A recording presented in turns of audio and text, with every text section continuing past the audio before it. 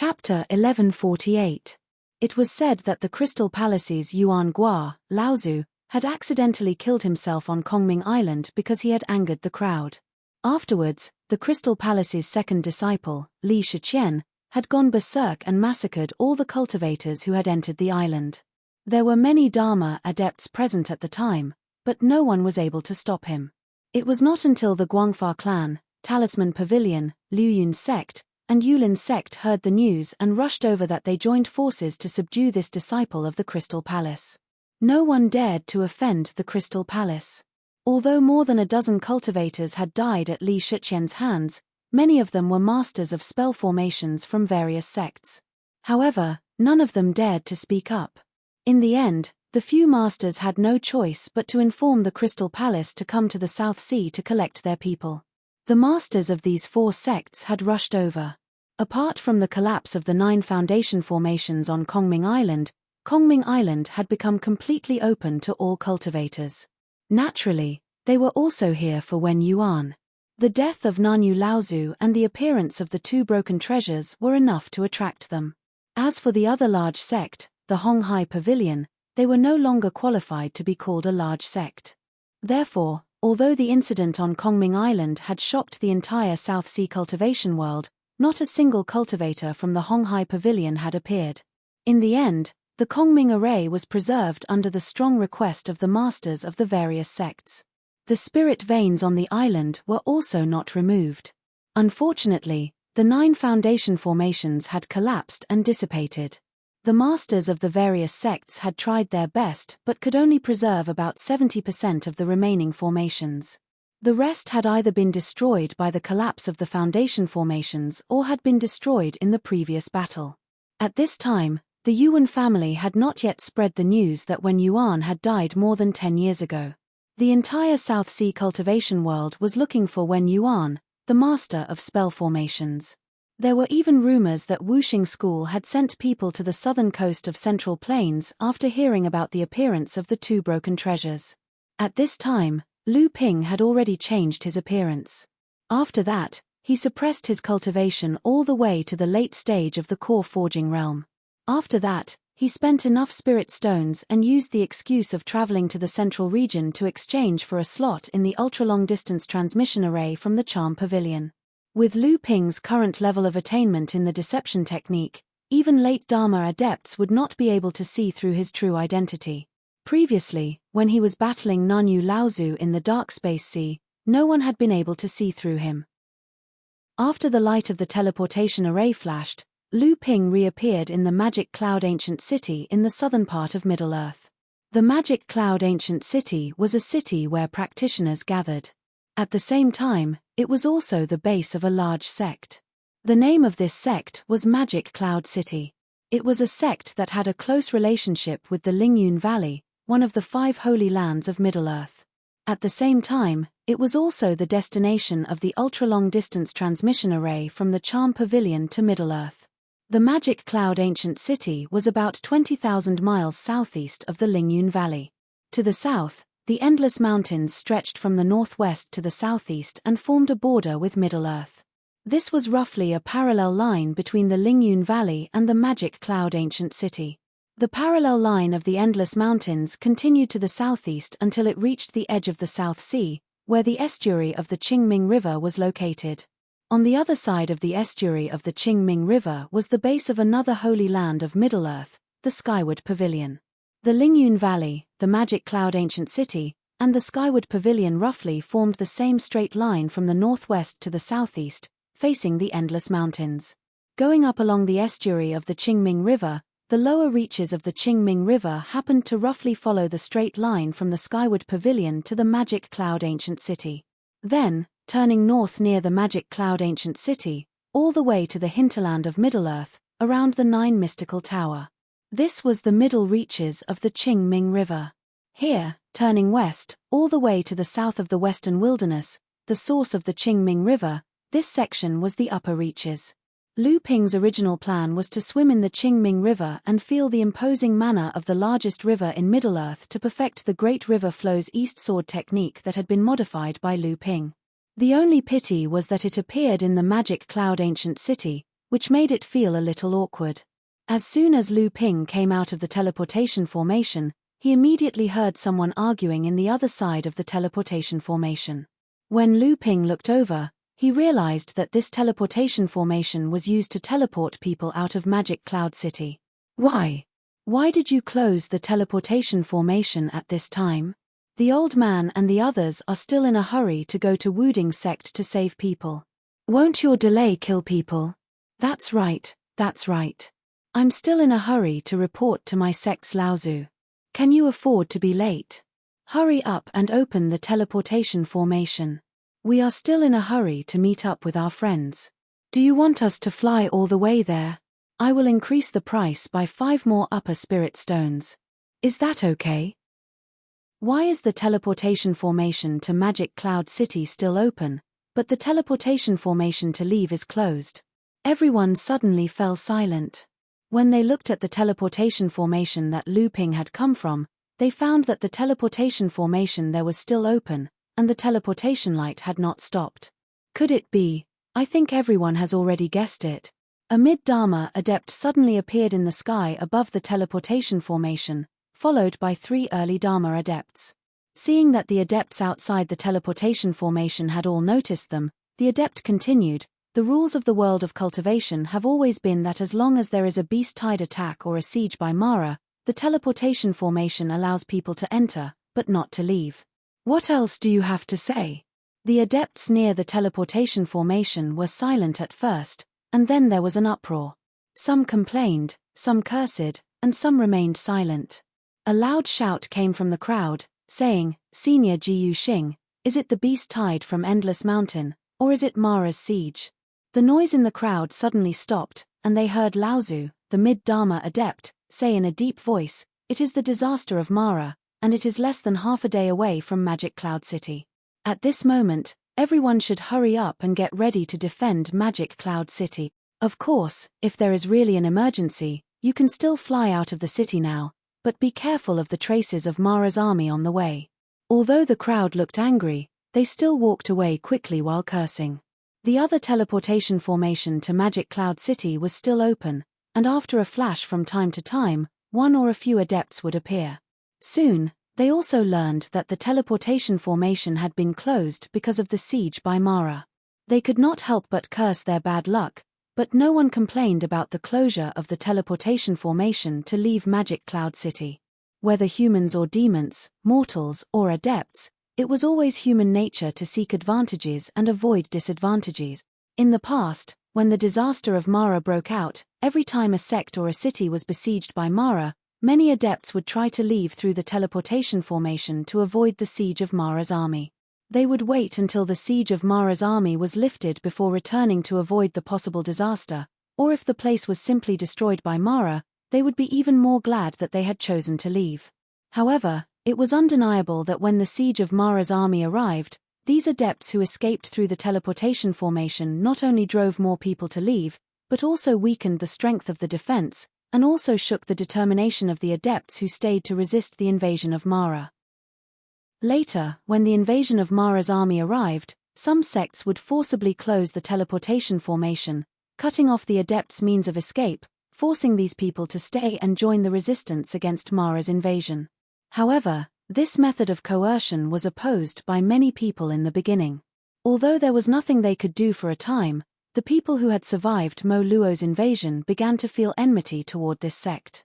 The friends and family of the people who had fallen blamed the reason for their deaths on the sect that had adopted this method, causing them to suffer endless retaliation from all kinds of enemies.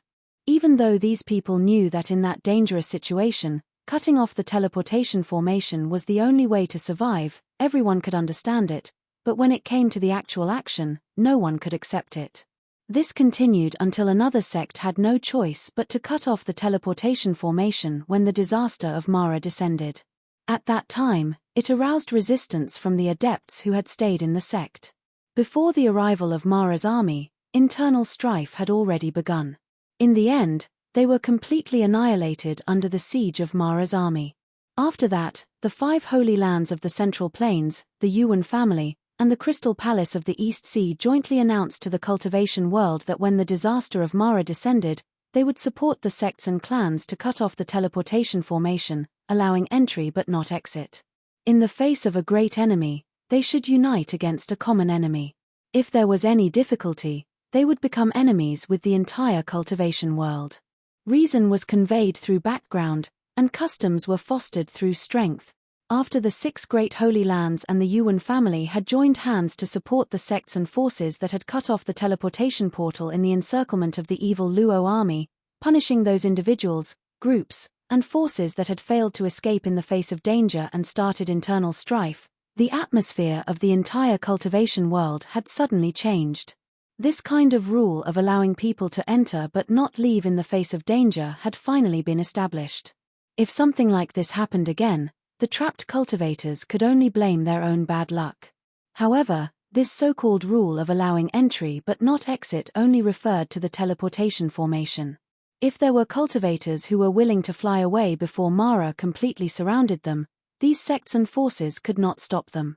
However, unless there was a really urgent matter, or if they had absolute confidence in their own strength, no one would fly out of the city on the eve of Mara's siege, because it was very likely that they would be surrounded by Mara's army from all directions. At this time, Lu Ping leisurely left Magic Cloud Ancient City after the cultivators at the gate of the ancient city tried to persuade him but to no avail. At the same time, outside a dense forest hundreds of miles south of Magic Cloud Ancient City, a Mara team wandering in the southeast direction was suddenly caught unprepared by an attack in the dense forest. The attack was ferocious, but it was not fatal. Moros troops were scattered in an instant, and then they retreated towards the north as if they were being driven away. That direction was exactly where Magic Cloud City was, which Moros' army was going to surround.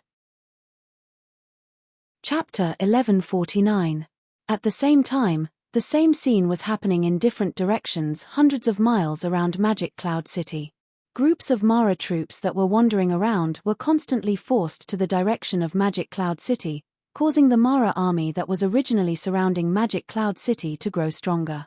Shortly after Lu Ping left, the teleportation array in Magic Cloud City burst into white light again. The Shangyun sect practitioners who stayed behind were delighted. Looking at the teleportation light, they knew that it was definitely a group of people. At this time, Magic Cloud City was being besieged by Mara. Naturally, they hoped that more people would come. With more people, the defensive power of Magic Cloud City would increase. After the light flashed, the practitioners of Shangyun sect saw more than a dozen people in the teleportation array and were stunned. They thought to themselves, even the Lingyun Valley is so close, and the two families have such a close relationship, but no one came.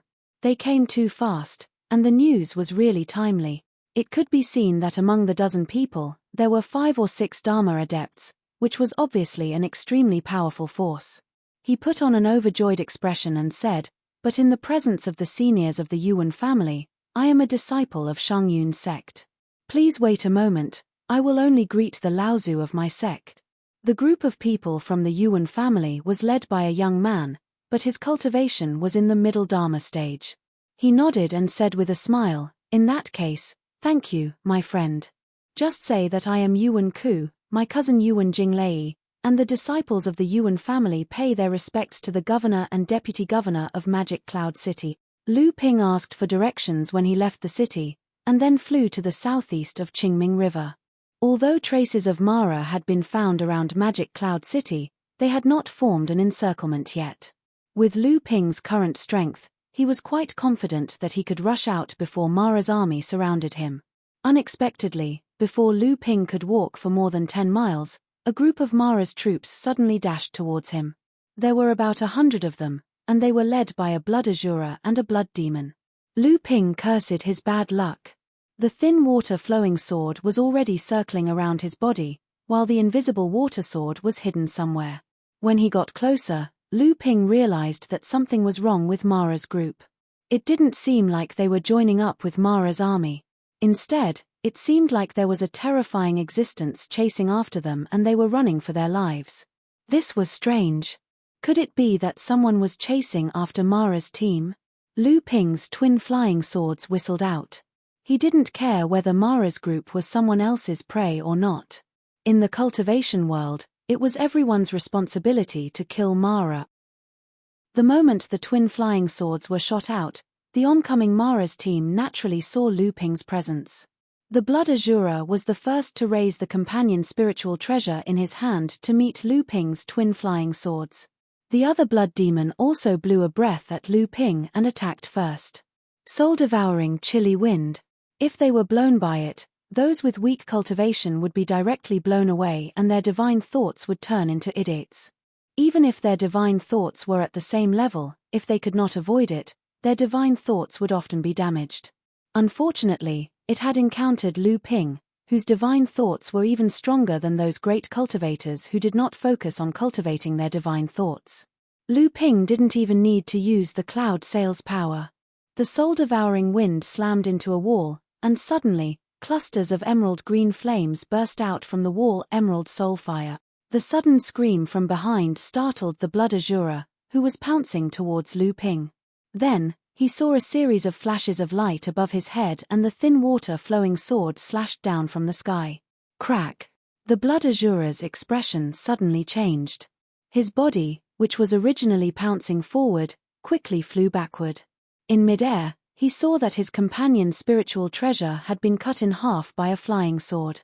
The quality of the Blood Azura's companion spiritual treasure was equivalent to that of the thin water sword, a first tribulation spiritual treasure, but it had been cut in half by Lu Ping. This showed how much power the thin water sword contained under Lu Ping's control. One sword. What about the other sword? This human cultivator should be using a pair of flying swords. A beam of light exploded in front of his chest, and a flying sword pierced out from the light. Under the Blood Azura's incredulous gaze, it hit his chest. An earth-shattering scream rang out, scaring the two Mara and Mara teams who had rushed over.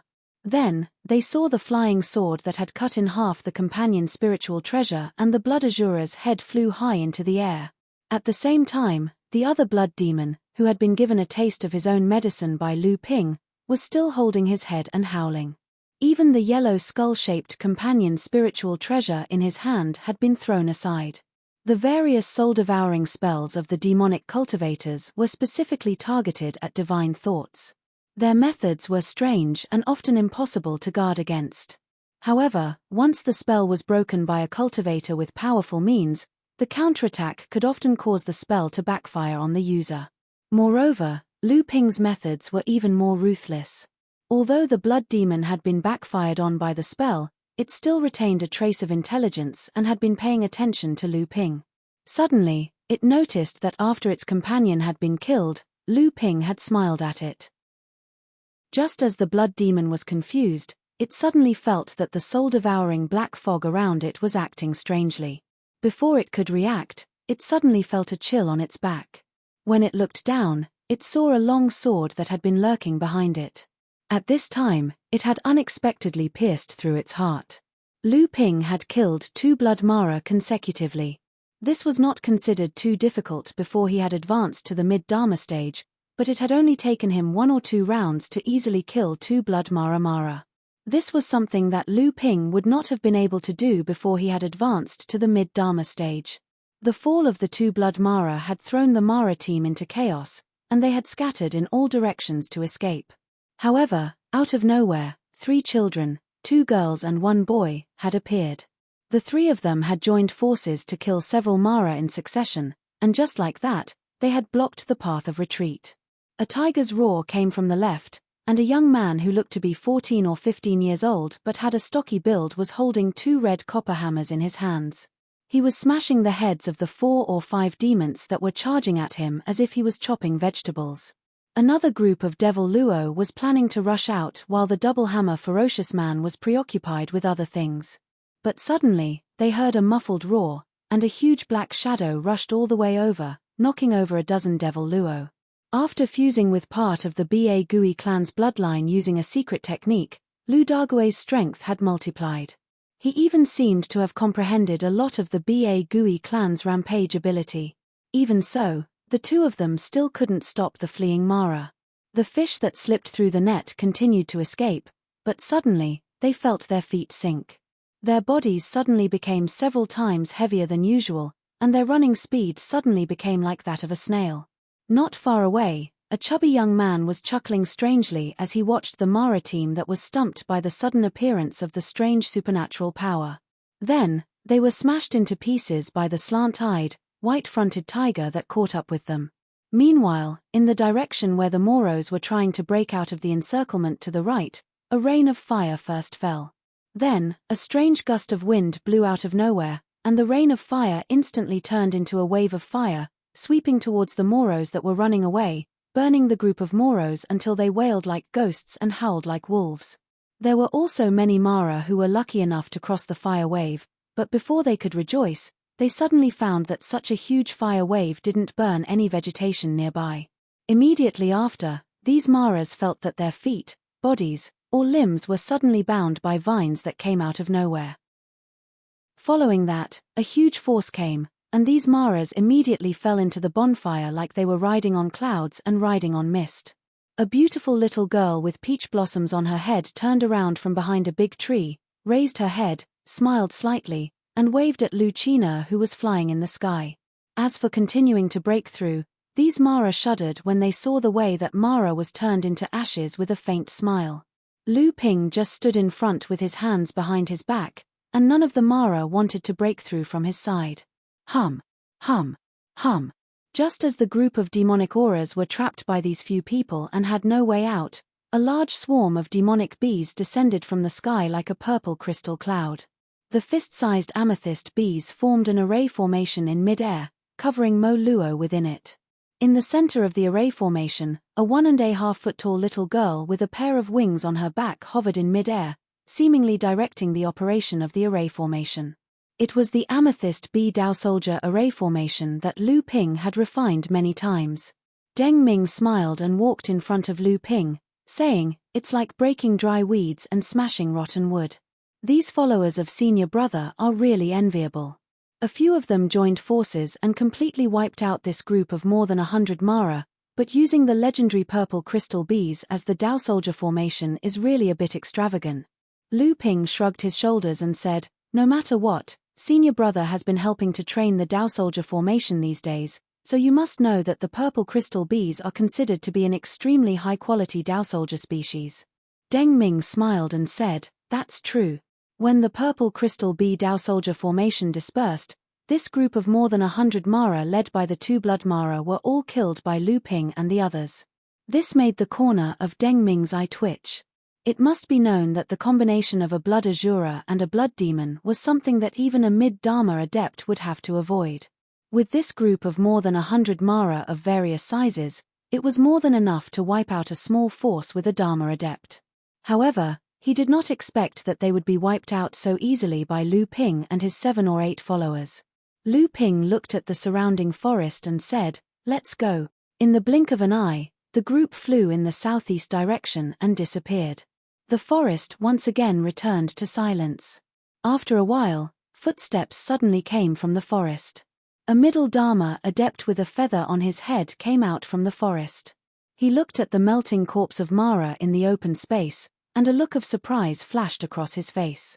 He then clapped his hands and said to the surrounding forest, "All of you, come out." The sound of footsteps rang out from within the forest once more.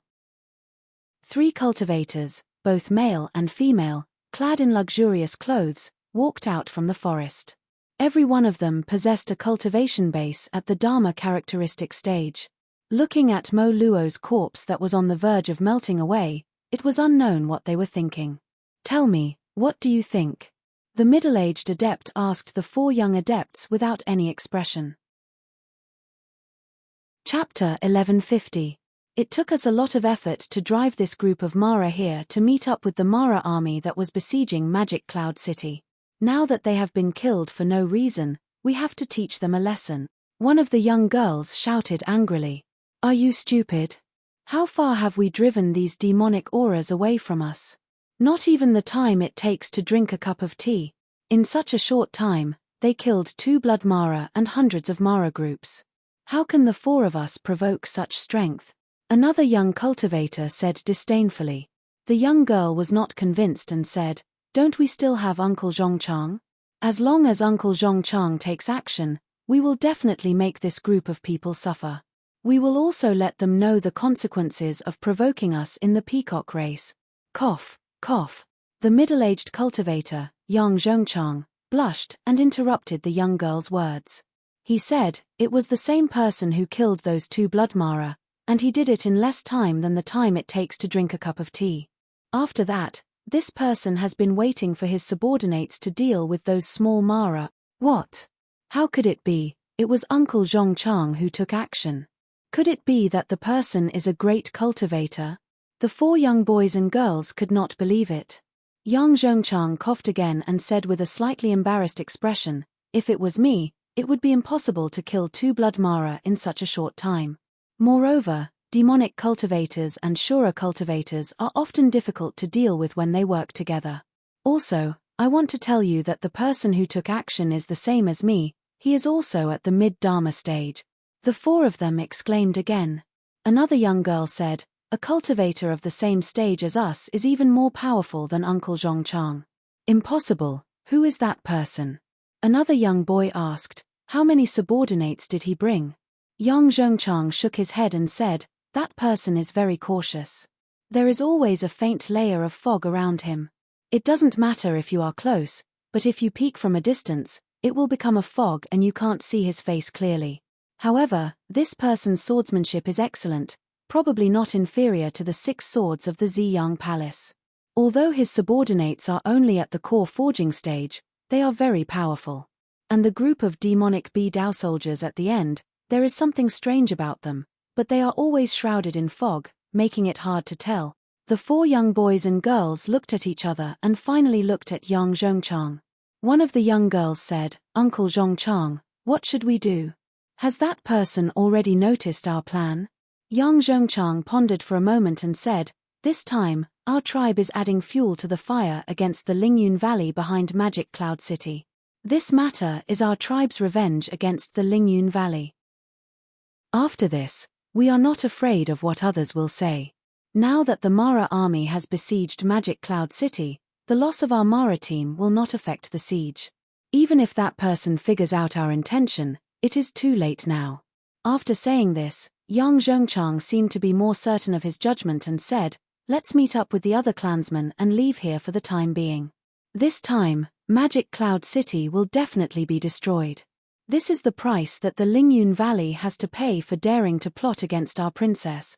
Shortly after the 4 people left, Lu Ping, who had already left, suddenly flashed out from a giant tree at the edge of the forest, accompanied by Lu Daohua and Deng Ming.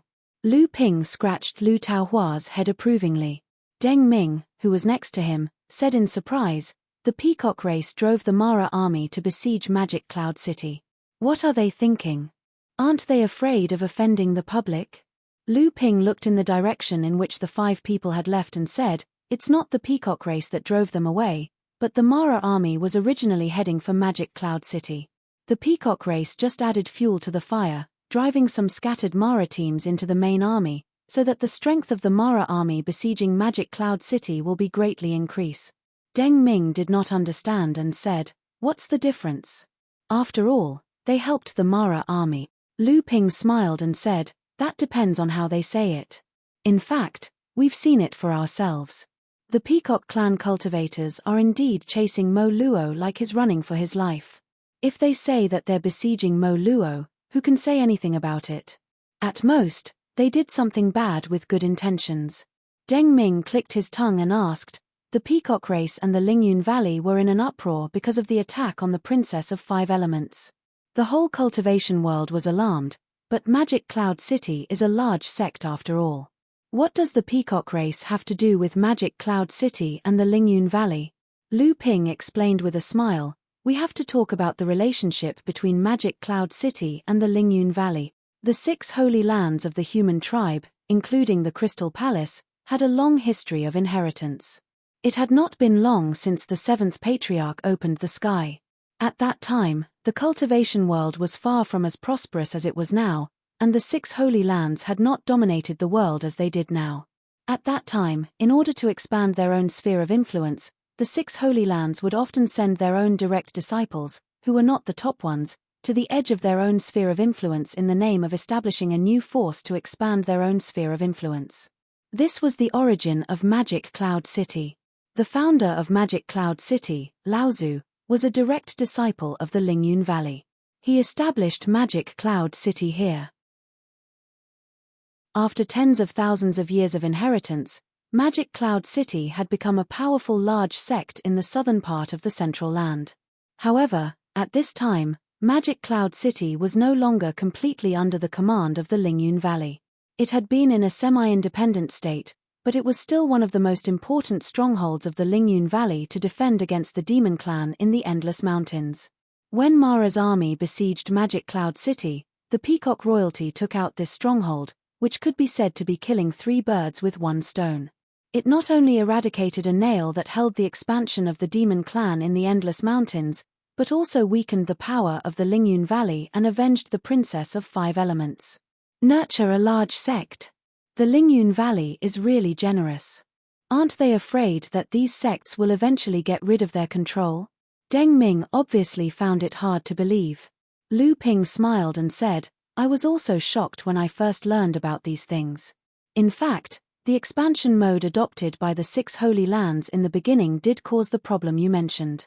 The 6 Holy Lands thought that although the cultivators they sent were excellent, they were not the best.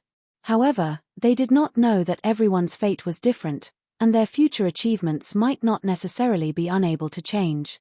Some of these cultivators were loyal, and some were ambitious. Some eventually established sects and forces to help the sect master expand the Holy Land's sphere of influence, while some failed, died, or returned to their sects dejectedly. However, some of these successfully established sects and forces appeared to be in harmony with the Holy Land from the beginning.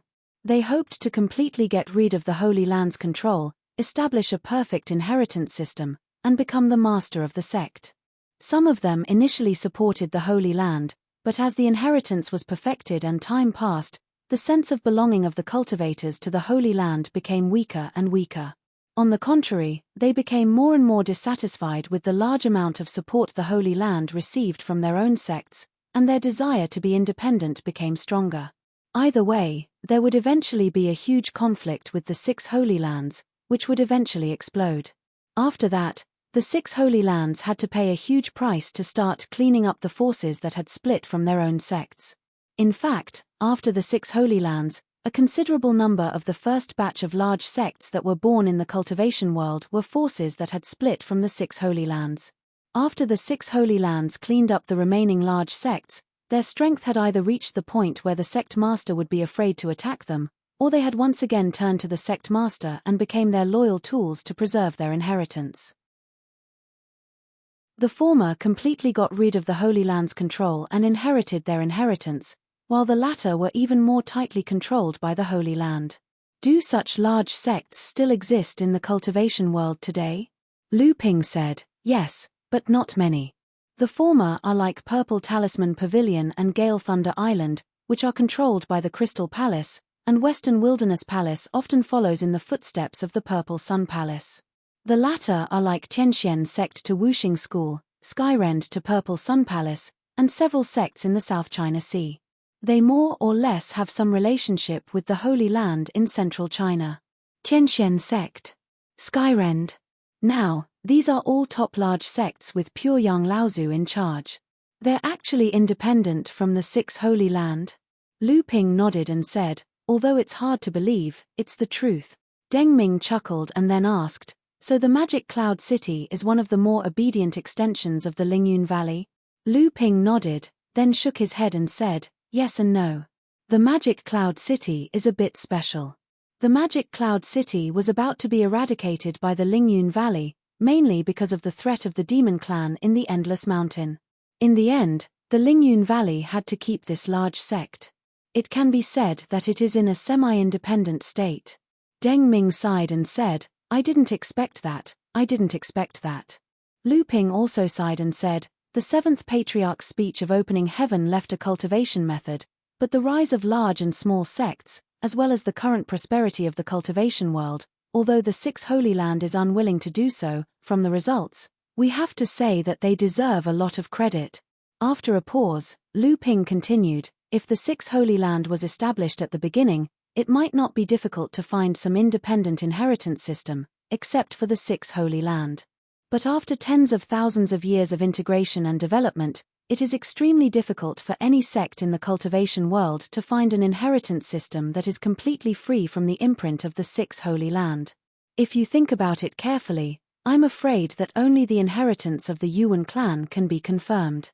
Oh, maybe the inheritance of the Kongming sex formation is also one of them. Deng Ming shook his head and said, "Senior brother Lu, where did you learn all this?" Lu Ping laughed and looked ahead, then said, "We have arrived at the Qingming River." The Qingming River had not yet appeared in their sight, but the crashing sound of waves could already be heard from afar. Chapter 1151. After the two of them left the forest, they rode on the Blue Phoenix. As they spoke, they could vaguely hear the rumbling of the Qingming River in mid-air. Deng Ming saw that Lu Ping was evasive about how he knew these secrets, but he was not disappointed. He knew that these things probably involved some of his qualifications, so he straightened his expression and was about to say something when he suddenly heard Lu Ping shout, "Be careful." Deng Ming's heart skipped a beat. He didn't know where the danger was coming from. Just as he was at a loss for what to do, a strong force suddenly came from behind and pressed him onto the Cyan Luan's back. Then, he heard Lu Qin-er's angry cry and Lu Ping's shout, "Lone Eagle Clan, how dare you!" Among the earth-shaking sword cry, a shrill cry sounded and a huge wind almost blew Deng Ming off the back of Lu Qin-er. Fortunately, Lu Ping, who was sitting cross-legged next to him, stretched out a hand and placed it on his shoulder, stabilizing him. After a while, the wind calmed down and Deng Ming raised his head. Lu Qin-er was still flying in the sky, but the circle of feathers under her neck had not completely calmed down. Obviously, Lu Qin-er had been frightened just now. Deng Ming looked at Lu Ping and saw that he was looking back in the direction of Magic Cloud City. Deng Ming did not understand and asked, "What's going on?" Lu Ping's expression was calm, and no one knew what he was thinking. He answered, "It's a Lone Eagle Clan's Dharma adept. It looks like he's heading for Qin-er.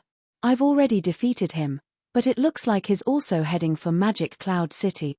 Because Lu Ping had concealed his cultivation to the core forging stage, and Deng Ming and Lu Qin-er were both at the late stage of the core forging stage, they were targeted by the Lone Eagle. Unexpectedly, in the end, Lu Ping kicked an iron plate and retreated awkwardly. "Lone Eagle." A strange expression appeared on Deng Ming's face as he said, "This race has always been solitary. For them to appear in Magic Cloud City at this critical juncture, could it be that they're targeting the Peacock royalty?" A strange smile appeared on Lu Ping's face and he said, "Maybe they are cooperating with the Peacock royalty." Cooperation? Deng Ming seemed to be listening to a joke and said, "How is that possible? Everyone in the cultivation world knows that the Lone Eagle is the enemy of all the direct descendants of Peng Daoren in the Demon Clan. The Peacock royalty is the most powerful of the direct descendants of Peng Daoren." Lu Ping did not refute what Deng Ming said. If he had not seen the Lone Eagle Ying Li become the fiancé of the Peacock royalty princess in the Five Elements turtle, even Lu Ping would have thought that what he had just said was just a joke. The Qingming River came from the north, turned to the southeast hundreds of miles away from Magic Cloud City, and then rushed all the way to the sea. In fact, many people in the cultivation world believed that Magic Cloud City should have been built along the Qingming River, which was only hundreds of miles away.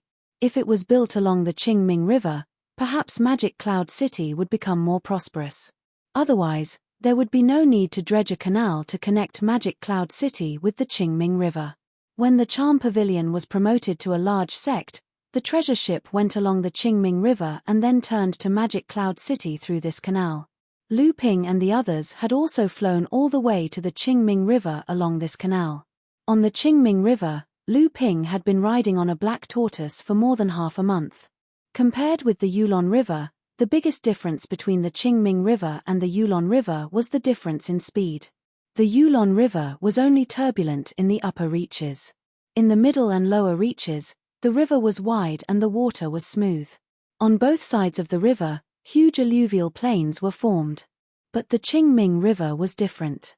The upper and lower reaches of the Qingming River had a great difference in terrain, and the water was quite turbulent. Only the middle reaches were flat, and the water flow slowed down, forming a wide plain. Once again, An undetectable brilliance flashed in the sky. If it were not for Lu Ping, who had a strong divine sense, he would not have been able to notice that there was a cultivator flying in the sky just now. Lu Ping looked at the river and asked, "You three, tell me, how many people have we met along the way? How many people have we met? If you guess correctly, there will be a reward." A huge white snake suddenly floated up from the bottom of the river, and its huge body swam around Lu Daguay in a big circle. The ripples made by the snake even made Lu Daguay's body, which was now 60 or 70 feet long, sway back and forth. The white snake spoke, and it was the voice of Lu Linga. She said, "Father, what is the reward this time?" "Oh," Lu Ping said, "let me see." After saying that, he lowered his head and rummaged through his storage artifact. Lu Ping had consecutively killed Wen Yuan, Nan Yu, and Guang Yu in the South China Sea. These three people were all influential figures in their respective sects, and naturally, they were rich. This was especially so for Nanyu Laozu. As one of the three late Dharma adepts of the Yulin sect, his wealth could no longer be described as rich. Even the hundreds of top-grade spirit stones that Nanyu Laozu had on him were no longer important to him. Among them, there were 2 high-grade heaven-level spirit items, which made White Forehead Lu Xiaohai and Lu Daohua extremely excited. The high-grade heaven-level metal attribute spirit item, 7 Kill Copper, and the high-grade heaven-level wood attribute spirit item, Longevity Mountain Bamboo, were both treasures that could only be encountered by chance in the world of practitioners. And these were just a small portion of the treasures in Nanyu Laozu's storage artifact. In the world of practitioners, a great adept of the late Dharma stage could almost rely on his own strength to support a medium-sized sect. Sects with great adepts would usually divide their own inheritance system into 2 parts. One part was in the heritage grotto where the sect was based, and the other part was in the hands of the great adept. Therefore, every great adept would be able to see a human-shaped treasure trove. It was just that this human-shaped treasure trove itself was extremely powerful, and ordinary people would not dare to have any designs on it. From the South China Sea to now, along the way, Lu Ping had used various methods to distribute many treasures that he did not need to use to his followers. Even so, the collection in Lu Ping's hands was still so rich that it made people's hair stand on end. "Hey, there is actually a piece of meteorite iron here," Lu Ping said as he took out a piece of black iron from the storage artifact and said, "It is indeed the collection of a great adept. Even the meteorite iron, a top-grade spirit treasure, has been collected in such a large piece. You little guys are lucky. The quality of this meteorite iron can even be used to refine spirit treasures. If you have such a meteorite iron in your hands, it will be much easier to improve your natal magic weapons in the future. This meteorite iron can be used to resist the thunder tribulation." Lu Linga was suddenly overjoyed. This meteorite iron had a wide range of uses. She practiced ice attribute techniques, and this meteorite iron could also be used. So, for fear that others would take the lead, she hurriedly said, "Linga has found 12 people." Lu Hai sprang out from the bottom of the river and suddenly threw Lu Linga into the water. He laughed and said, "No, I found 13 people." Lu Linga sprang out from the water again and angrily said to Lu Hai, "How dare you sneak attack? Where are there 13 people?" After saying that, she swung her body, and the crystal white snake tail smashed towards Lu Hai's body. The two of them immediately fought in the middle of the Qingming River, and the originally rapid river flow became even more turbulent because of the 2 water spirits frolicking. Lu Ping watched the 2 play and felt very happy, but he still asked Lu Bai, who was experimenting with various spells in the river, "Baya, what do you think?" Lu Bai thought for a moment and said, "There should be 15 people." "Impossible." Lu Hai and Lu Linga suddenly gave up playing in the Qingming River.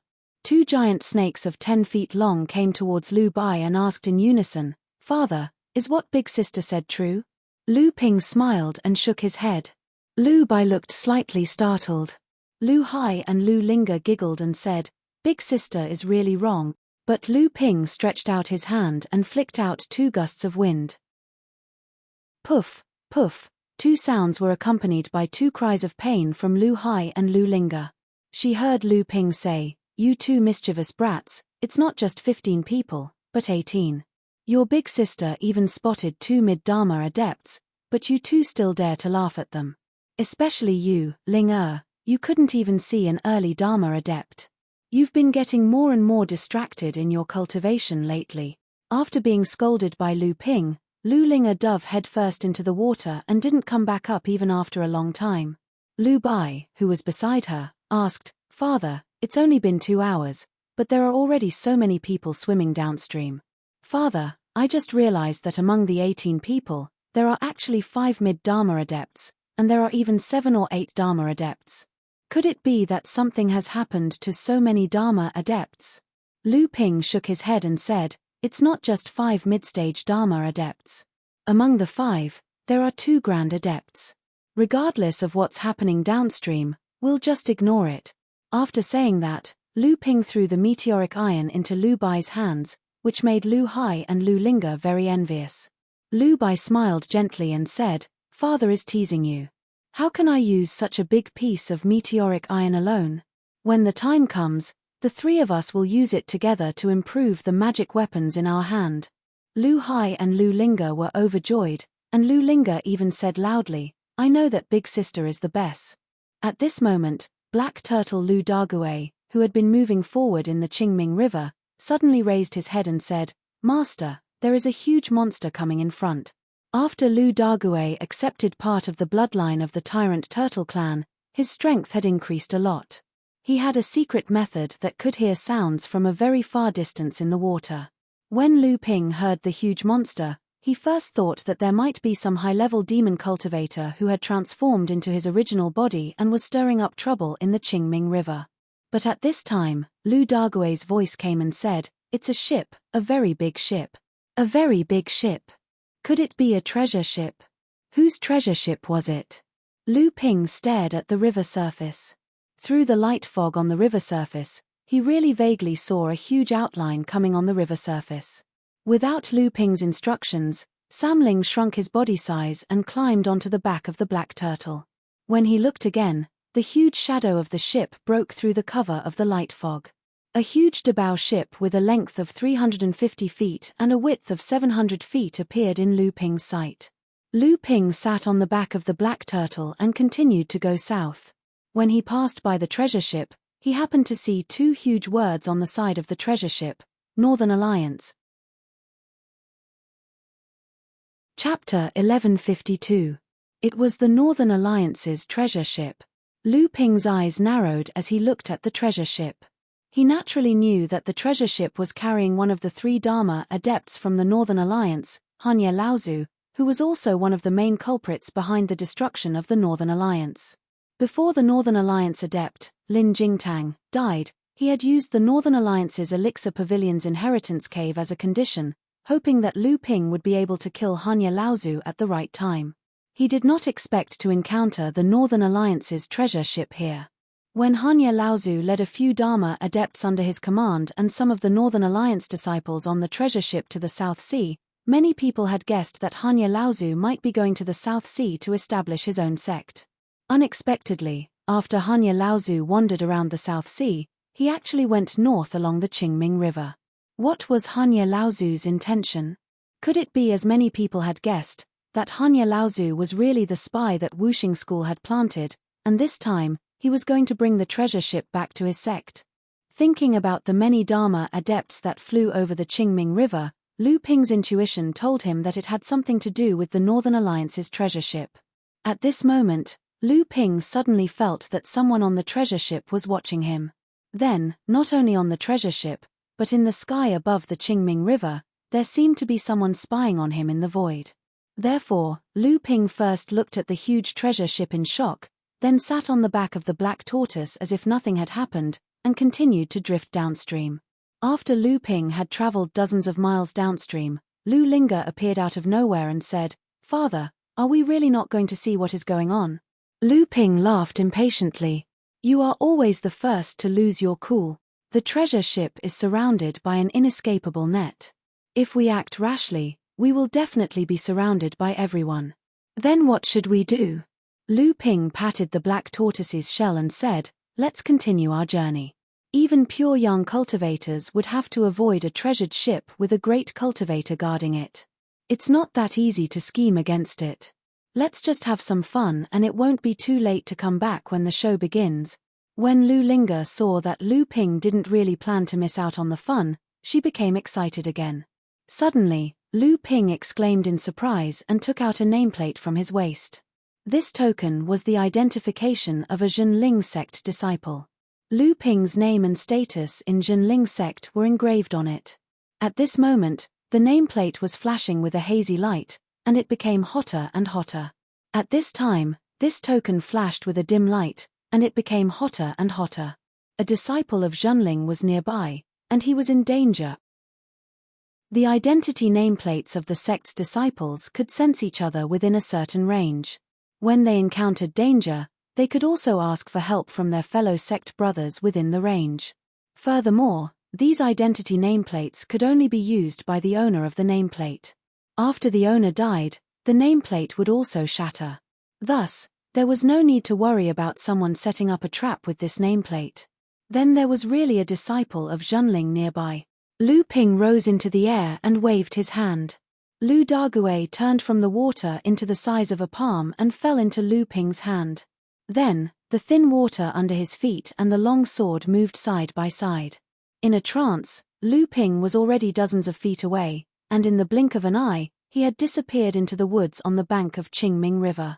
In the depths of a forest on the north bank of Qingming River, a fierce battle was going on between two people, and the intense spiritual qi caused the surrounding trees to sway. A sloppy young cultivator was chewing on a piece of dog's tail grass as he watched the battle from the top of a huge tree. The surrounding vegetation had long been destroyed, and only the tree he was on was undamaged. After a while, the young cultivator seemed to be extremely annoyed. He spat out the dog's tail grass in his mouth and said, Hey, old six, that's enough. Why can't you take care of these two early Dharma stage wild cultivators after so long?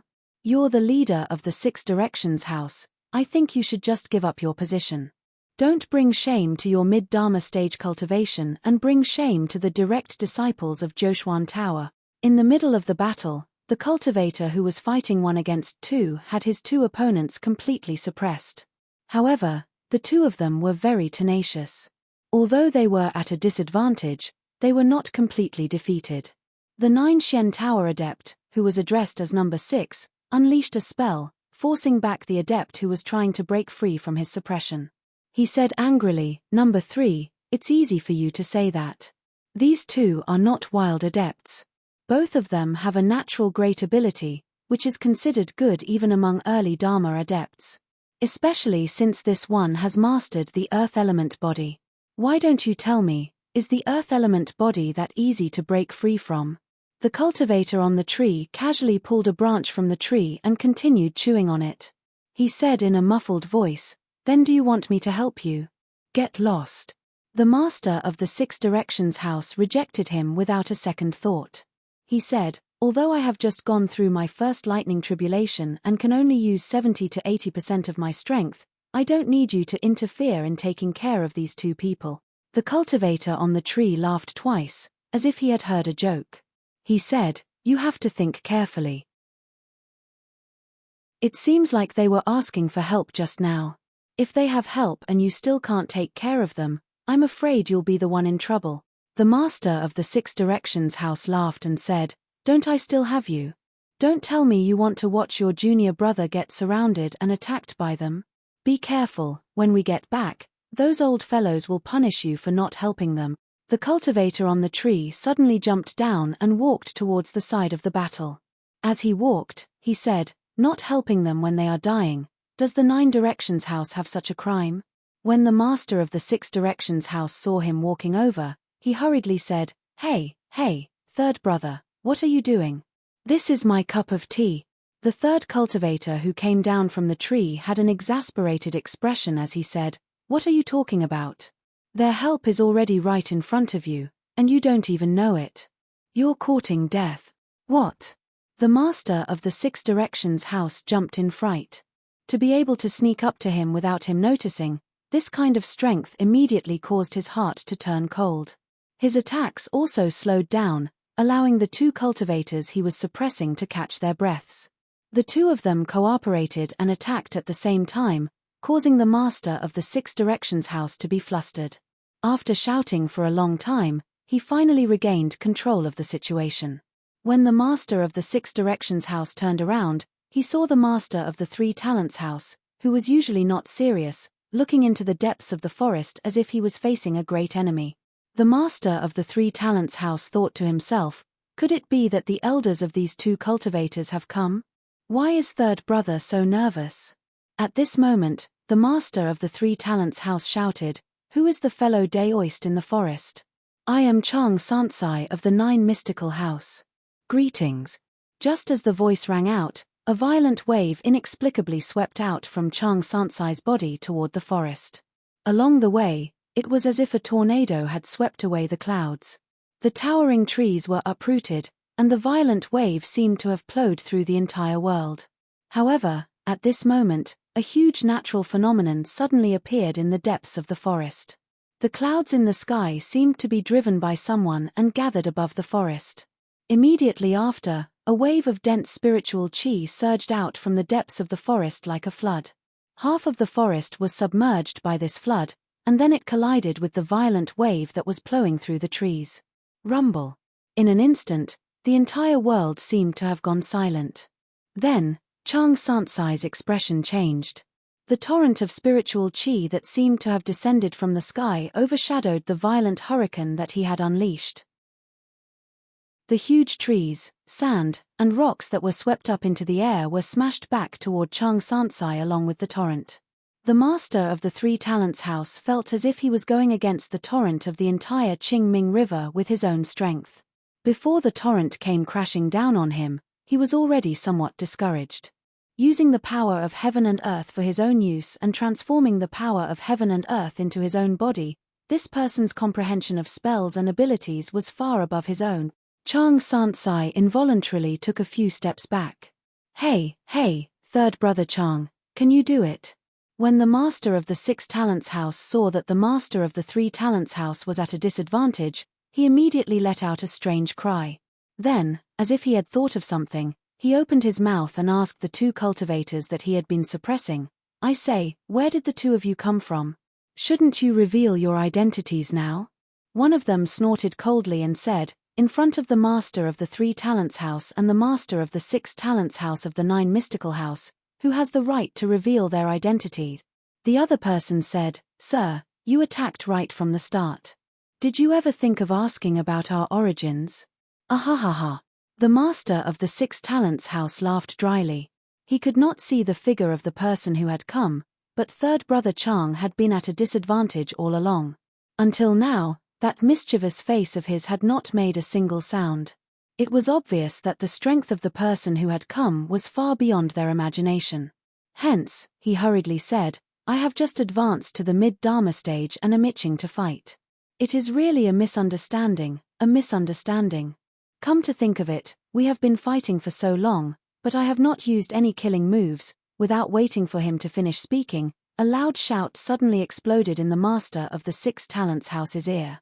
My hands are also itching to fight now. Please give me some pointers, master. Don't worry, I will not use any killing moves. The master of the Six Talents house was shaken by the divine will attack that was contained in this loud shout. His face turned pale, and the two Dharma adepts that he had suppressed took the opportunity to come out. Then, he saw a pair of flying swords suddenly appear in mid-air. The blades of the swords crossed and slashed towards his neck. The master of the Six Talents house was shocked and disappeared in a flash.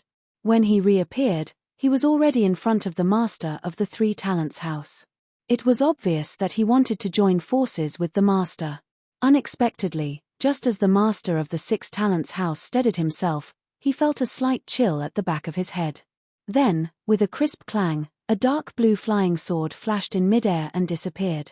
The double flying sword, the invisible water sword. The person who has come is the North Sea water sword deity, Lu Tianping.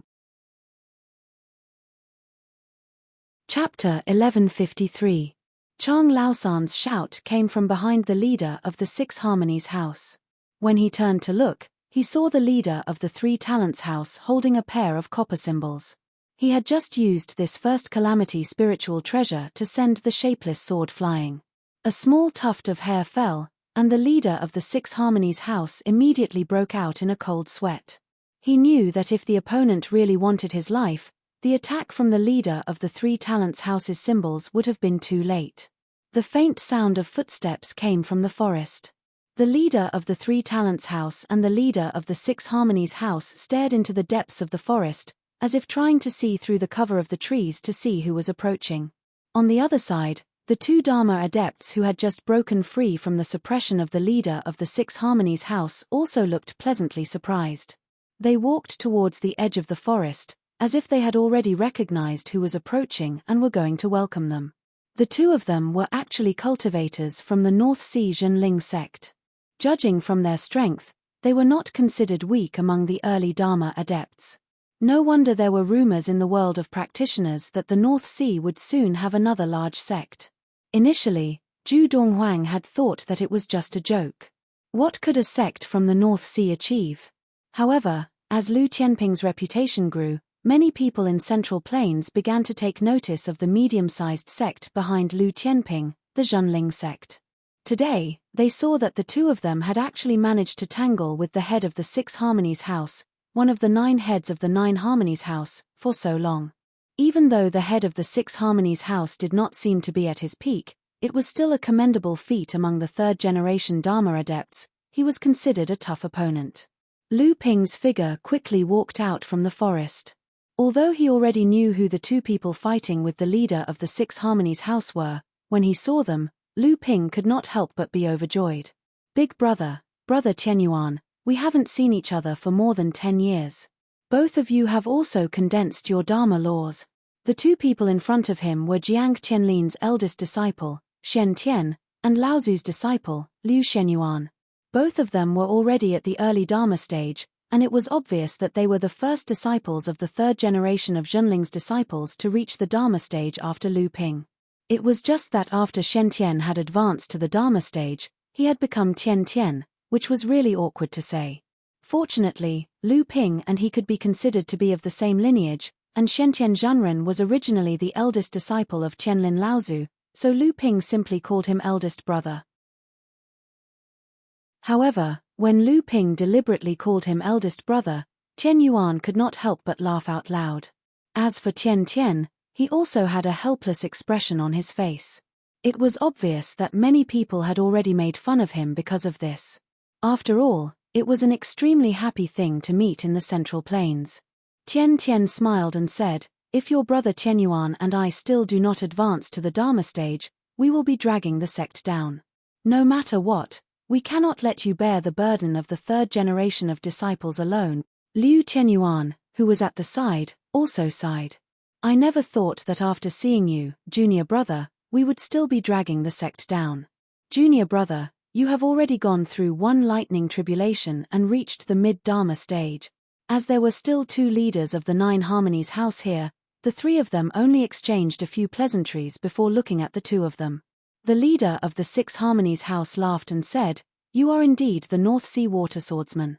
As the saying goes, hearing about you is not as good as seeing you in person.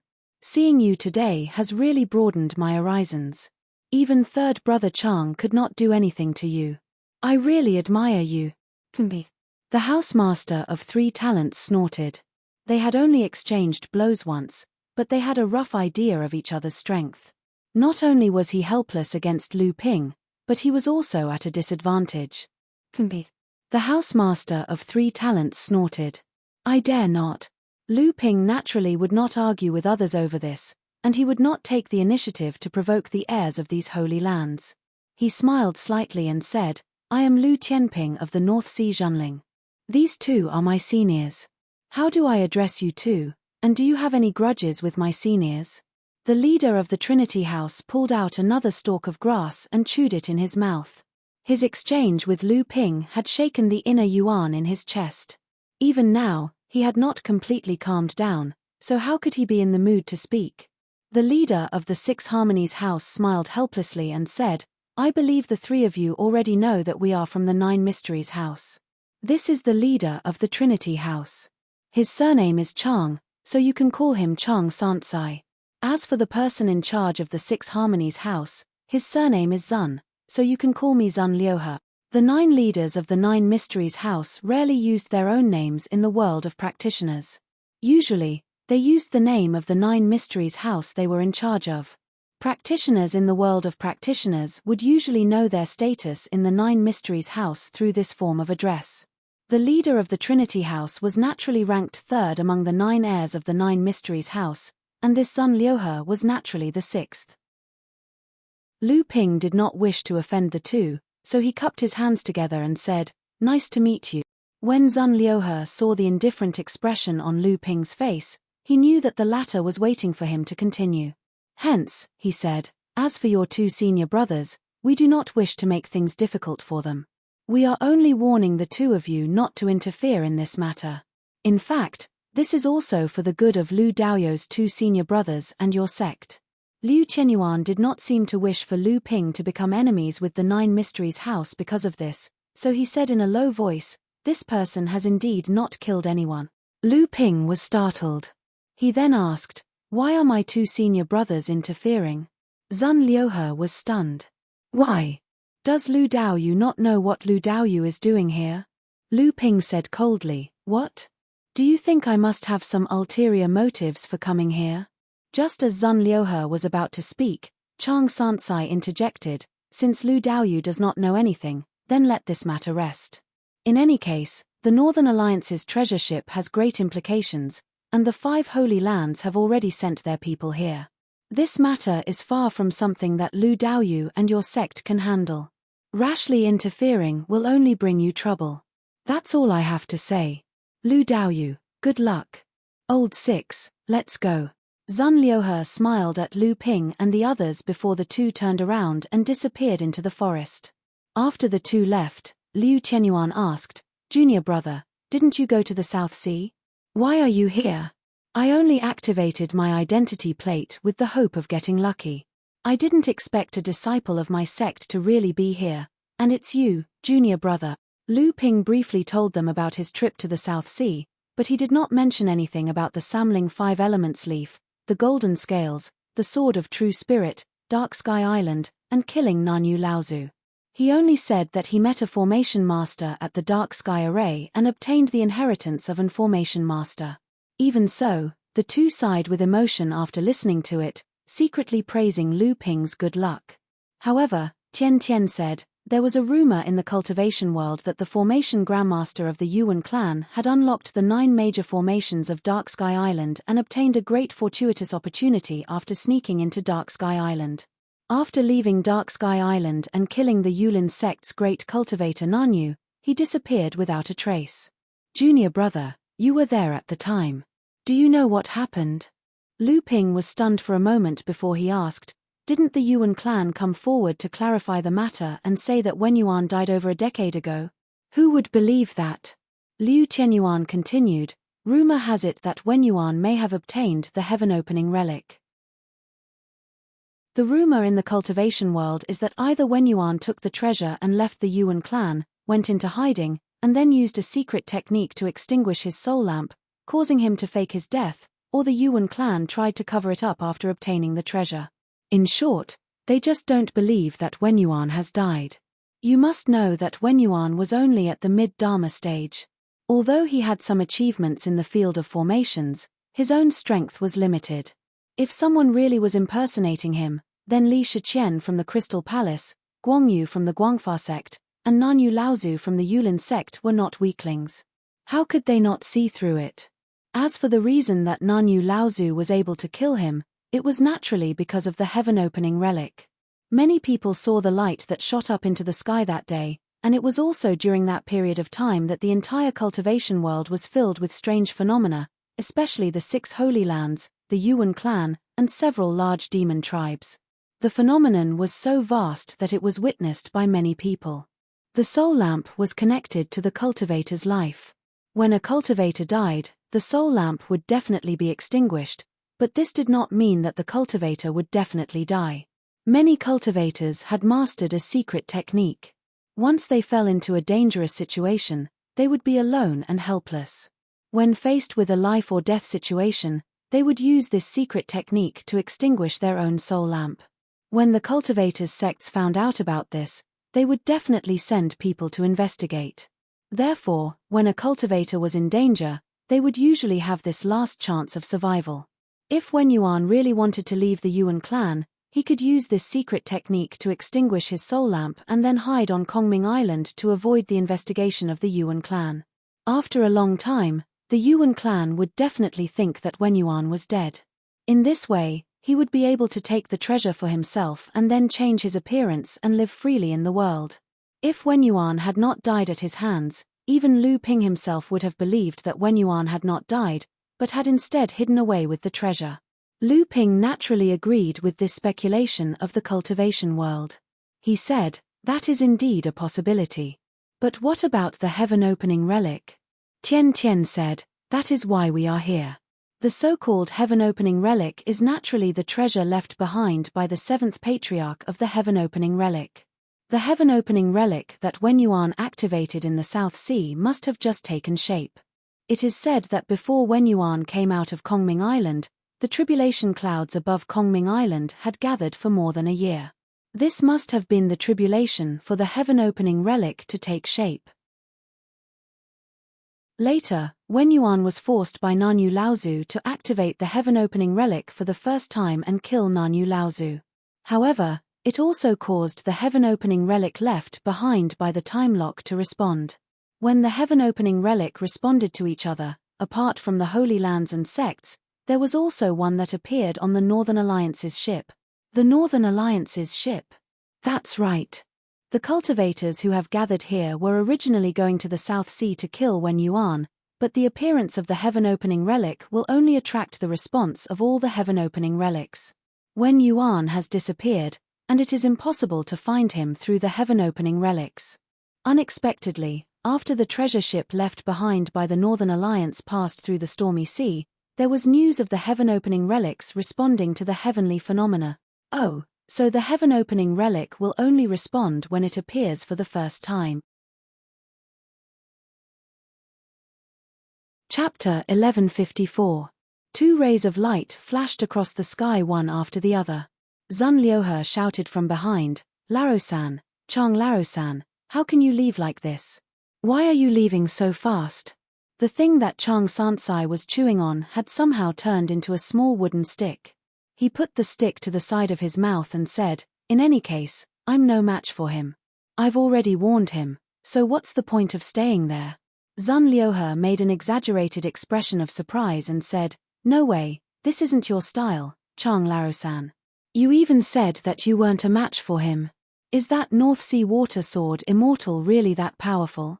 Chang Sansai immediately said angrily, "I lost to him in just one move. Boss Wei is only SOSO. Even Qian Liangyi can't do that. What do you think?" Zun Liuhe's lips twitched, but he couldn't say a word. Chang Sansai turned around and left. Zun Liuhe hesitated for a moment before he hurriedly followed and said, "Then what should we do? If they insist on interfering, there's nothing we can do." Chang Sansai sneered. "Are you stupid? If they don't want to live, why are you worried?" Zun Liuhe slapped his forehead, as if blaming himself for asking such a stupid question. Then he thought of something and said, "But we can't let anyone know about this. It's quite embarrassing." Chang Sansai continued flying, but he heard Zun Liuhe say, "No, we can't just let this go. We've suffered a loss at the hands of Lu Tianping, and the other families can't have it easy either. We have to think of a way to make them suffer as well." Lu Tianping was completely unaware that the two people from Zhoushuan Tower were secretly plotting against him. At this moment, he was asking Liu Tianyuan and Zun Liuhe about some matters in the sect. Currently, among the third generation of practitioners, only your senior brother Tianyuan and I have advanced to the Dharma stage. All these years, your senior brother Tianyuan and I have been guarding the Yingtian courtyard, but we have not heard of any third-generation disciples advancing to the Dharma stage. However, a few years ago, there was news from Uncle Master Tianfeng from the East Sea. It seems that junior brother Xuanchu has also reached the threshold of the Dharma stage. Junior brother Xuanchu's talent is above both of us, so he must have advanced to the Dharma stage by now. Oh, the Yingtian courtyard has always been guarded by 2 senior brothers. What about Marshal Aunt Tianqin? The other 2 have already left the courtyard. Who did the sect send? The 2 looked at each other. In the end, it was Tian Tian who said, Marshal Uncle Tianqin returned to the North Sea 5 years ago. After 3 years of seclusion, he forcefully summoned the lightning tribulation. Right now, Marshal Uncle Tianshan is guarding the courtyard. Lu Ping's heart sank as he exclaimed, "It failed." Liu Tianyuan shook his head and said, "That's not it. I survived." He had survived, but it was not a success. Lu Ping naturally knew the difference. He asked, "What happened?" Liu Tianyuan said, "I forcefully went through the tribulation, and my injuries were too severe. Master Fornax said that I would not be able to recover without more than 100 years of rest. Even if I recover in the future, although there is still a glimmer of hope for me to improve further, it is still very slim. Cultivation was like this. It was best to always be able to walk on a narrow and correct path. Otherwise, if there was even the slightest mistake, it would often be the end of one's cultivation career." Tianqin Laozu's personality was competitive and stubborn. Forcefully summoning the lightning tribulation probably had something to do with Master Tian Ling Laozu's successful advancement to the mid-Dharma stage. Compared to her, Master Liu Tianling was also competitive, but there was a sense of rationality that controlled her actions. It was precisely because of this competitive nature that Jiang Tianlin Laozu had finally returned to her side. Mai Tianqin Laozu was also able to return to the sect, and Zhenling had chosen her to be the leader. Although Lu Ping was talented in alchemy, he did not dare to compare himself to Fornax Laozu, who had immersed himself in alchemy for many years. Furthermore, he was Tianqin Laozu's teacher. Since he said that Tianqin Laozu would need more than 100 years to recover, then this period of time could only be the shortest, or even longer. Lu Ping sighed to himself. If Tianqin Laozu did not fight for these 8 to 10 years, he would not have wasted 80 to 100 years in one go. At least in this period of time, Zhenling would have one less Dharma adept. In the long run, Tianqin Laozu had made a decision that harmed others without benefiting herself. Ever since Tian Kang Laozu had fallen, and with the addition of Tianqin Laozu, Zhenling had lost 2 Dharma adepts in a short period of time. Fortunately, Tian Tian and Tian Yuan had both advanced to the Dharma stage, and Liu Tianyuan had absorbed the Dharma soul that Tian Kang Laozu had left behind. As long as he did not die prematurely, Zhenling had an 80% chance of having another mid-Dharma adept in the next 100 years. Currently, the number of Dharma adepts in Zhenling sect was sufficient. In fact, the number of Dharma adepts in Zhenling sect was already comparable to that of the smaller, weaker sects. However, they were still lacking in the number of late and mid-Dharma adepts. The composition of the Dharma adepts in the sect was somewhat illogical. Has the Kanghai sect made any moves in recent years? Lu Ping asked about the situation of the other sects in the North Sea training world. Ever since the fall of Zhongxi, the Kanghai sect has become extremely low-key. They no longer have any direct confrontations with our sect. Even in the past, they often joined forces with Xianling sect. Lu Ping sighed and said, "This Kanghai sect has always been a problem. Have you found out who is behind them? They are very mysterious, but they should be from the Central Plains. In recent years, many of the Kanghai sect have gone to the Central Plains from the East Sea. However, after arriving in the Central Plains, no one knows where they went." Liu Tianyuan paused and said, "There is another piece of news that might interest you, junior brother. That Ouyang Wei Jian from Xianling sect has advanced to the Dharma stage, and he did so before us." Lu Ping nodded and said, "This is expected. After spending so much time with the direct disciples of the Crystal Palace, if he still could not advance to the Dharma stage, he would have been thrown out by the Crystal Palace long ago."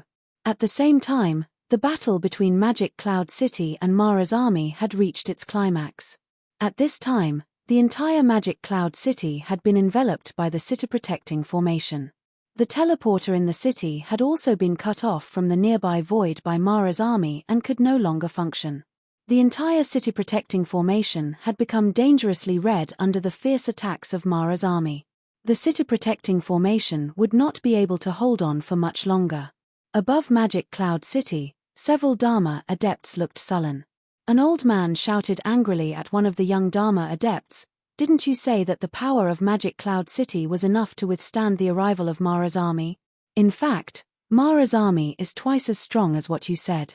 Now that Magic Cloud City is about to collapse, the Yuan family is the culprit." Yuan Jinglei, who was standing to one side, was furious when he heard this.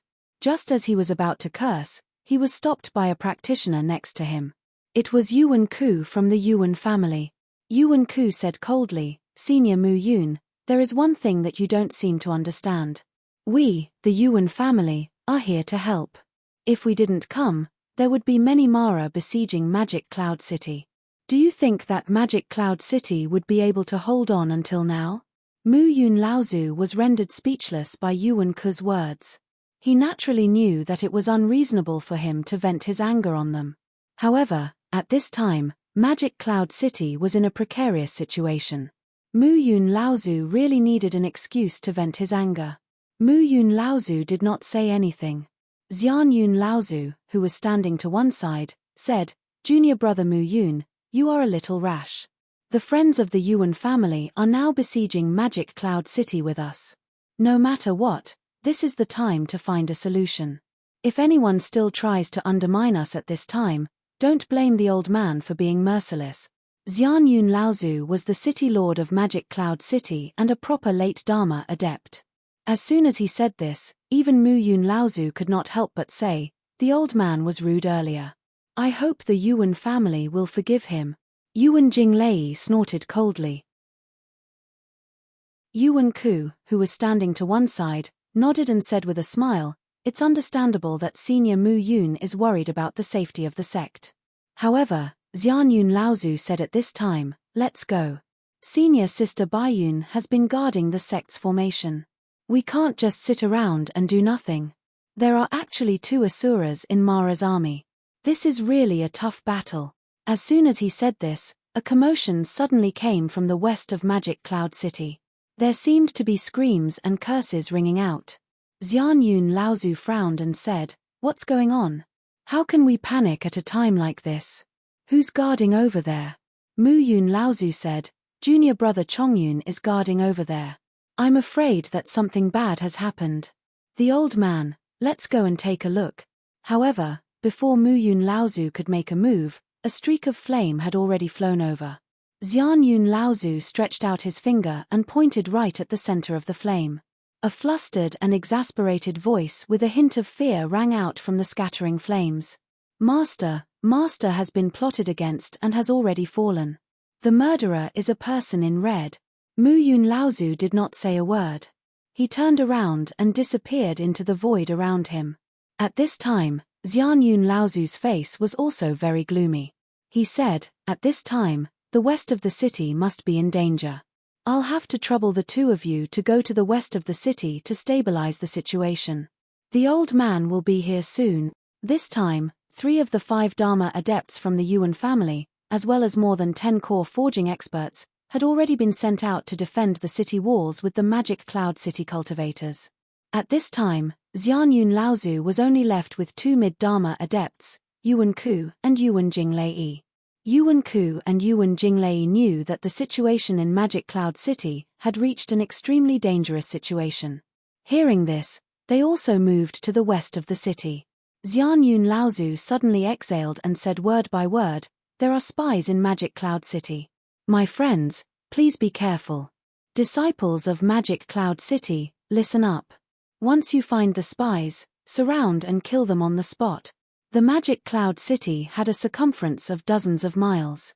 It was a huge city.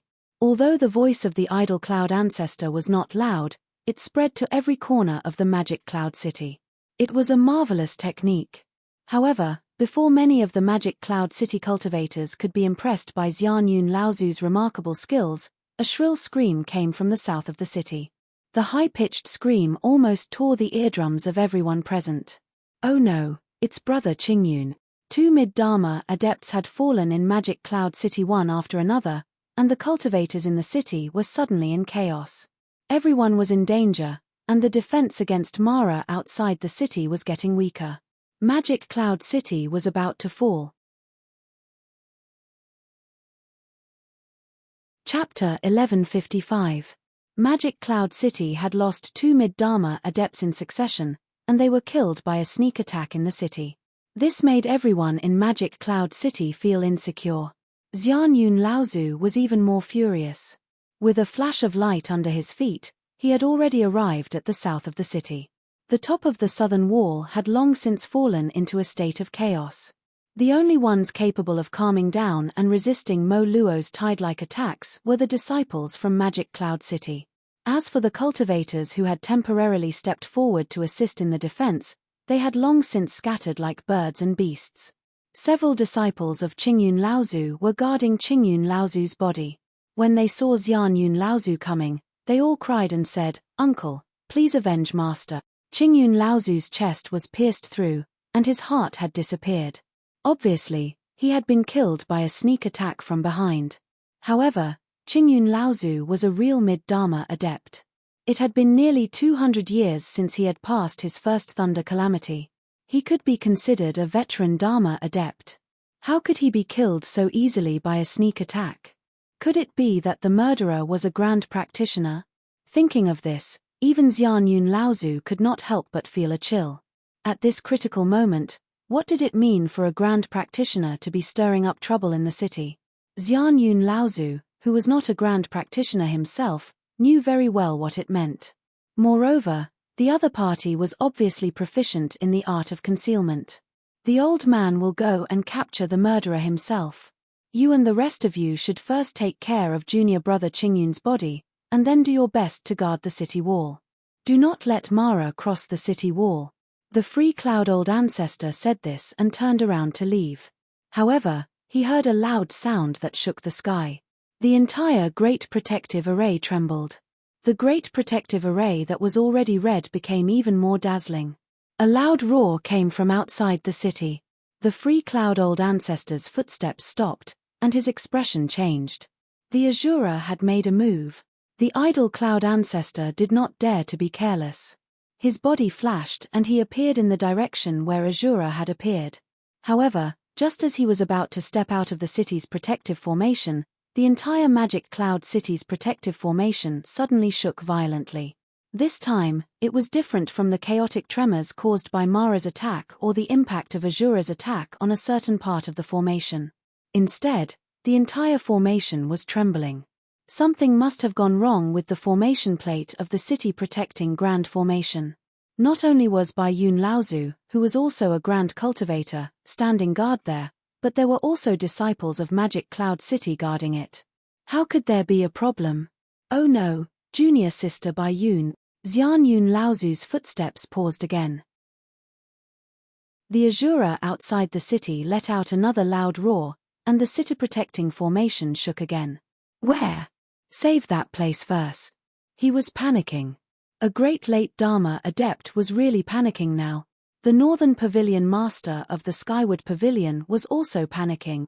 He had been instigated by Zun Liuhe to intercept Lu Tianping of the North Sea. At this moment, how could he not understand that he had been tricked by those 2 bastards from the Nine Shen Tower? Third, they were immoral, and sixth, they were indecent. What a great reputation! How could the 5 great holy lands produce 2 such hateful direct disciples? They were simply a disgrace to the cultivators of the Holy Land. How could the 9 mystical tower allow the 2 of them to take on this mission? In fact, when Sima Chongfeng heard Chang Sansai and Zun Liuhe talking about how great Lu Tianping of the North Sea was, and how the heirs of the 5 great holy lands were only SOSO, he already knew what the 2 of them were up to. However, he still could not help but come. The only thing that persisted was the pride in his heart and his curiosity towards this water sword deity who had risen from a poor place like the North Sea and made a name for himself. It was only now that Sima Chongfeng understood that the reason why those 2 unrefined and frivolous fellows had used such despicable methods to instigate him was because they were targeting his pride and curiosity. They had predicted that he would not be able to help but come. After understanding the cause and effect, Sima Chongfeng immediately understood that the 2 of them had probably already suffered a loss at the hands of Lu Tianping. They had schemed to bring him here with them to bear the reputation of the 5 great holy lands. Moreover, no one knew if the 2 of them had instigated others to come. The more people who came, the more they would lose. Everyone would be tarnished, and naturally, no one would laugh at anyone else. It was a classic case of harming others without benefiting oneself.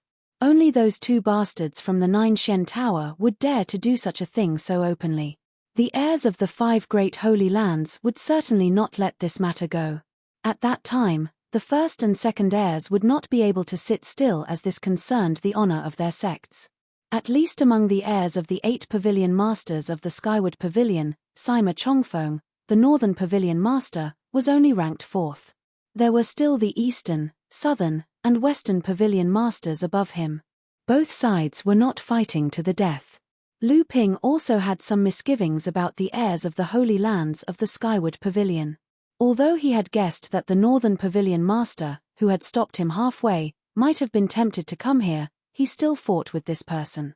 Neither of them used any magic treasures or spiritual treasures. They only used various magical powers and spells to fight.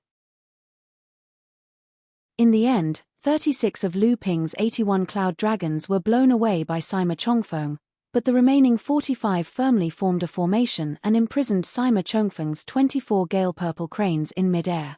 The North Sea water swordsman's swordsmanship is divine. I didn't expect your magical powers to be so amazing. Sima Chongfeng has learned something, Sima Chongfeng said and waved his hand indifferently. The 24 gale purple cranes that were imprisoned in the cloud dragons by Lu Ping immediately disappeared. Lu Ping smiled and said, I don't deserve that. Brother Sima's wind cranes did not have the advantage in the forest beside the Qingming River. I just had the geographical advantage. Sima Chongfeng did not deny it. He only said, I heard that you are also here for the Northern Alliance's treasure ship. Someone must have told you about this before. If it is not necessary, it is better for the 3 of you not to get involved. Lu Ping found it strange and could not help but ask, what is it that could cause the 5 great holy lands to act together? Brother Sima, can you tell me a thing or two? Sima Chongfeng shook his head and said, goodbye. Lu Daoyu, if you have time in the future, you can come to the Skyward Pavilion for a chat.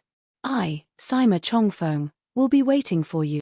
With that, Sima Chongfeng turned around and flew away.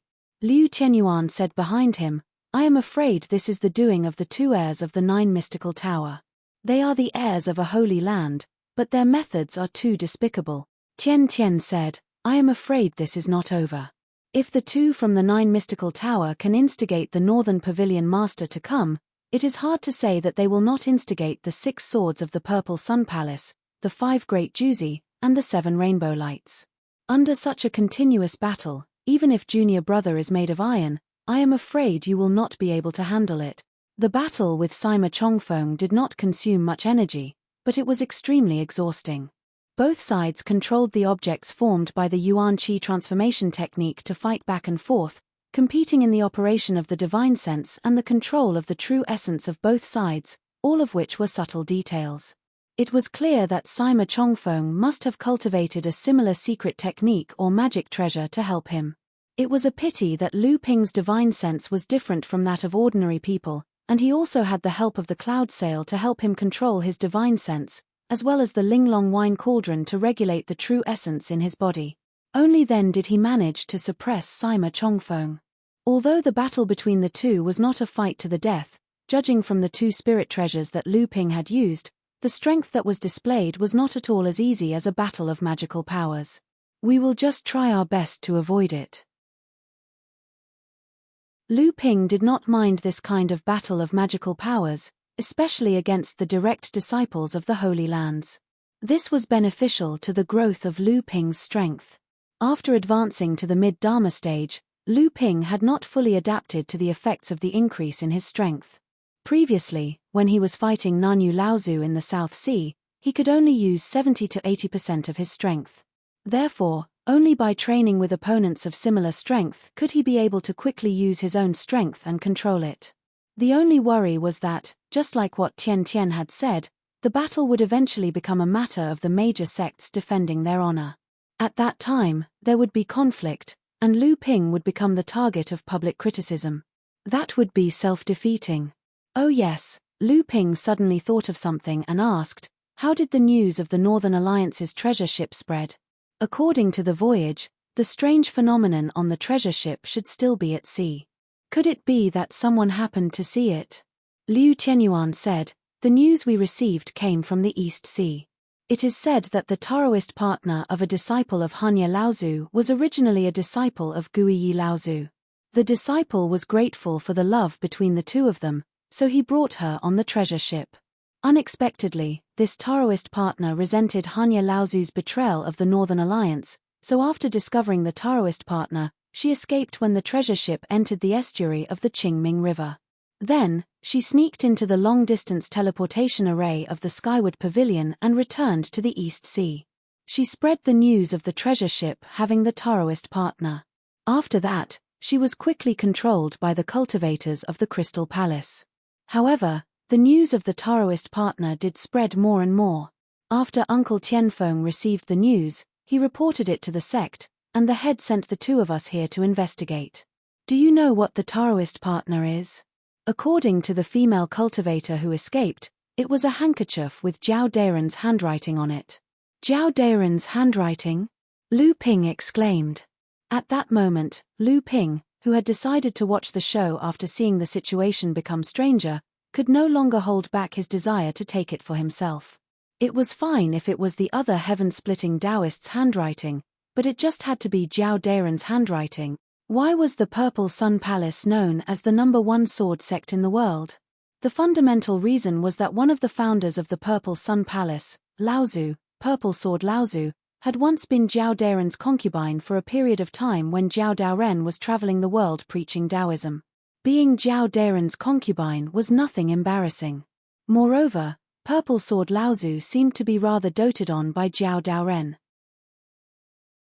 When she left Zhao Daoren, she had even asked for a sword technique personally written by Zhao Daoren, as well as a few flying swords that Zhao Daoren had used in passing. Afterwards, Purple Sword Laozu founded the Purple Sun Palace with a few like-minded people. The flying swords naturally became the legacy treasures of the Purple Sun Palace, while the sword technique personally written by Zhao Daoren became the foundation for the Purple Sun Palace to rise up.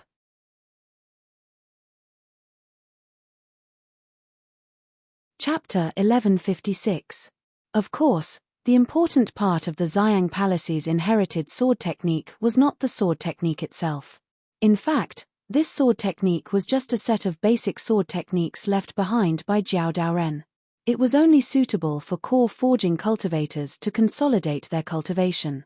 What was truly valuable was Zhao Dairen's handwriting. This sword technique itself only had a few hundred words, but almost every word Zhao Daoren wrote contained a set of sword techniques and a sword intent. These sword techniques were either high or low, strong or weak, hidden or visible. The Xiang Palace had not studied all the words on this sword technique for tens of thousands of years. Every time they thought that the things contained in the words of this sword technique had been excavated, there would always be one or two geniuses who inadvertently comprehended this sword technique. The reason why the Xiang Palace was known as the #1 sword sect in the world was because of the words of this sword technique. This sword technique was also regarded as an inherited treasure by the Xiang Palace. It was even more precious than the flying swords that Zhao Daoren had once used. Moreover, something similar had happened. That was the heaven-splitting sword saint, Xiao Baiyu. In the past, Xiao Baiyu found the broken flying sword that Zhao Daoren had broken when he opened up the cultivation world of the East Sea in a mystic realm. At that time, there was a stone tablet engraved at the place where the broken sword was buried. There were 8 words written on it, heaven-splitting sword saint. After that, Xiao Baiyu integrated the broken sword back into his natal flying sword. He then carried the stone tablet engraved with these 8 words back to the heavenly sword sect. After that, he faced the wall in front of the stone tablet and cultivated in seclusion for decades.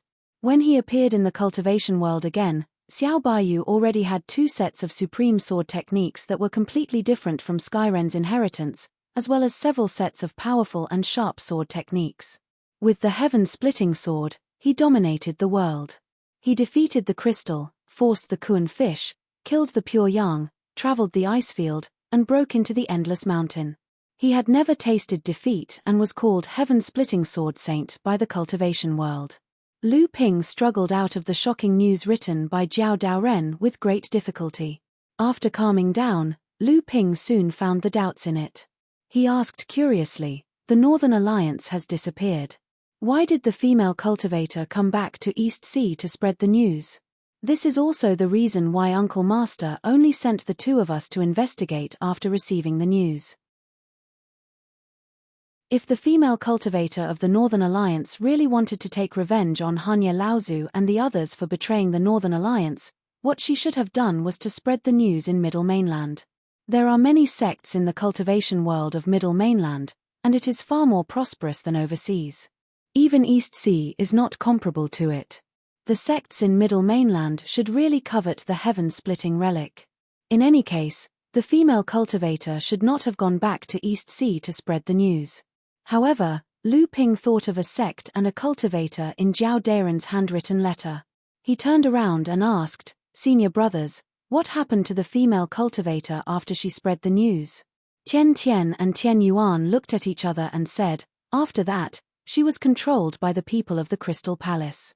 Rumor has it that the Crystal Palace took a fancy to the heaven-splitting relic, so they captured the only person who knew about it. This is in line with the domineering style of the Crystal Palace." No. Lu Ping seemed to have grasped something in his mind. He said, "When I went down the Qingming River earlier, I seemed to have found many cultivators from the Middle Mainland. They seemed to have come for the treasure ship." "Why? Did the news come from overseas?" Tian Tian and Liu Tianyuan also showed confusion in their eyes. Liu Tianyuan thought for a while and said, "This is also what puzzled us. When senior brother Tian Tian and I came to the South Middle Mainland, there was no movement about the treasure ship in the Middle Mainland's cultivation world. However, in the past few days, there was a sudden uproar. It seemed that the entire cultivation world suddenly knew about it. Cultivators from all over the world came to the South Middle Mainland in an attempt to intercept the treasure ship of the Northern Alliance on the Qingming River." Intercept the treasure ship? Lu Ping was speechless.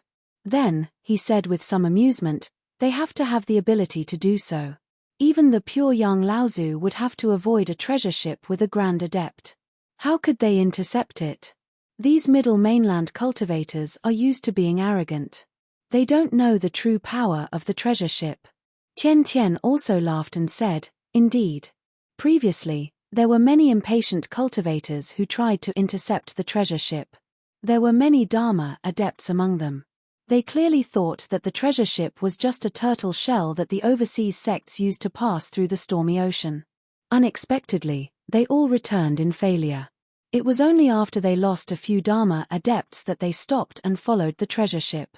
Lu Ping thought of the day when he met the treasure ship on the Qingming River. There were dozens of divine senses hidden in the void that were probing him unscrupulously. He could not help but say, "Yes, there are indeed many people." Previously, there were only overseas cultivators. It was not until there were more and more people that the direct descendants of the 5 Holy Lands were recently sent out. "I think they are here to expel these people. Of course, this includes us." Although Lu Ping said so, images flashed in his mind one after another: the heaven-opening relic, the treasure ship, the female cultivator, the news, the Crystal Palace, Mara's army, Magic Cloud City, the 5 Elements Peacock, the leak of the secret, the gathering, the expulsion. Lu Ping seemed to want to connect all of these with one line, but he always felt that it was contradictory. It was not until Lu Ping thought of Xiao Baiyu because of Jiao Daren's handwritten letter that he inexplicably thought that there might be another force that had already intervened. This might not be a plot, but a plot within a plot. It was a battle that the two sides had already begun to play with each other to break the stalemate. Lu Ping said in a low voice, "The treasure ship is not far from Magic Cloud City. A good show is about to begin. It seems that we can't miss it." Tian Tian was a little reluctant and said, "Just to watch." Lu Ping also said helplessly, "If there is no accident, we can only watch. But even if there is an accident, I'm afraid we can only run for our lives." The three of them flew all the way, but with Lu Ping's previous speculation and the obstruction of the cultivators of Nine Mysteries Tower and Skyward Pavilion, the three of them did not travel along the Qingming River. Instead, they flew in the general direction of the Qingming River after they were dozens of miles away from the river.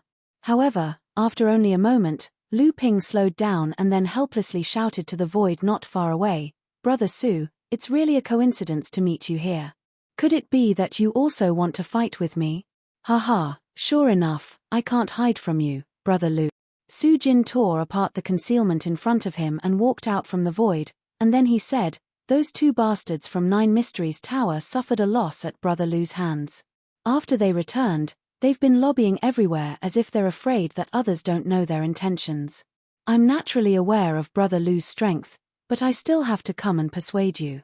Lu Ping cupped his hands and said with a smile, "I'll remember Brother Su's good intentions. However, I'm afraid that the matter of the treasure ship is not something we can participate in. I only rushed over to watch the show from afar." Su Jin's expression turned solemn, and he said, "Looks like Brother Lu has already guessed something. In this way, I can rest assured. I have indeed guessed something." Lu Ping smiled and said, "But Brother Su, it's better to be careful. With such a large force, the person you're dealing with is naturally difficult to deal with. They naturally won't allow themselves to be captured without a fight, and they'll definitely counterattack. At that time, Brother Su will probably be a dispensable figure who plays a supporting role. Brother Su, you should hide in the chaos if you can." Su Jin didn't take it seriously, and said, "Relying on these mobs who rushed here after hearing the news? If they are all like Brother Lu, then we will naturally have a headache. But now, hehe, I still have to thank Brother Lu for reminding me. It's a mission. If it's others, I don't care, but if it's really that person, Lu Ping had already hinted, but Su Jin obviously didn't take it seriously, and even showed an eagerness to try. Lu Ping naturally knew the reason, but he couldn't say anything more. Although Lu Ping had guessed something, the two sides of the secret game were obviously not people that Lu Ping could provoke. So, all Lu Ping could do was to stay silent and hide as far away as possible to wait for the result of the two sides. Free Cloud's Laozu arranged by Yun Laozu, who was seriously injured by the formation's backlash, to be in the Dao Soldier formation, and then led the surviving cultivators of Magic Cloud City to break out of the encirclement. The Magic Cloud City had been breached. At the moment when Free Cloud's Laozu was hesitating, the island-protecting formation disk in which Bai Yun Laozu was stationed began to backfire because of the sudden sneak attack. Then, the fierce attack of Azura outside the city broke the city-protecting formation in one fell swoop, and at the same time, Bai Yun Laozu was even more seriously injured by the formation's backlash. Mara's army instantly rushed in, and countless cultivators of Magic Cloud City were instantly buried in the torrent of Mara's army. Protect Bai Yun Laozu. Free Cloud's Laozu didn't hesitate at this moment. As long as the two of them were great practitioners, they might be able to rebuild Magic Cloud City. Free Cloud's Laozu didn't even care about the disciples around him who were calling for help. He activated the only second tribulation spirit treasure of Magic Cloud City and broke out of Mara's encirclement. In the secret chamber of the City Lord's mansion, he found Bai Yun Laozu, who was still fighting with the sneak attacker despite being an arrow at the end of its flight. Compared with Mara, who had breached the city, Xian Yun Laozu wanted to kill the culprit who had sneaked into Magic Cloud City and attacked the cultivators of Magic Cloud City from behind, which eventually led to the fall of Magic Cloud City. However, the sneak attacker was extremely vigilant. He had been covered by a cloud of colorful mist. At the moment when he found that something was wrong, he threw out a teleportation talisman, turned into a beam of rainbow light, and disappeared. Rainbow Transformation Secret Technique, the secret technique of Lingyun Valley.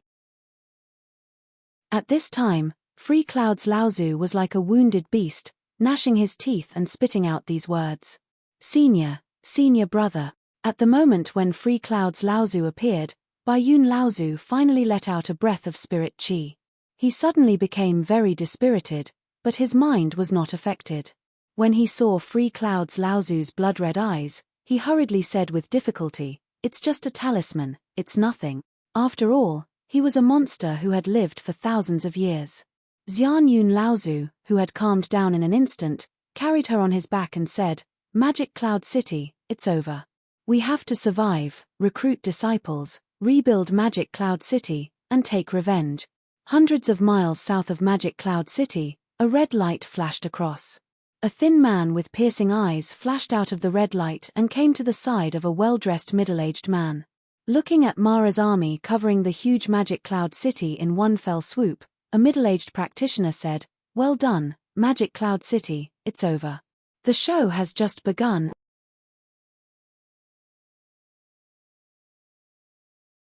Chapter 1157. The middle-aged man waved his hand behind him and said, "Let's do it. I hope the surviving cultivators of Magic Cloud City are not stupid."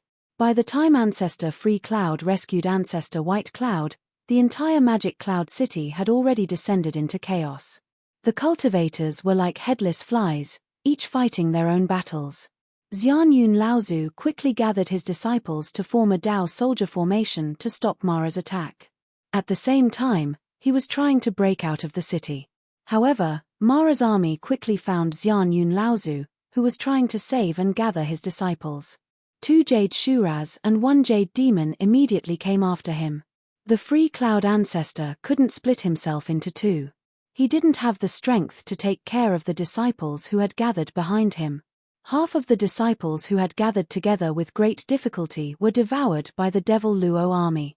2 bolts of lightning came down from the sky, each with a Jade Shura at the center. The shockwaves spread dozens of feet around them, and a dozen Demon Shura were killed or injured. The 2 Jade Shuras were struck by the 2 bolts of lightning, and their heads were spinning. Yuan Ku and Yuan Jinglei came from behind Xian Yun Laozu and blocked the attack of the 2 Jade Shuras. Behind them, there was no one from the Yuan family. The Free Cloud Great Ancestor stretched out his hand and pulled out a cloud. An obvious concave shape immediately appeared on the cloud. Then, the second Tribulation Spirit treasure in his hand struck the Jade Devil, who was hiding among the Devil Luos and launching a sneak attack. The Jade Devil, who was hiding among the Devil Luos, was forced to retreat in a sorry state. "Thank you for your help, my friends from the Yuan family. Magic Cloud City owes your family a favor." Yuan Jinglei used 3 thunderbolts in a row, turning the area around him into a lightning field. All the Mara in the field were turned into ashes. He shouted, "Old man, you are so slow. If we don't work together, none of you will live." Xian Yun Laozu rushed to the left and right. Fortunately, the 2 Asuras that had appeared in Mara's army did not appear nearby. Apart from the 2 Jade Shuras that were stopped by the Yuan brothers and the Jade Demon that he had beaten away, Xian Yun Laozu only encountered 1 Jade Shura when he was gathering the surviving practitioners. The rest of the Mara who dared to attack him were all bloody Mara. Even so, when Mara's army discovered that the Magic Cloud City practitioners had gathered, they began to surround them. The Jade Demon that had been chased away by Xian Yun Laozu had joined the battle against the 2 Jade Shuras that were fighting against the Yuan brothers. At the same time, in order not to cause too much of an impact on the Magic Cloud City practitioners who had just gathered, the Yuan brothers also tried their best to stop the 3 Blood Shuras. Even though the 2 of them had the special Thunderbolt magic to restrain Mara, and they were the best among the practitioners of the same level, they were still beaten to a pulp by several Mara. Fortunately, Xian Yun Laozu had once again gathered 2 mid-Dharma elders of Magic Cloud City. One of them was Mu Yun Laozu, who had been seriously injured. He also found 2 early Dharma second-generation practitioners, which increased the strength of the surviving practitioners of Magic Cloud City. However, the speed at which Mara's army gathered had increased, and their attacks on the crowd were becoming more and more intense. At this moment, Yuan Jinglei shouted again, "Are you done yet? If this goes on, none of you will survive." Xian Yun Laozu also knew that he could not wait any longer. Once the Azura realized what was happening here and rushed over, only one of them would be able to hold him back. Without the leadership of a great practitioner like him, out of the 200 practitioners who had just gathered here, only 20 would be able to escape. The sounds of fighting, shouting, and screaming could still be heard in Magic Cloud City. Xian Yun Laozu gritted his teeth and said, "Let's go." Mu Yun Laozu struggled to support his seriously injured body and said, "Brother, there are still disciples alive. There are still disciples alive. Xian Yun Laozu's face had already turned blood red. He suddenly widened his eyes and glared at Mu Yun Laozu, saying, "Let's go." Mu Yun Laozu still wanted to say something, but he felt someone beside him pulling his clothes. When he turned to look, he saw that it was Bai Yun Laozu, who had also been seriously injured by the formation's backlash. Seeing that Mu Yun Laozu had turned around, Bai Yun Laozu shook his head silently. Mu Yun Laozu looked at the disciples of Magic Cloud City around him, but he saw that all of them had their heads lowered, not daring to look at Mu Yun Laozu in the eyes. Mu Yun Laozu immediately felt as if someone had pulled something out of his heart. His body, which had been forcefully supporting itself, suddenly became weak, and he no longer had any spirit. The Yuan brothers fought and retreated at the same time, converging with the surviving cultivators of Magic Cloud City. Yuan Ku said in a deep voice, "Senior Xian Yun, where are we going to break out of the encirclement?" Xian Yun Laozu gritted his teeth and looked at the remaining 200 or so cultivators of Magic Cloud City behind him. He said in a deep voice, "Head northwest towards the Lingyun Valley." A small commotion broke out among the surviving cultivators of Magic Cloud City behind him, but it soon quieted down. Only Mu Yun Laozu's expression became increasingly gloomy. He lowered his head, and no one knew what he was thinking. When the Yuan brothers heard that Xian Yun Laozu was actually going northwest, their expressions changed immediately. Yuan Jinglei wanted to say something, but he was stopped by a look from Yuan Ku. The Dao soldier formation made up of more than 200 people advanced in the northwest direction. Xian Yun Laozu took the lead, and on both sides were the mid-Dharma adepts of Magic Cloud City, Kang Yun Laozu, and Yuan brothers. The remaining 2 early Dharma adepts of Magic Cloud City led a few core forging adepts and stayed at the back of the Dao soldier formation. On the other side, Mara launched a sneak attack from the back. After advancing for a few miles, they had already reached the edge of Magic Cloud City. Along the way, many Magic Cloud City cultivators, who were either trapped or hidden, joined in. However, from time to time, cultivators in the Dao soldier formation would fall under the siege of Mara, so the number of cultivators remained roughly the same. However, just as they were about to make their way out of Magic Cloud City, a furious roar suddenly rang out before them. The cultivators from Magic Cloud City fell into a state of panic. Even Patriarch Idle Cloud was at a loss for what to do. An Azura had appeared in the direction where the Magic Cloud City cultivators were heading. Judging from the roar, the Azura seemed to have noticed what was happening here and was heading their way. At that moment, Mara's army behind the Dao soldier formation had already surged forward. The Magic Cloud City cultivators had nowhere to retreat to. Just as everyone was in despair, a deafening roar suddenly came from the south. It seemed as though a large group of cultivators had charged into Mara's army from behind. Xian Yun Laozu's eyes lit up. It was as though he had found a life-saving straw. He made a prompt decision and said, "Head south." The Dao soldier formation quickly turned south. However, the Azura seemed to have sensed something and immediately sped up. Soon, it rushed out from Mara's army and rushed towards the Dao soldier formation. Xian Yun Laozu leaped up, wanting to block the Azura. However, 2 Jade Asuras suddenly rushed out from Mara's army and blocked Xian Yun Laozu. The Azura then rushed over and hit Xian Yun Laozu, sending him flying. Seeing that the Dao soldier formation was like a piece of paper in front of Azura, and the cultivators of Magic Cloud City were like lambs waiting to be slaughtered, Free Cloud Old Ancestor, who was flying horizontally in midair, suddenly saw a figure flitting past him. When Xian Yun Laozu looked over, his eyes widened. He shouted, "Junior brother Mu Yun, come back." The person who had rushed forward was Mu Yun Laozu, who had been seriously injured. His rush was like a mantis trying to stop a chariot. He could not withstand the power of the Azura's finger.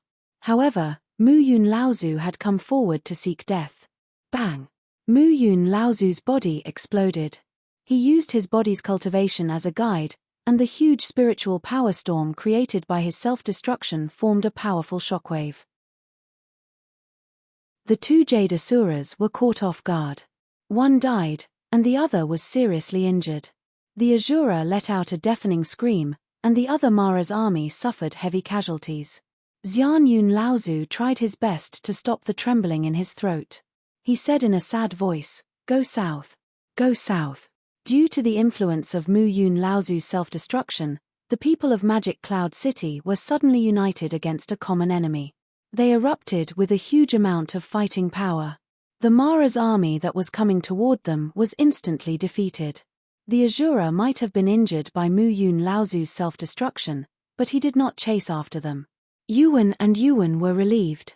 The Magic Cloud City cultivators quickly met up with the cultivators who were attacking Mara's army in the south. Demon cultivators. Peacock royalty. Xian Yun Laozu was stunned, while the Yuan and Yuan had a strange look on their faces. "Hey, guys, look who this is. Isn't this old man Xian Yun of Magic Cloud City? Why does he look like a stray dog? It seems that your Magic Cloud City has been destroyed. Doesn't that mean that there will be a hole in your so-called defense line?" A strange cry rang out from the demon cultivators who were besieging Mo Luo, followed by a burst of strange laughter. All the demon cultivators chimed in one after another. "There's indeed another hole, and it's so big and so deep. You can't fill it up now, can you?" Xian Yun Laozu snorted coldly. He led the hundreds of surviving disciples behind him and said, "Let's go." However, before the Magic Cloud City cultivators could leave, the strange voice came again. It said, "What? Are you going to leave now? Us attacking the Devil Luo army here can more or less be considered as supporting your escape. But you guys are good. You jumped out of the encirclement and turned around to leave without saying a word. These humans are really ungrateful." Xian Yun Laozu suddenly turned around and looked in the direction of the voice. He shouted, "Yang Jeshi, what do you want?" "Nothing." A middle-aged cultivator dressed in luxurious robes parted the crowd and stood in front of the Free Cloud ancestor. He was also a late Dharma cultivator, and from the looks of it, the Free Cloud ancestor was rather familiar with him. Yang Jeshi said, "We are still killing Mara's army here. Your Magic Cloud City still has some combat power. Do you want us to avenge your Magic Cloud City?" Yang Jeshi continued, "It seems that you human cultivators have always been like this. You say good things, but when it comes to actual action, you can't do anything." He ordered Tsung Yun Laozu to lead the injured among the remaining 100 or so practitioners to the Lingyun Valley, but there were still more than a dozen people who were willing to stay. Although Xian Yun Laozu knew that Yang Jeshi was provoking them, the Magic Cloud sect should not retreat. At this time, Lu Ping and the other two had already run around the original road and reached the boundary between the middle and lower reaches of the Qingming River. It was also the place closest to the Magic Cloud City. Chapter 1158. The Qingming River surged from the north to the south and suddenly made a big turn here, pouring down to the southeast and into the sea. A few hundred miles away from this turn was Magic Cloud City, which was connected to the Qingming River by a canal. Lu Ping, Liu Qianyuan, and Liu Qianyuan took a detour and finally didn't encounter any more disciples from the 5 sacred grounds. Puzzled, Liu Qianyuan asked, "Junior Martial Brother, are you sure what will happen next will happen here?" Lu Ping said with certainty, "Even if it doesn't happen here, it will definitely pass by here. Let's just wait and see." 3 days later, the Northern Alliance's ship finally pierced through the morning mist. The huge ship was like a giant beast from ancient times, cutting through the surging Qingming River and appearing in the sight of Lu Ping and the others. In fact, Lu Ping saw the ship before the other two because not only did Lu Ping's eyes have the 3 pure eyes, but after his Dharma form went through the first lightning tribulation and formed the eagle eyes, Lu Ping's vision was even further. The 3 of them were on a low hill 10 miles away from the turn of the Qingming River.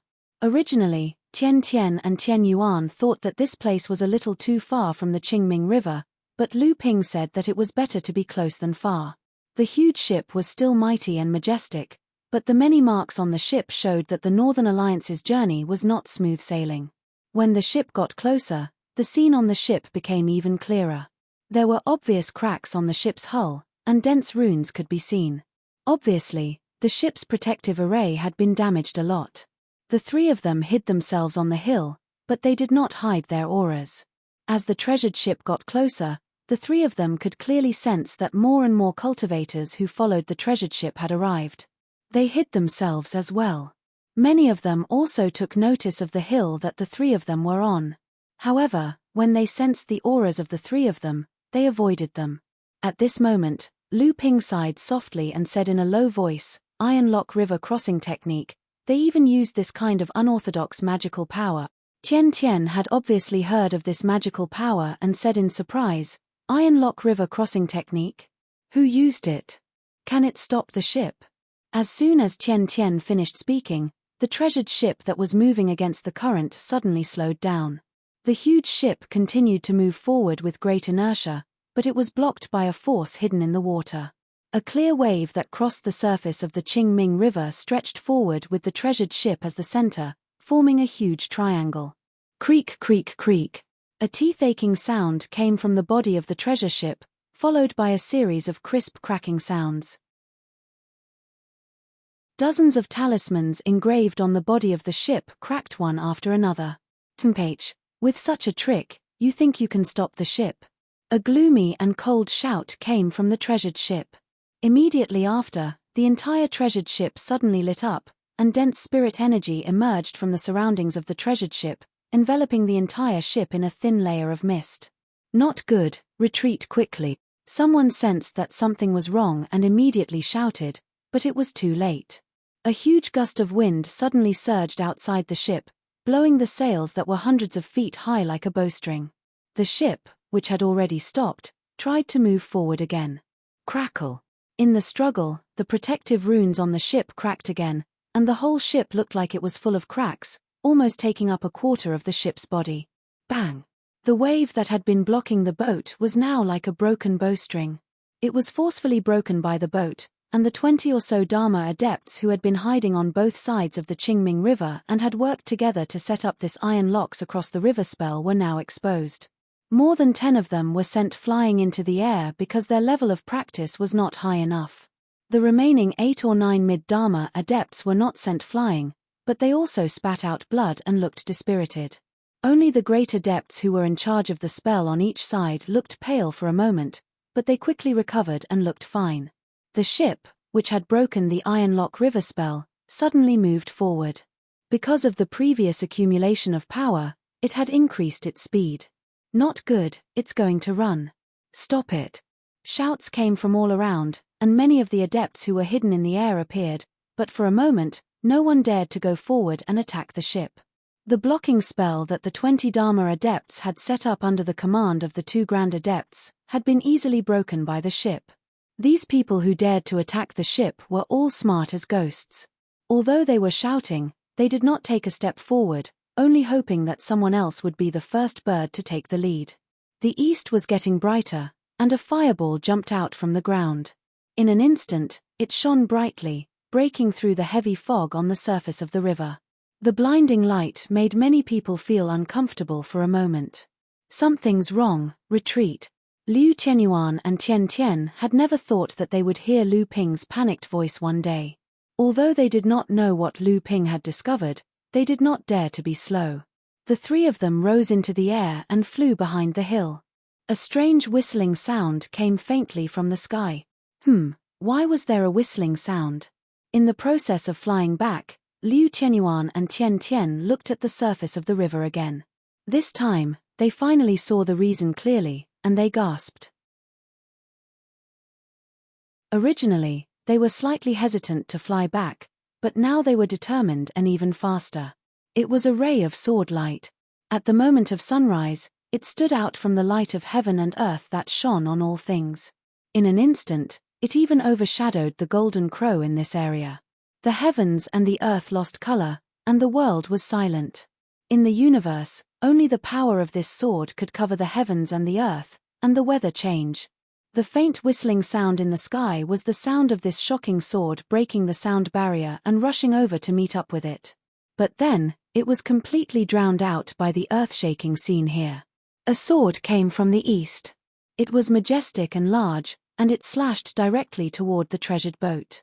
The blazing light caused the eyes of all the cultivators on both sides of the azure Netherworld River to be completely bright. Among them, only the cold voice that came from the treasured boat resounded, and it was a furious roar filled with terror. Lu Ping, who was flying back, suddenly turned green and red, and 2 green and red rays shot out 2 feet long. For a moment, even the shocking sword light that changed the color of heaven and earth couldn't cover Lu Ping's sight. The Qingming River, which was dozens of miles long, suddenly sank, forming a huge ditch that was 30 feet wide and more than 100 feet deep. The treasure ship suddenly sank for 100 feet, and it seemed that it would be swallowed by the river water on both sides at any time. However, the reason why the treasure ship was called a treasure ship was that it was the foundation of several generations of cultivators, and it could be said to be one of the treasures with the highest achievements in the cultivation world. How could it be destroyed by a single blow? Even this shocking sword light couldn't do it. With the loud shout just now, a huge shield suddenly lit up on the treasure ship, and then it condensed into a huge palm above the shield, grabbing at the sword light that came from the sky. Poochie. The palm was immediately cut off, and the sword light continued to slash down. Boom. The array formation of the treasure ship suddenly dimmed, and the talismans on the body of the ship exploded. 2/3 of the talismans on the body of the ship suddenly exploded, and the entire body of the treasure ship sank more than 3 feet into the river again. But in the end, the treasured ship was still able to withstand this heaven-shaking attack. However, although the sword light that covered the sky was blocked, it immediately shattered, and the sharp force still invaded the body of the ship. Whoosh! The full sail of the treasure ship immediately fell down, and the treasure ship that was originally speeding slowly slowed down on the surface of the river until it completely lost the power to move forward. In the blink of an eye, the blazing light that covered the sky suddenly dissipated, and the river water that was more than 10 feet deep that was cut by the sword light surged back. The treasure ship that was originally in the ditch suddenly jumped up, and the huge body of the ship was now like a toy on the surface of the river. There was a dead silence on both sides of the river, as if they had been stunned by the shocking attack just now. Then, a few corpses suddenly appeared in the river, obviously the cultivators who had been hiding in the Qingming River before. Then, from the forest on both sides of the river, like a swarm of frightened birds, dozens of figures flew out into the distance. Most of these cultivators were in the Dharma plane, but at this moment, they were all in a mess.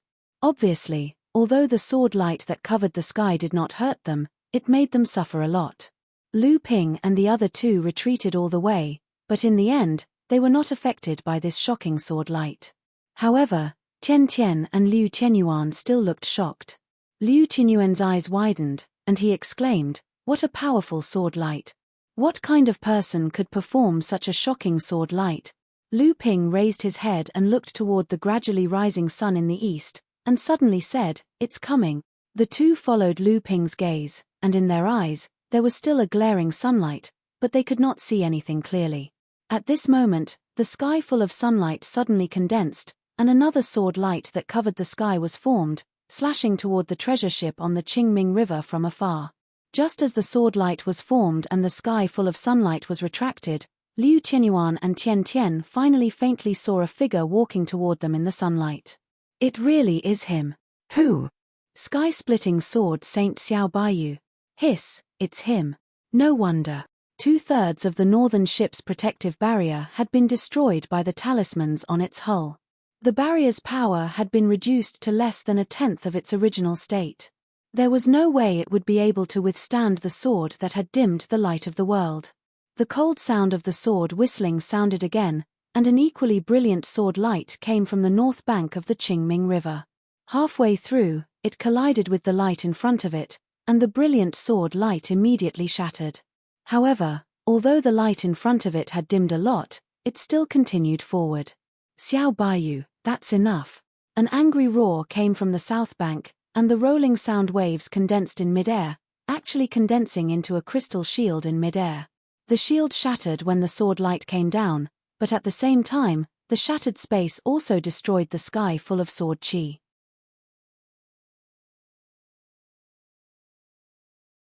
Chapter 1159. Xiao Baiyu, that's enough. Amidst his furious roar, the surging sound waves actually condensed into a spatial shield in midair, and it blocked the sword light that had been worn down by the previous sword light. Ha ha.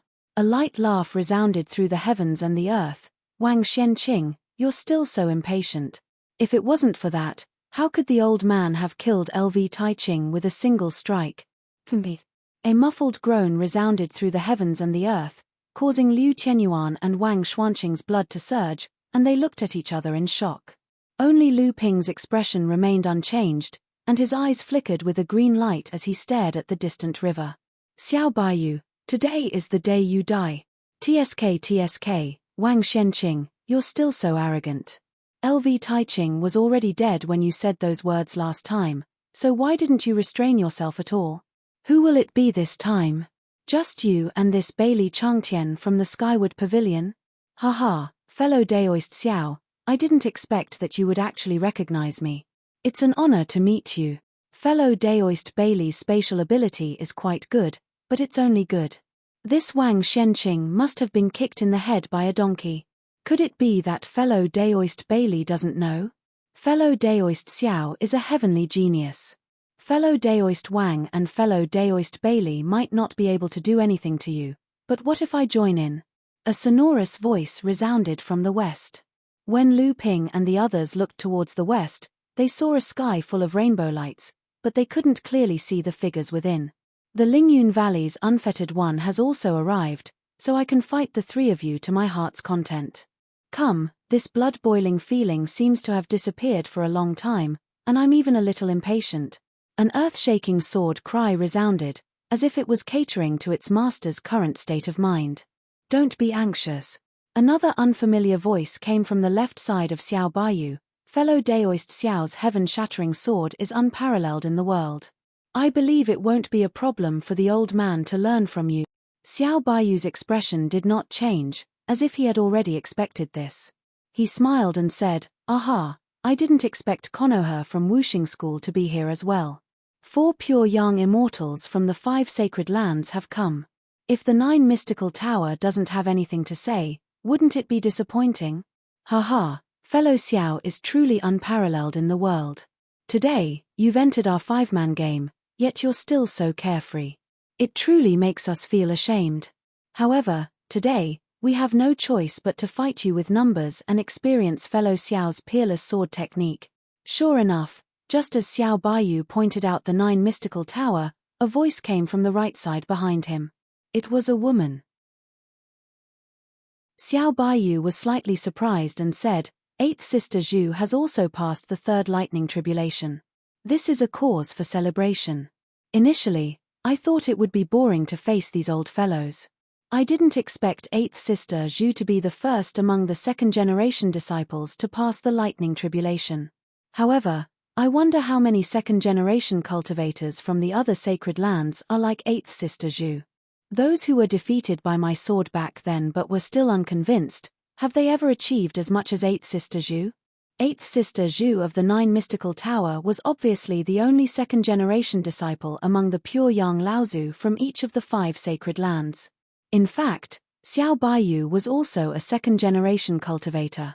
Moreover, from Xiao Baiyu's words, it could be seen that the outstanding 2nd-generation cultivators of the 5 sacred lands had also reached the critical stage of advancing to the pure yang realm. However, it seemed that only 8th Sister Zhu of the 9 mystical tower had taken this step first. How could the other 4 pure young Laozu not hear the sarcasm in Xiao Baiyu's words? For a moment, they could not help but feel a little embarrassed. After all, the 5 sacred lands still cared about their reputation. This time, the 5 sacred lands had joined forces to conspire against Xiao Baiyu. After this, it would definitely cause a huge storm in the cultivation world. If there were really 2nd-generation cultivators among the sects who had achieved the pure yang realm, they would definitely push their 2nd-generation disciples to deal with Xiao Baiyu, just like the 9 mystical tower did. Instead of pushing several 1st-generation pure young Laozu to fight with numbers and bully the weak at the same time. 8th Sister Zhu giggled and said, Your existence can no longer be measured by common sense. The cultivation world has always been balanced, but you just happen to have the strength to break the balance. With this strength, you can slowly advance to the true soul level. Which of the Laozu who had achieved the true soul level in the past wasn't like that?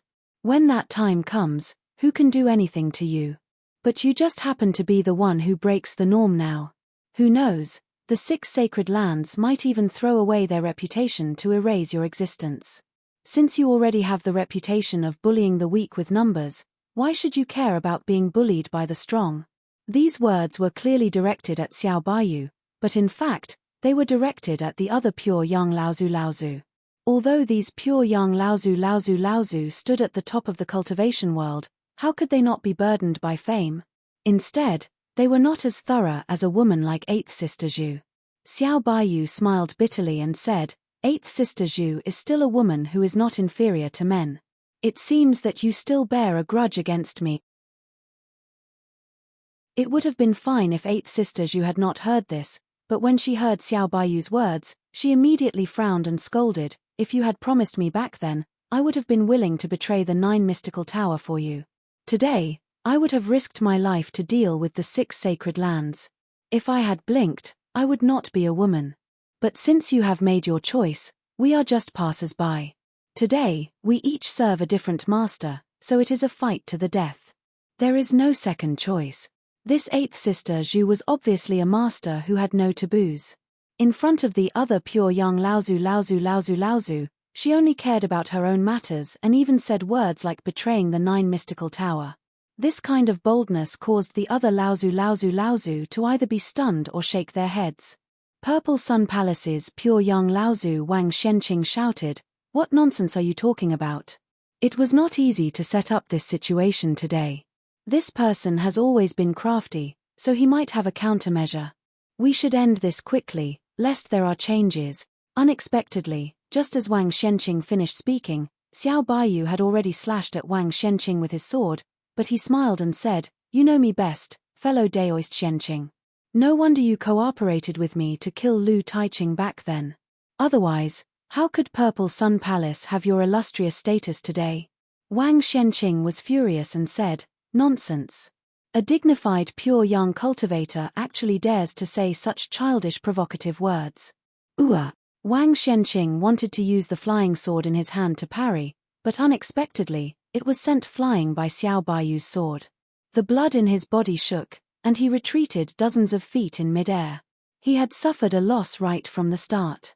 Originally, even if Xiao Baiyu's strength was far superior to those of the same level, it should not have been enough to make Wang Shenqing suffer such a loss right from the start.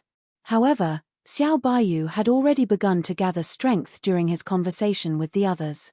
After he attacked with his full strength, Wang Shenqing was unable to react in time and immediately suffered a loss. Even so, the other pure young Laozu was secretly shocked. No matter how careless Wang Shenqing was, he was still a true pure young cultivator after all. There was no reason for him to be forced back by Xiao Baiyu in one blow.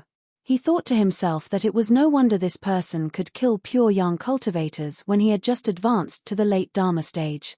Although he had used a trick at the time, no pure young cultivator in the cultivation world would dare to underestimate him again. Now that he had advanced to the pure young stage, his strength was probably even stronger. This person was already a great threat if they did not get rid of him today. If they did not kill him today, there would be few who could withstand his revenge in the future. Xiao Baiyu laughed loudly. "Wang Shenqing, you are still so careless. You are a pure young Laozu, and you have cultivated for thousands of years. Did you live like a dog?" 8th Sister Zhu scolded, "You talk too much. Eat my fork first." Before the flying fork could reach Xiao Baiyu, it had already turned into 36. This kind of transformation was different from Lu Ping's sword Qi Edge, which condensed the Qi of heaven and earth with his inner yuan.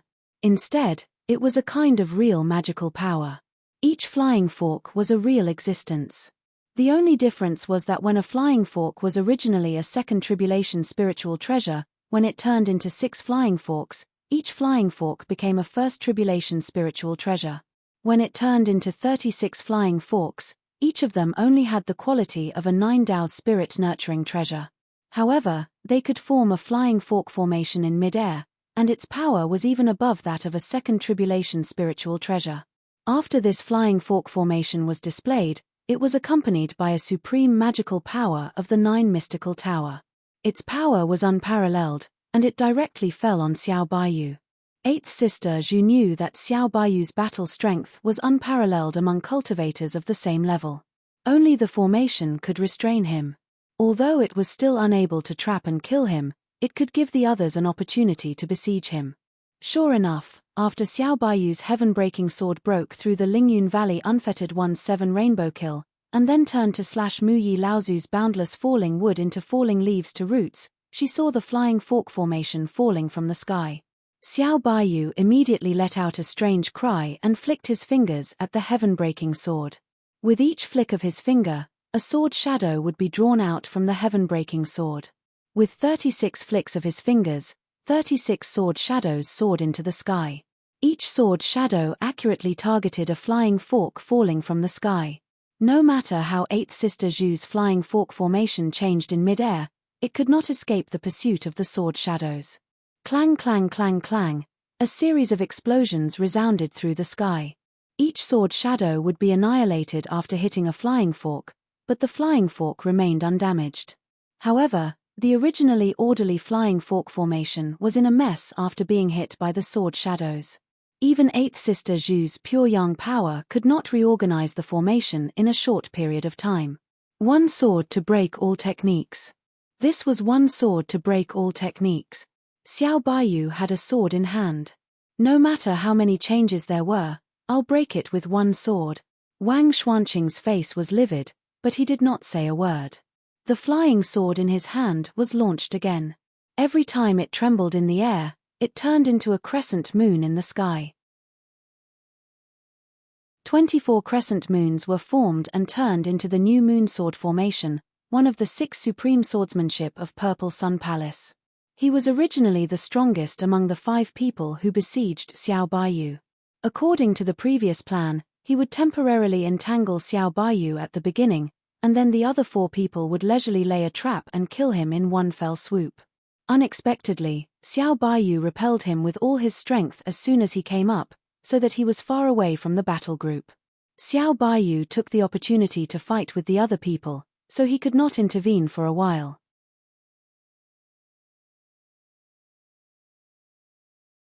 Chapter 1160. Xiao Baiyu's attack instantly forced Wang Xuanqing to retreat, broke the 7 rainbow kill, blocked the endless falling wood, and disrupted the flying fork formation. However, in the end, it was difficult for 2 fists to fight against 4 hands. Skyward Pavilion's Bailey Changtian took this opportunity to attack. The space around Xiao Baiyu suddenly began to condense, as if it wanted to freeze him within. Of course, this could not affect Xiao Baiyu. At the moment when the surrounding space began to freeze, the rising sun suddenly shone brightly, and the sunlight that illuminated the earth instantly turned into light blades and sharp swords that submerged into the surrounding frozen space. The space that had just frozen immediately shattered, and Xiao Baiyu easily escaped. Bailey Changtian's attack did not even cause him the slightest bit of trouble. However, Bailey Changtian did not actually expect his attack to affect Bailey Changtian. All he wanted was to fight for an opportunity for Wang Xuanqing to intervene. The new moon sword formation suddenly fell, like a crescent moon falling to the ground. Even the rising sun seemed to be overshadowed by the moonlight. It wanted to completely strangle Xiao Baiyu. However, the dimmed sun was not the crescent moon formed by the new moon sword formation. Instead, it was because all the light in the world was focused on the man who was surrounded by everyone. In an instant, he seemed to have become the king of the heavens. All the light and heat in the world seemed to be focused on him. Scatter. The blazing sun fell, but it burst forth from his body again, and collided with the new moon that fell from the sky. There was a moment in the chaos between the heaven and earth. The heaven and earth did not darken, but the cultivators by the Qingming River felt that the heaven and earth seemed to become brighter in that instant. Although Lu Ping had expected this, he was still shocked when he saw the blazing sun-like pure yang aura in the sky. As for the 2 people beside Lu Ping, they were so shocked that they could not speak. The 6 pure yang Laozu did not appear in front of everyone. Only Lu Ping saw the figure of Xiao Baiyu when he walked out of the light of the rising sun. After that, the sky was shrouded by clouds. Everyone could only feel the pure yang aura that appeared one after another. As for what happened in the clouds, they really did not know. It seemed that the 6 pure young Laozu had opened up a space in the sky. In fact, this was indeed the case. Lu Ping knew that once a cultivator reached the pure young level, they were already at the peak of this world. Their mastery of spatial magic had also reached the peak. Once the pure young cultivators started a war, the damage they caused to this world was too great.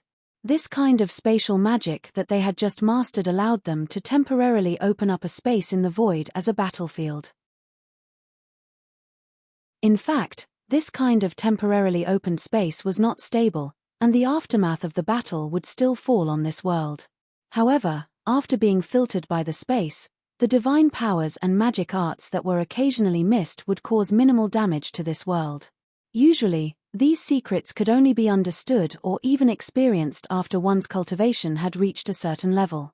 Perhaps in some sacred grounds with a long history and many experts, or large sects with deep foundations, these things would be popularized by cultivators who had not yet reached a certain level. Lu Ping was born in Zhenling. Although there had been a great sage Laozu who had great achievements 7,000 years ago, this Laozu might have been too outstanding. Not long after achieving pure yang, he transformed into a true spirit and disappeared. Therefore, the records after pure yang were almost blank. However, Lu Ping had obtained the pure yang soul of the Ying Tian sect's Fei Tian Laozu in the Ying Tian dojo. Although Fei Tian Laozu had already died, the memories contained in the pure yang soul had been preserved by Fei Tian Laozu using some kind of secret technique. After the passage of time, most of the memories contained in the pure yang soul had been lost. After Lu Ping accepted the pure yang soul, some of the memories were lost again. After Lu Ping overcame his first lightning tribulation, his Dharma idol and divine sense began fusing together due to the pure yang energy. Only then did the pure yang soul, which Lu Ping had refined for his own use, truly fuse with the dragon Dharma idol. The memories were lost once again, leaving behind only the things that were deeply rooted in Fei Tian Laozu. Previously, Deng Ming had been shocked by how clear Lu Ping's understanding of the many secrets of the world of cultivation was. In truth, it was because of the pure yang soul. However, the pure yang soul was one of Lu Ping's most important secrets. Naturally, he would not casually reveal it. At this time, many of the cultivators hiding on both sides of the Qingming River knew that the current situation was not something they could handle. The more timid ones had even left quietly, but most of the cultivators were attracted by this rare spectacle in the world of cultivation. Although they could not detect what was happening in the misty space, this did not stop the many cultivators from being enthusiastic about the pure yang Laozu's appearance. Some cultivators even tried to get close to the misty space in the sky until a moon flew out of the space. A mid-Dharma cultivator nearby was killed in one blow. Only then did the many cultivators retreat, but they were still unwilling to leave just like that. The misty space in the sky was tumbling violently. Clearly, there was a huge battle going on inside that affected the entire world of cultivation. In fact, the battle in the misty space had indeed entered a white-hot stage. Wang Xianqing had finally blocked half of Xiao Baiyu's attack with a kind of craziness that seemed like he was ready to die. Although it was only half, it was enough because this was a siege. There were still 4 other pure young Laozu spying on Xiao Baiyu, who was surrounded by the spies, ready to give him a fatal blow the moment he revealed a flaw.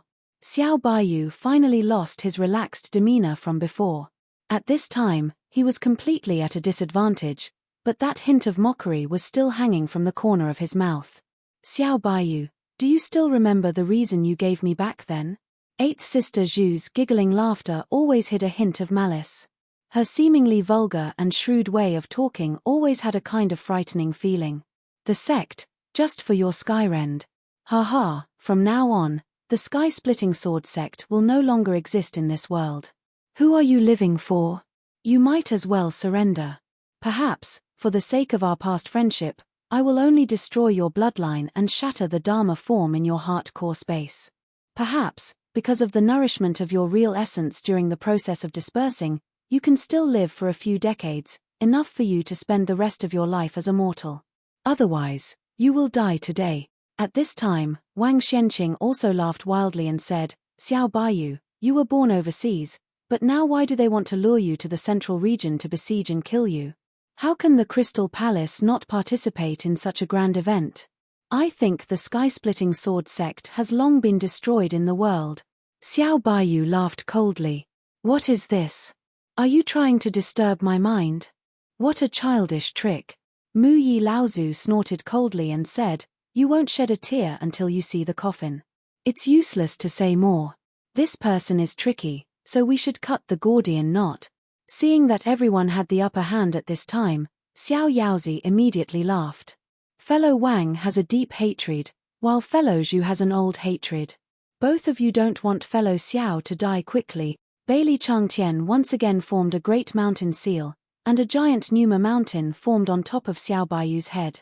Xiao Baiyu suddenly felt as if a giant mountain was pressing down on him, and his body suddenly stagnated. Wang Shenqing and eighth sister Zhu immediately seized the opportunity. The new moon fell, and the flying fork approached him. However, a silver light suddenly appeared, and the new moon shattered. The flying fork fell, and even the giant Numa mountain in the air collapsed. However, Xiao Baiyu still took a step back, and blood slowly flowed from the corner of his mouth. This person's magical power is really unfathomable. We must not let him live. Fellow Taoists, don't hold back anymore. Bailey Changtian was obviously shocked by the power of Xiao Baiyu's sword. 3 pure young Laozu's supreme magical power were broken by a single sword. The so-called one sword breaks 10,000 laws was nothing more than this. Bailey Changtian immediately joined Mu Yi Laozu's camp to end the battle quickly. In this case, let's end the battle quickly. It's finally letting him off easy. Wang Shenqing was about to rush forward, but he saw that Xiao Baiyu actually laughed again. Wang Shenqing suddenly became furious and said, What's there to laugh about when you're about to die? Do you think you're dying too slowly?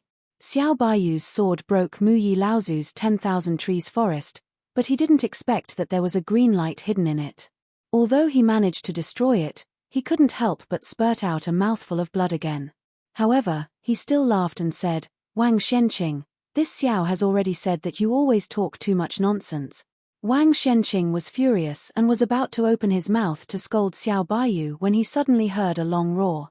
A person laughed and said, Xiao Baiyu, are you dead yet? Wang Shenqing and the others all paled. The Lingyun Valley's Xiaoyarozi's expression became even more unsightly. Then, they heard Xiao Baiyu laugh and say, If you were one step late, I would turn into a ghost and burn all your feathers. The person who came shouted angrily, You dare? Be careful, I will leave right now. Xiao Baiyu laughed and said, If you leave, I will definitely burn all your feathers. Wahahaha. The person who came laughed exaggeratedly and said, I heard that you invited a group of pure young cultivators to fight. I naturally have to dress up properly for such a grand event. That's why I'm slightly late. As he spoke, a streak of light directly entered the clouds from the horizon, and then he clicked his tongue and said, Who am I seeing? Isn't this the Lingyun Valley's Xiaoyarozi? Come, let's get to know each other first.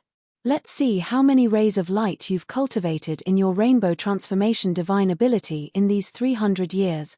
The Xiaoyarozi said coldly, Bastard Yang, you better think clearly. Our 6 sacred lands are working together now. If you rashly interfere, aren't you afraid of the 6 sacred lands condemning you for the peacock race in the future? The person who came was furious and cursed, Motherfucker, if you want to fight, then fight. Why are you talking so much nonsense? I hate bullying others the most in my life. The Xiaoyarozi didn't say a word and suddenly attacked. The person who came cried out strangely and said, Xiaoyarozi, you're so naughty. You actually plagiarized the technique of your ancestor and dared to make the first move. As he spoke, a 5-colored feather fan appeared in the person's hand, and he waved it lightly. A cluster of golden feathers in the 5-colored feather fan glowed explosively, and the Xiaoyarozi's divine ability was actually instantly dissolved into nothingness. 5 elements spiritual light fan. The Xiaoyarozi exclaimed, and the other pure young cultivators, including Laozu and Xiao Baiyu, were stunned.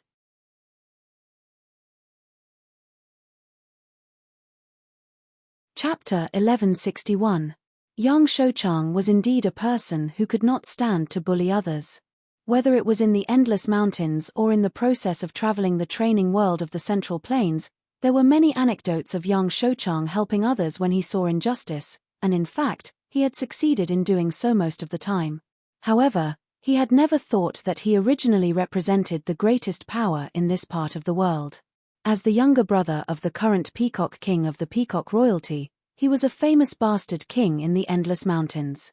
Although he was famous in the training world for not standing to bully others, 5 out of 10 times he could not tell right from wrong, or perhaps he could not be bothered to tell right from wrong, and was just doing whatever he wanted.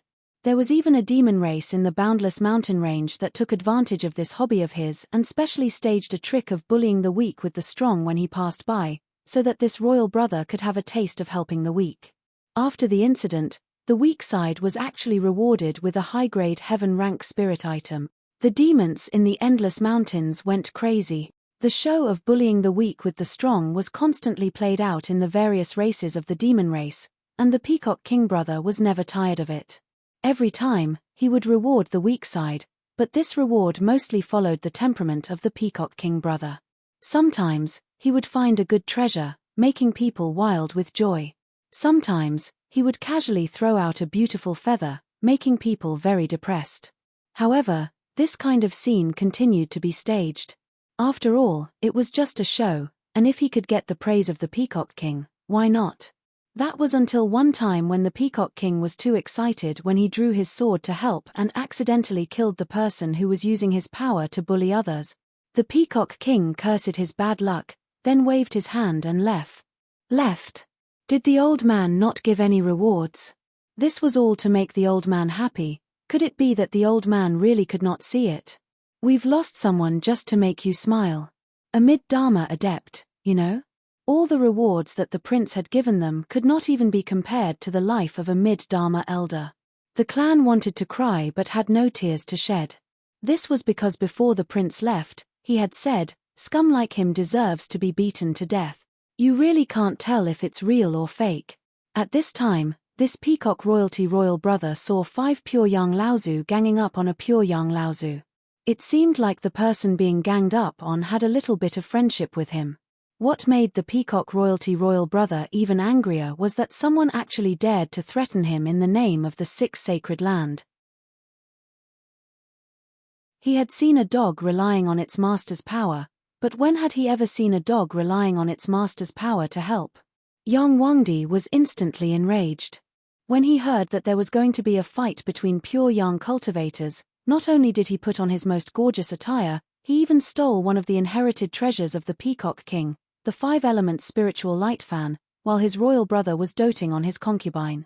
It was a perfect chance for him to use it to beat that bastard. In an instant, the Xiaoyarozi had suffered greatly. No matter what remarkable power he used to fight the enemy, Yang Wangdi only needed to wave the 5-element spiritual light fan in his hand. With Yang Wangdi's level of cultivation that was not weaker than the Xiaoyarozi's, the power of any remarkable power that the Xiaoyarozi used would be mostly weakened by the 5-element spiritual light fan before it could even be used. The little bit of power that was left was not even enough for Yang Wangdi to sneeze. Although the 5-element spiritual light fan was a famous treasure in the cultivation world, it did not have an effect that was too heaven-defying. Yang Wangdi was not Xiao Baiyu. It was enough for him to suppress his old enemy, the Xiaoyarozi, to the point that he had no power to fight back. If he wanted to share the burden of another opponent for Xiao Baiyu, Yang Wangdi had always been able to fight with ease, so he would never do this kind of thing. Without the Xiaoyarozi, the pressure on Xiao Baiyu was less than before, but it should not be forgotten that Xiao Baiyu was injured when he was besieged by the 5 people, so his strength was also weakened to a certain extent.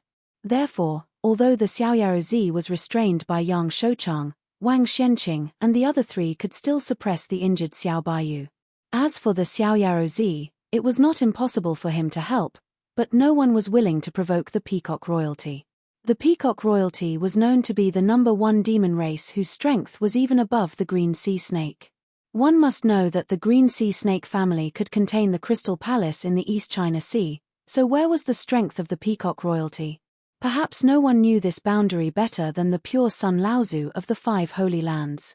Oh, the Xiaoyarozi, I forgot one thing. When I came here, I passed by the magic cloud city. It seems that it is being besieged by Mara's army. If it falls, won't the defense line formed by the Lingyun Valley and the Skyward Pavilion against the Endless Mountain lose an important fulcrum? Holding the five-element spiritual light fan, Yang Shouchang seemed to suddenly think of something and kindly reminded, after all, Mara is the enemy of both the human and demon races. The old man thinks that it is better for you to send a message to the Lingyun Valley as soon as possible. At this time, the Xiaoyaro Z could be said to be restrained by Yang Shouchang, who was holding the five-element spiritual light fan. Upon hearing this, he immediately snorted and said, "It's better for your excellency to worry about this matter. The Lingyun Valley has also investigated the Mara's army in advance.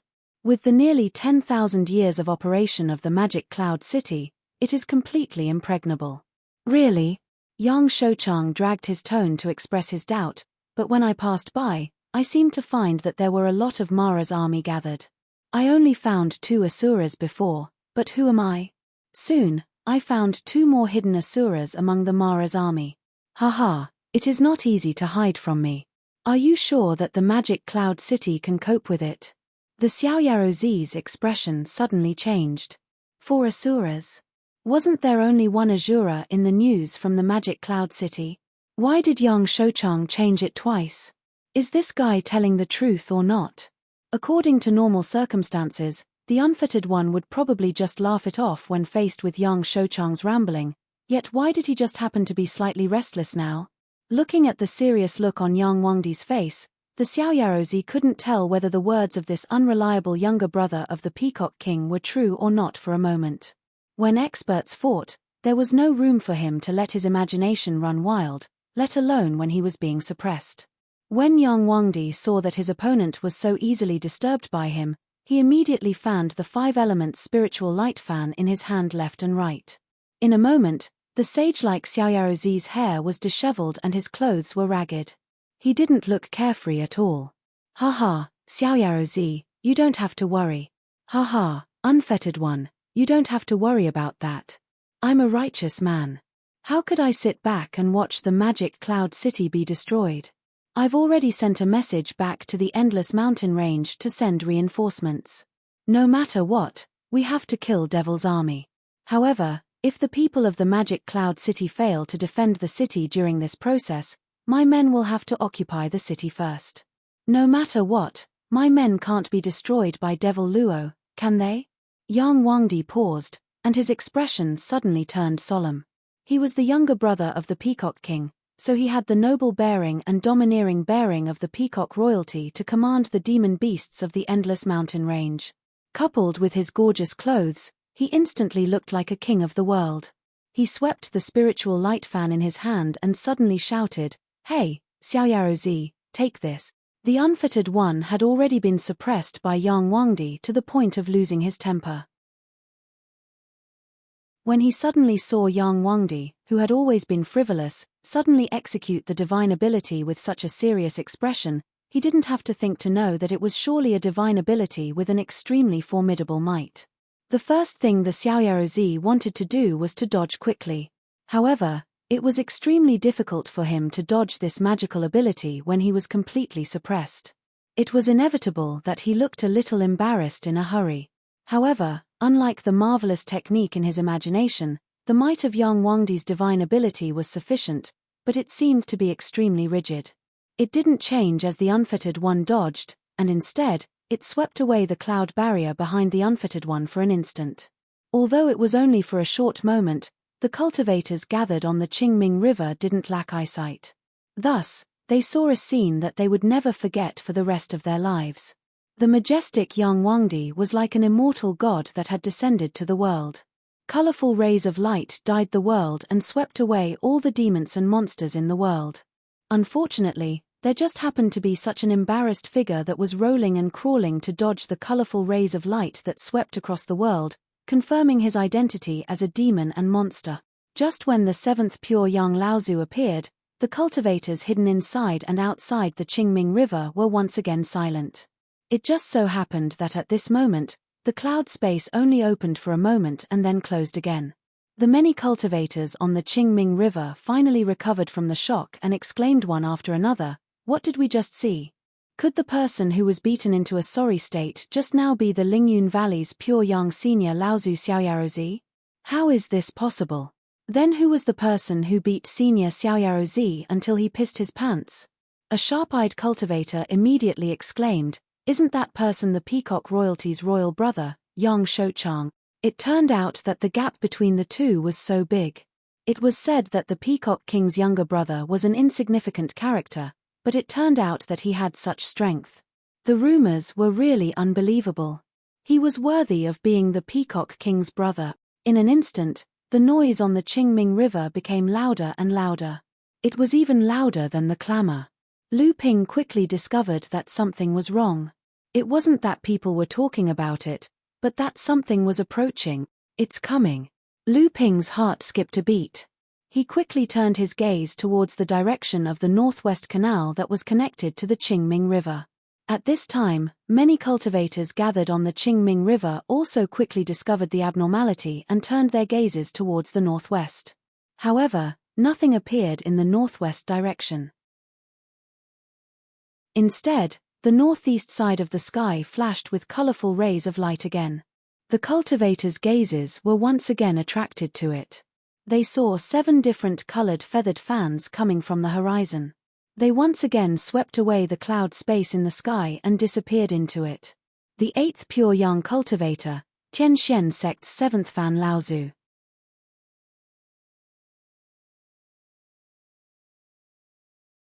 Chapter 1162. 7 feather fans of different colors entered the cloudy space one after another. Everyone knew that this could only represent the one and only pure young Laozu in the cultivation world, and that was Tianxian sect's pure young cultivator, 7 Laozu. Mu Yi Laozu's endless falling trees were immediately blocked by 7 Laozu. The 7 feather fans shone with different lights, and like a gale passing through, they turned Mu Yi Laozu's boundless forest upside down. 7 fan, how dare you come here at this time? Are you afraid that Mara's army on the sea will raid your nest? 7 Laozu was still dressed like an old farmer, and he said indifferently, "It will only take 2 days to go back and forth." "I can wait." Mu Yi Laozu said coldly, 7 fan, who do you think you are? The illusion of the boundless forest that was destroyed without a trace suddenly rose again, as if it would never be destroyed, and once again, it drowned 7 Laozu in the boundless forest. However, 7 treasured fans suddenly rose in the sky. 1 fan blew wind, 1 fan blew fire, 1 fan blew water, 1 fan sealed ice, 1 fan blew thousands of swords to the sun, 1 fan blew endless falling trees, and 1 fan blew yellow dust. It was as if the mighty power of heaven and earth had descended. Although the boundless forest was destroyed again and again, Mu Yi Laozu's face became worse and worse. 7 Laozu rose expressionlessly from the endless falling trees with his hands behind his back. Mu Yi Laozu, who was on the opposite side, finally could not hold back anymore. With a trace of shock, he said, 7 feather fan, you've finally refined it. 7 Laozu was still so indifferent, and he said unhurriedly, in the end, it's just a replica. The real 7 feather fan can only become a real heaven-opening artifact when the 7 feathers of the real 7 feather fan are united. However, this is only 7 feather fans, and it can't be united at all. I didn't expect this. Many generations of Tianxian sect cultivators could only promote these 7 feather fans to a first tribulation spiritual treasure. I didn't expect you to successfully pass the second tribulation in your hands. Although the 7 fans can't be united, who dares to say that they are weaker than a pure young spiritual treasure? Tianxian sect was once a large sect that had split from Wuxing school. The 2 sects were entangled with each other, and after thousands of years, they had some understanding of each other's foundation. The method of imitation of the 7 feather fan was obtained by Tianxian sect from Wuxing school. However, Wuxing school eventually gave up on refining it because they found that the feather fans could not be united. However, in order to create a supreme treasure that could suppress the sect, Tianxian sect spent thousands of years, and through the efforts of several generations of cultivators, finally gathered the 7 ice feather fan and finally promoted it to a second tribulation spiritual treasure. Its power was even greater than that of the 5 elements spiritual light fan. Although the 5 elements spiritual light fan was a method of refining spiritual treasures passed down in the past, there was a special method to use this kind of spiritual treasure, and there were various restrictions on the cultivators. Moreover, it was just a substitute magic treasure deduced from Peng Deren's supreme magical power. In terms of power, the 5 elements spiritual light fan might be better than any feather fan. However, although the 7 feather fans could not be united, they were a set after all. When the 7 fans united, the 5 elements spiritual light fan would have to retreat. Xiaoyaro Zi was suppressed by Yang Shouchang, and although Muyi Laozu tried his best to resist, he was also easily held up by the 7 fans. The battle that had been besieging Xiao Baiyu turned from 5-1 to 4-1, and then to 3-1. Xiao Baiyu laughed wildly and said, "Guys, now that the offense and defense have changed, it's time for me to show you what I've learned over the years. One sword to break the sky." It was the word break that Xiao Baiyu personally carved on the stone tablet in Jiao Daoren in the pass. Bailey Changtian and Laozu couldn't even form a seal in front of Xiao Baiyu. Bailey Changtian's attainments in spatial magical power were extremely profound, but the flying sword in Xiao Baiyu's hand was the one that Jiao Daoren used to split the sky. That heaven-breaking sword really broke the sky, so what was a mere spatial magical power? In the face of the power of splitting the sky and splitting the earth, it was only a joke. Even if Xiao Baiyu wasn't Jiao Daoren, he still couldn't be controlled by Bailey Changtian's magical power. One sword to split the sky. It was the word open that Jiao Daoren carved on the stone tablet. The flying fork array formed by the 36 flying forks in front of 8th Sister Zhu could no longer take shape. 8th Sister Zhu saw that the situation wasn't good and hurriedly combined the 36 flying forks into one, but there were still 6 that broke before they could fuse. Originally a second tribulation spiritual treasure, but now it had fallen to the level of a first tribulation spiritual treasure. Without these 6 flying forks, the flying fork array could no longer take shape. 8th Sister Zhu's face suddenly distorted, but in the face of the power of that sword, she couldn't take another step forward. One sword to bury the sky.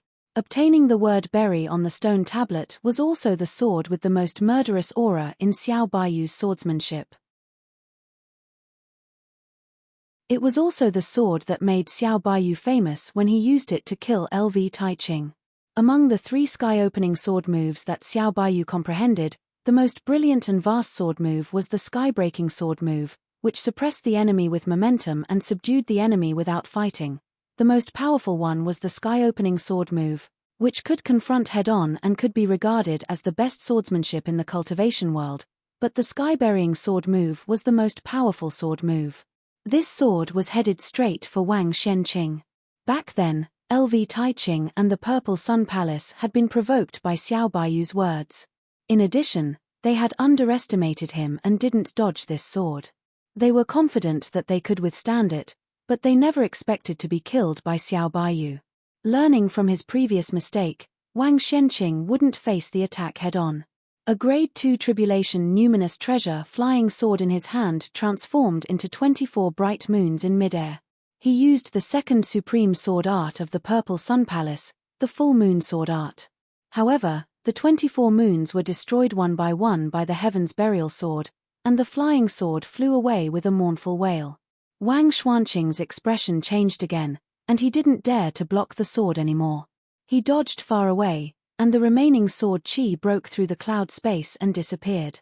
The flying sword returned to Wang Xuanqing's hand. The artifact spirit in it was already on the verge of death. Even if he managed to save it, the flying sword would probably drop a grade and would never be able to advance in the future unless he put it back in the furnace and reforged it again. Just as the 7 Laozu arrived above the Qingming River, the battle cries from the northwest finally approached. The cultivators on the Qingming River exclaimed one after another. Obviously, they already knew what had happened. Following a loud bang, Mara's army surged up the Qingming River along the canal. The first to bear the brunt was the Northern Alliance's treasure ship whose sail had been cut by Xiao Baiyu. My friends in front, quickly intercept them. Join forces with our friends from Magic Cloud City, the Yuan brothers, and our Peacock royalty to kill this group of Mara's army. Far behind the Mara's army, A loud shout came from afar. This group of Mara's army was actually driven here by someone, and they didn't look very powerful. Moreover, with the three major forces of Magic Cloud City, the Yuan family, and the Peacock royalty involved, it seemed like it was indeed a good time to kill them. However, before the Mara's army could reach them, more than 10 beams of light suddenly shot out from the treasure ship and rushed towards the Mara's army. The cultivators from the various clans who were ready to fight immediately stopped in their tracks. What a joke! When did the Northern Alliance's treasure ship have so many Dharma adepts? And all of them were mid-Dharma adepts. Very quickly, someone recognized the origins of these people from the beams of light. Chang Sansai, Zun Liuhe, and Zhu Jiuwan of the Nine Xian Tower, Su Jin and Guo Wanxing of the Ziyang Palace, Mu Chongxing and Qin Wuliang of the Wuxing School, Sima Chongfeng of the Skyward Pavilion. Surprisingly, most of them were direct adepts from the 5 Holy Lands. Only 2 or 3 mid-Dharma adepts were from the Northern Alliance in the past, but now they were following Hanya Laozu. The 5 Holy Lands were very cunning. Just based on the direct adepts from these Holy Lands alone, each of them had few opponents of the same level as them. Even if the cultivators who surrounded the Northern Alliance's treasure ship this time were able to break the protective array of the treasure ship, how many of them could survive under the attack of these direct adepts from the Holy Lands? Moreover, there were still these pure young Laozu in the sky who had long hidden themselves. If not for Xiao Baiyu's appearance, all of them combined would not even be enough to fill the gaps between the teeth of a single pure young Laozu. Of course, these people did not know that the 5 Holy Lands had actually set up such a huge formation because of Xiao Baiyu. They only thought that if Xiao Baiyu's arrival had not ruined the pure young Laozu's plot and forced them to show up to stop them, these pure young Laozu would probably have killed them. Inexplicably, these cultivators who did not know the truth more or less felt grateful to Xiao Baiyu. Even if they did not feel grateful, at least their impression of Xiao Baiyu, the 7 fans Laozu, and the others was at least better than the pure young Laozu of the 5 Holy Lands. Lu Ping secretly shook his head. If they had known that the Northern Alliance female cultivator who had previously spread the news was just a plot by the 6 Holy Lands against Xiao Baiyu, and that the news had suddenly spread in the cultivation world, there was an 80 to 90% chance that Xiao Baiyu was the one behind it, adding fuel to the fire. Who knew what these people would think? More than 10 mid-Dharma adepts had formed a line of defense in front of the treasure ship, blocking the attack of the chased-away Mara army in one fell swoop. However, in the midst of a few explosive roars, 4 Asuras suddenly sprang out from Mara's army and rushed towards the 10 or so disciples of the Holy Lands. There were also a few Jade Mara following behind them. What? Even the disciples of the Holy Lands were shocked at this time. In the face of the attack of the Asuras, they had no choice but to dodge in a panic. They did not even have time to think about how the Magic Cloud City and the Peacock clan cultivators would be able to drive away the Mara army with Asuras. At this moment, a ray of sword light suddenly fell from the cloudy space in the sky. After Wang Xianqing dodged the buried heaven sword technique that had defeated the full moon sword technique, it fell silently on the treasure ship that was anchored on the Qingming River and could not move. Was it Wang Xuanqing's intention? Or was it Xiao Baiyu's intention? The formation shield of the Northern Alliance treasure ship, which had already been vulnerable to a single blow, suddenly shattered. The sword light went straight down, directly breaking the treasure cabin space, and a large spirit vein that was imprisoned in the treasure cabin space suddenly leaked out. All of the treasure ship's defensive measures were destroyed by the sword light, and the rich spirit chi that leaked out immediately attracted the attention of the Asuras who were originally rushing towards the 10 or so disciples of the Holy Lands. Following closely behind them was the tens of thousands of Mara army. Chapter 1163. None of the sects would allow their heirs to fight against the Asuras, unless it was a disaster like Chengling Island. Under the attack of the 4 Asuras, the heirs of the 5 major sects immediately scattered. However, at this moment, the Northern Alliance's treasure ship was accidentally destroyed by Xiao Baiyu's sword. It was also the treasure cabin that contained at least one large spirit meridian. Dense spiritual qi immediately leaked on the surface of the Qingming River, attracting the attention of the asuras who were originally charging at the few air cultivators. Following closely behind them were nearly 10,000 big and small asuras. Like moths that had discovered a light, they all swarmed toward the treasured ship. The Northern Alliance's treasure ship is finished. Lu Ping sighed softly. In reality, the treasure ship was still trying its best to resist. Although the spirit meridian in the treasure cabin had been leaked, the treasure ship could still use the spirit meridian to perform a part of its magical powers. Countless talismans that were engraved on the treasure ship that could still be used were all activated by the Northern Alliance cultivators. Many of these powerful magical powers could even kill Shwe Mara or even severely injure Yu Mara. However, although the treasure ship that had lost its protective formation had dealt a heavy blow to Mara's army, the remaining Mara still continued to attack the treasure ship. What are you waiting for? This is a once-in-a-lifetime opportunity to annihilate Mara's army. Xian Yun Laozu was chasing after Mara's army. When he saw the formation on the Qingming River, how could he not understand what had happened here? However, he hated Mara's army for destroying Magic Cloud City. At this time, he could not care less about the 5 Holy Lands and the Northern Alliance's treasure ship. He just blindly encouraged the Dharma adepts who were watching to attack together and kill all the Mara who had broken through Magic Cloud City. Xian Yun Laozu was the first to rush up and chase after an Azura into the treasure ship's treasure cabin.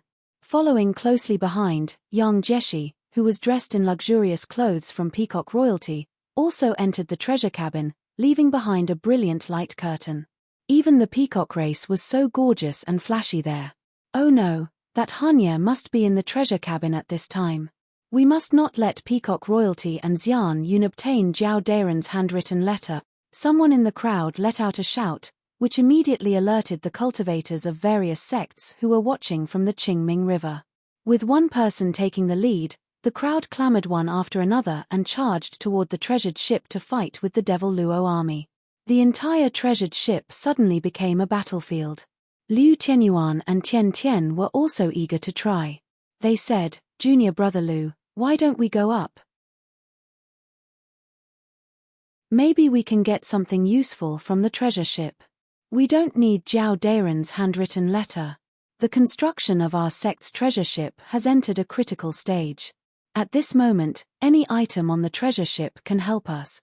At this time, Lu Ping suddenly asked, "Did you guys find out where those cultivators from the Holy Lands went?" Liu Tianyuan was stunned and said, "Did they not join in the battle against Mara's army on the treasure ship?" Lu Ping shook his head and said, "There are at least 11 or 12 cultivators from the Holy Lands. If they started to clear out Mara's army just now, it's impossible that they didn't see any of them. They must have escaped in the chaos just now. Strange, where did they go?" Tian Tian also found something wrong at this time. There really wasn't a single cultivator from the Holy Lands fighting with Mara on the Qingming River. Instead, there were many cultivators from the Northern Alliance who were originally on the treasure ship. As soon as Tian Tian finished speaking, he saw Lu Ping's expression suddenly go grim, and then he swiftly turned around and swung his hand, causing a strand of sword chi to slash behind Lu Ping's arm that was slashing down. Liu Tianyuan and Tian Tian were shocked, and they hurriedly turned around to take precautions. Yet they saw Lu Ping's seemingly material sword light was actually easily received by a middle-aged cultivator with a stiff expression with a single palm. In their state of shock, Liu Tianyuan and Tian Tian were about to execute their divine abilities, yet they were stopped by Lu Ping, who stretched out his hand from the side. Right when the two of them were puzzled, they heard Lu Ping say curiously, "Senior Long Huai, how did you come out?"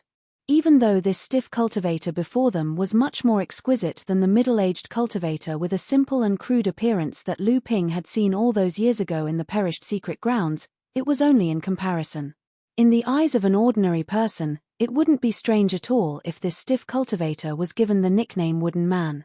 This person was none other than Long Huai's avatar that Lu Ping had seen when he entered the perished secret grounds all those years ago. At this moment, the cultivation of this avatar had obviously improved greatly compared to before, and in Lu Ping's senses, the aura of this avatar was practically similar to that of a great Dharma adept. Even though Liu Tianyuan and Tian Tian were stopped by Lu Ping, they still seemed to be slightly surprised and bewildered after they glanced at each other. Such a figure had actually soundlessly arrived behind the three of them, and if he really had malicious intent, the three of them wouldn't have been able to dodge in advance. However, based on Lu Ping's expression, it was obvious that the two of them were extremely familiar with each other, and the vigilance in their hearts slowly lowered.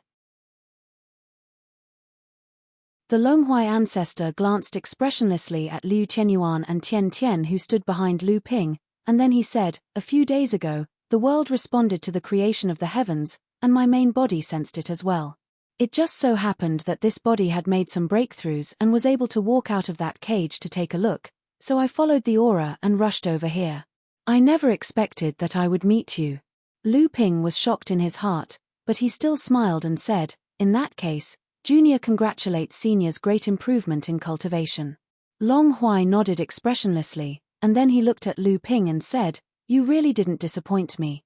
We haven't seen each other for a short period of over 100 years, yet you've actually grown to such an extent. The old man's judgment all those years ago really wasn't wrong. This is all thanks to the fortune of meeting Senior all those years ago and Senior's intention to fulfill my wish." Longhuai shook his head and said, "The old man has experienced the passage of time, and there are many people that have tried to fulfill his wish. But up until now, perhaps only you are able to lend the old man a hand in the future." Lu Ping was stunned in his heart, and for a time, there were numerous questions in his heart. He instantly had guesses, but it added even more questions to his heart. However, when he thought about how Longhuai still asked for his help earlier, Lu Ping asked in a probing manner, "What's the creation of the heavens you sensed, Senior?" Longhuai glanced at Lu Ping and said, "You possess a creation of the heavens as well, and it was bestowed by the old man a few thousand years ago to a cultivator that possessed a rather natural talent in the Tao of formations that entered the perished secret area. Originally, the old man thought that he might be able to borrow the strength of the old man in the future. Unfortunately, it brought some trouble to the old man instead. I never expected that this treasure would be obtained by you in the end, and it has even fused with your soul and become one with you." Liu Qianyuan and Tian Tian were already extremely shocked since a long time ago. Never had they imagined that they'd come from the northern sea to the extreme south of the Central Territories. Originally, they only wanted to witness the scene of all the cultivators in the world fighting for a creation of the heavens, yet never had they imagined that their junior brother would possess a creation of the heavens. Lu Ping's expression changed violently as well. He naturally knew that the creation of the heavens Longhuai spoke of was the ultimate treasure of the Void sect that recorded the 9 great foundation formations and the divine perception carving secret technique. At the same time, that golden scale that had already transformed into the reverse scale of the Dharma idol had confirmed Longhuai's guess that the Void sect was a pawn that Longhuai had set up all those years ago. But at the same time, it caused Lu Ping to increase his suspicions of the relationship between Longhuai and Jiao Daoren from all those years ago. But when he saw that Longhuai seemed to have no intention of taking it back, Lu Ping asked, "Then the creation of the heavens that Senior sensed this time is the treasure in my possession?" Longhuai shook his head and said, "It isn't for the sake of the treasure in your possession, nor is it for the treasure in that vessel. It's for the sake of another treasure that caused all the treasures in the world to respond to it." Lu Ping's heart sank, yet he still asked, "Another treasure?" Longhuai said, "Yes, that treasure seems to have an indescribable relationship with me. However, it only appeared for an instant at that time, and then no traces of it could be found after that. It ought to have been refined with the heart's blood by someone as soon as it took form, causing it to completely become the possession of another. If I want to find it in the future, then unless I see it in person, otherwise, even the old man's main body would probably be unable to find it." Lu Ping's heart eased up slightly when he heard this, and he said, "Senior, do you know the details of that treasure?" Longhuai shook his head and said, "I don't. This treasure has definitely just taken form, so its might isn't sufficient, yet its potential is enormous.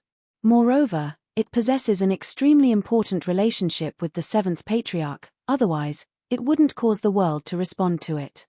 The sword of true spirit that had just overcome the first heavenly tribulation had only just taken form according to the Longhuai ancestor, but in the hands of Lu Ping, it was capable of annihilating the great cultivator Nanyu Laozu with a single strike. Liu Qianyuan and Chen Shi, who stood behind Lu Ping, had already been shaken by the numerous secrets that the Longhuai ancestor spoke of since a long time ago. Lu Ping composed his mind and continued asking, "Senior, do you have any instructions for me?" The Longhuai ancestor's stunned gaze finally moved slightly at this moment, and he looked towards the Northern Alliance's treasured vessel that had transformed into a battlefield on Azure Netherworld River.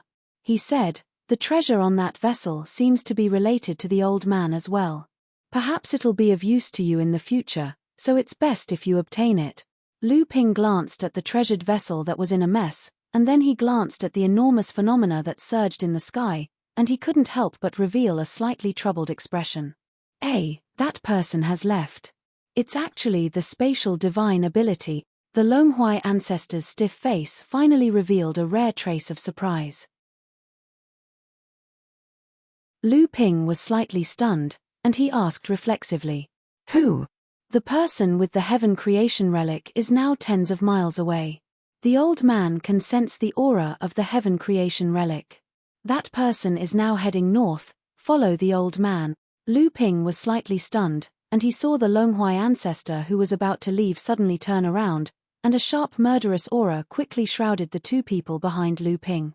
These two have listened to the old man's many words. If it's useless, then the old man will deal with them. The sharp murderous aura instantly shrouded Liu Qianyuan and Tian Tian. They could feel that if there was even the slightest movement, the person in front of them would definitely kill them on the spot. Even Lu Ping might not be able to save them.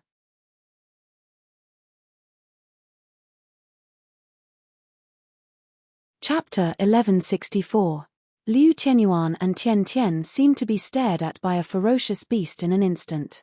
If they made the slightest movement, they would inevitably suffer a fatal blow from the Longhuai ancestor. Lu Ping hurriedly stopped in front of the two and said, "Senior, these two are from the same sect. They will never reveal what happened today." "Same sect?" The Longhuai ancestor seemed to ponder something, and then said, "That may not be true. The old man has seen many things in the secret plane where disciples kill each other, brothers kill each other, father and son kill each other because of a treasure. They can't be trusted." Lu Ping's expression changed drastically. He abruptly flicked his hands and the two little blue snakes caught the two black seeds in their mouths. However, Lu Ping seemed to be unable to withstand the force and was forced to take a few steps back. The two black seeds in the little snakes' mouths suddenly exploded, instantly absorbing all of Lu Ping's profound essence. The seeds then turned into two rapidly growing black poisonous vines. Lu Ping's eyes widened in shock. And the two black seeds suddenly exploded, instantly absorbing Lu Ping's profound essence. "Senior," the Longhuai ancestor's eyes flashed with surprise, and said, "You can actually discover and withstand the old man's attack. You really did not disappoint the old man, and even far exceeded the old man's expectations." Liu Qianyuan and Tian Tian were already frightened by the sudden exchange between the two sides. At this time, they realized that if it was not for Lu Ping's previous intervention, the two would have already been killed by the person in front of them. Looking at the two rattan swaying on the ground, it was obviously a kind of poisonous thing that grows quickly by devouring spiritual qi. Once the seeds were planted without anyone knowing, they would have already been sucked dry. Devouring poisonous vine, there really is such a poisonous thing in the cultivation world. Tian Tian exclaimed. He and Liu Qianyuan had already released their protective magic weapons almost at the same time. Just two pea-sized seeds were able to shake Lu Ping back, and this was just an incarnation. Lu Ping suppressed the shock in his heart and said, "Senior, this junior can guarantee with his life that these two senior brothers will never speak of today's matter." Ancestor Long Huai glanced at the three of them with a scrutinizing gaze, and then he said abruptly, "Fine, I'll believe you this time. But the three of you have to be clearly aware that so long as the matter today is leaked in the slightest, then I'm even able to annihilate the sects behind all of you with a flip of my hand. Don't say I didn't warn you." Liu Qianyuan and Tian Tian were both silent. At this time, the Longhuai ancestor glanced at the clouds in mid-air, then turned around and went around the other side of the Qingming River.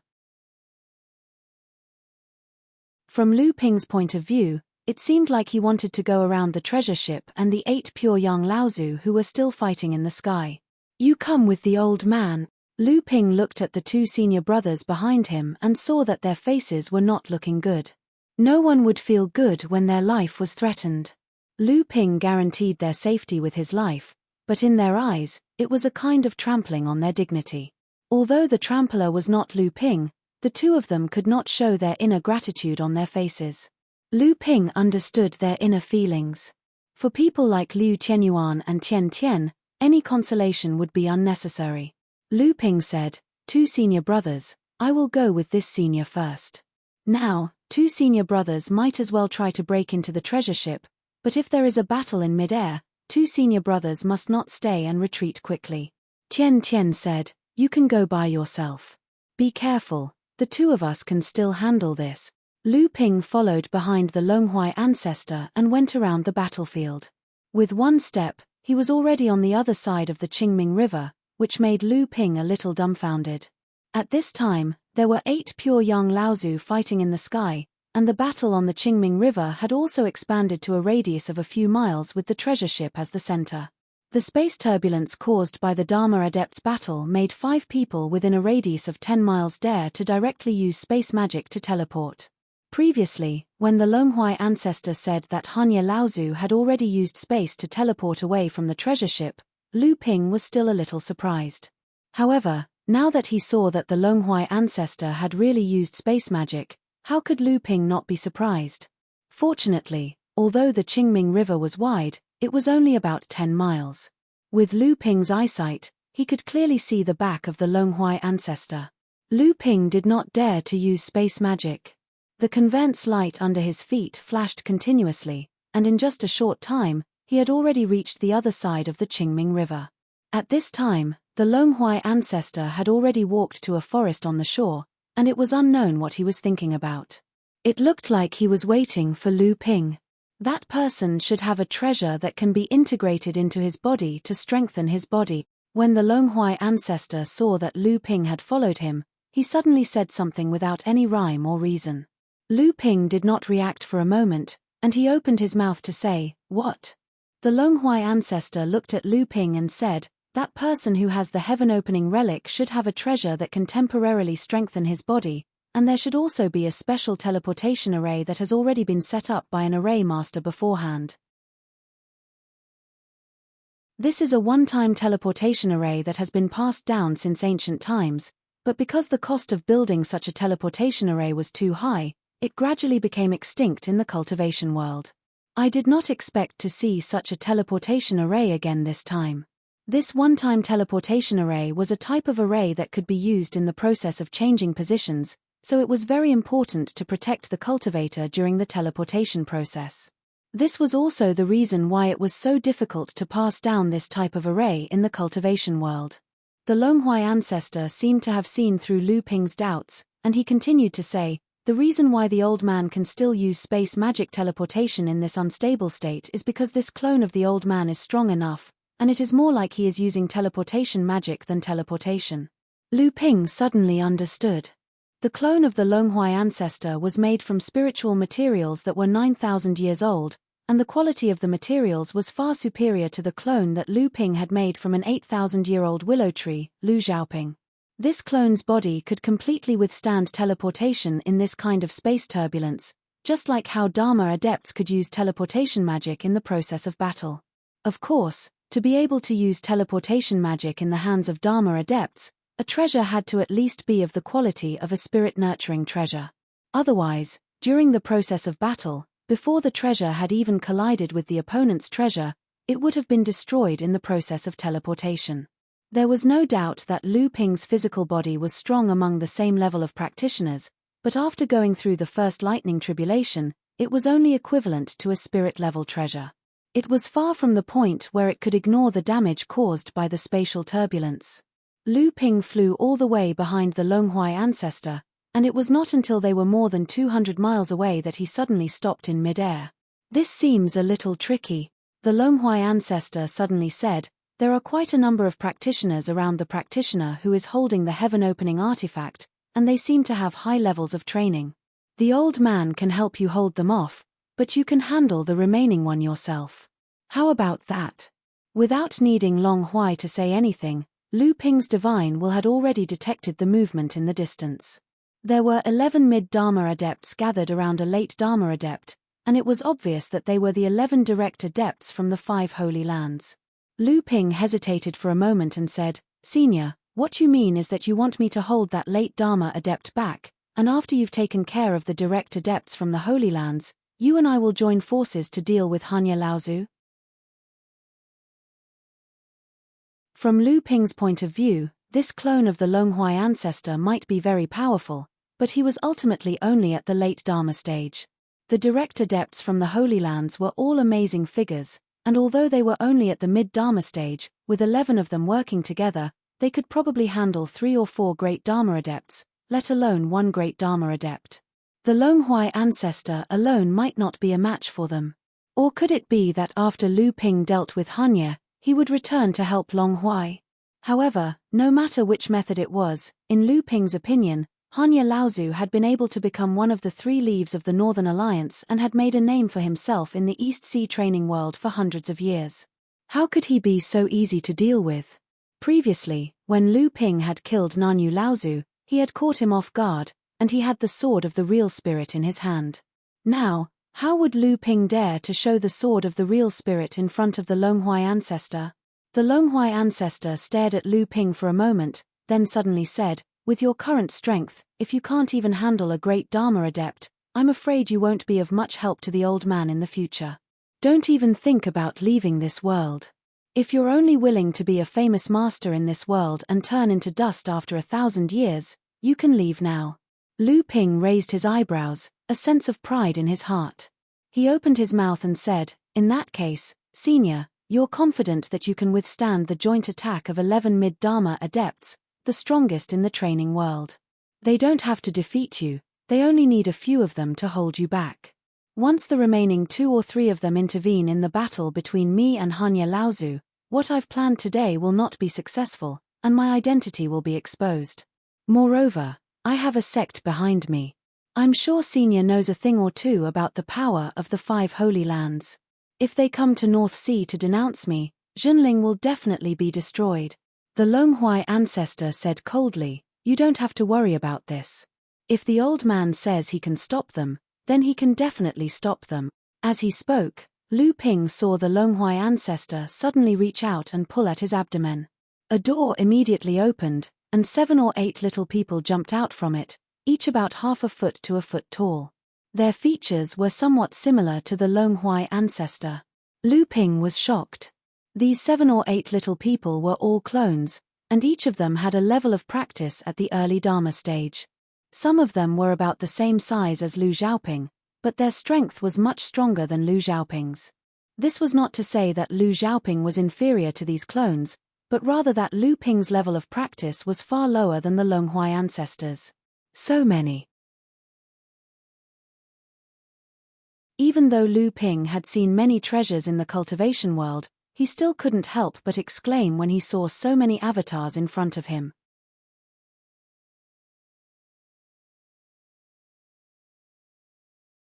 Chapter 1165. However, this was not the end. The arms and legs of the Longhuai ancestor opened up again, and 7 or 8 little people of different sizes jumped out. After that, they even lifted up their own skulls and pulled out a little person from inside before putting their skulls back in place. Lu Ping swallowed a mouthful of saliva and asked hoarsely, "Senior, can you use all these avatars? What do you think?" This time, the Longhuai ancestor asked Lu Ping in a very human way, as if he was a little proud of Lu Ping's surprise. The 15 little people jumped around the Longhuai ancestor, making different movements, but they were very skilled, and Lu Ping could also see that these little people knew how to cooperate with each other. This was actually a Dao soldier formation, formed by avatars at the early Dharma stage. This avatar of the old man is refined from 9,000 years old withered bamboo, and its body has its own space. This Dao soldier formation was created by the old man to kill time in these tens of thousands of years after his awakening. As for the materials needed to refine this Dao soldier formation, you must have seen them in the secret area. Lu Ping had naturally seen them before. The trees in the forest were all more than 5,000 years old, and the withered trees had probably been refined by the Longhuai ancestor into avatars, forming the Dao soldier formation in front of him now. Do you think the old man can take down those 11 minor repairs at the mid-Dharma stage? The Longhuai ancestor actually asked Lu Ping this question. At this time, Lu Ping realized that the Longhuai ancestor had returned to the kind of kindness Lu Ping had shown when they first met in the secret area. The decisive way he had killed Liu Qianyuan and Tian Tian was more like a way of protecting himself. Mid-Dharma stage, and minor repairs at that. Perhaps only this old monster in front of him, who had lived for God knows how many years, could say this. Lu Ping cursed inwardly. Then, he said, "Senior, I don't think there's any need for you to bring me here. With this Dao soldier formation, you can easily take down Forefather Frost Leaf along with him." The Longhuai ancestor chuckled and said, "If the old man hadn't met you here, he would naturally do that. But now, consider this a test from the old man. There is one thing that the old man needs to tell you. Don't expect the old man to help you after he has taken down those 11 minor repairs. If you are killed by Hanya, the old man will avenge you. If you run away now, you and I will have nothing to do with each other in the future. But if you kill that Hanya, the heaven-opening relic on him will belong to you." Lu Ping pursed his lips and said, "Why, didn't you want to recover the heaven-opening relic, Zhao Daren's handwritten letter?" The Longhuai ancestor smiled and said, "That was originally abandoned by the old man. If it wasn't for the fact that he didn't want it to fall into the hands of the 6 holy lands, why would he want to recover it?" In the forest, Hanya Laozu and the 11 cultivators from the Holy Lands flew all the way. They had expected Xiao Baiyu's strength when he appeared, predicted that Xiao Baiyu might cause damage to the ship, and even predicted that Xiao Baiyu might have a helper.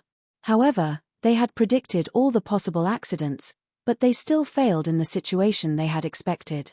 Everyone knew that Xiao Baiyu was strong enough, but they still underestimated his strength.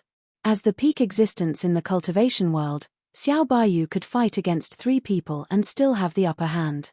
He even had the time to make the fatal sword strike that destroyed the ship. They clearly knew where the opponent's strongest move was, but in the end, they still lost because of this strongest move. This was the philosophy that sword cultivators upheld.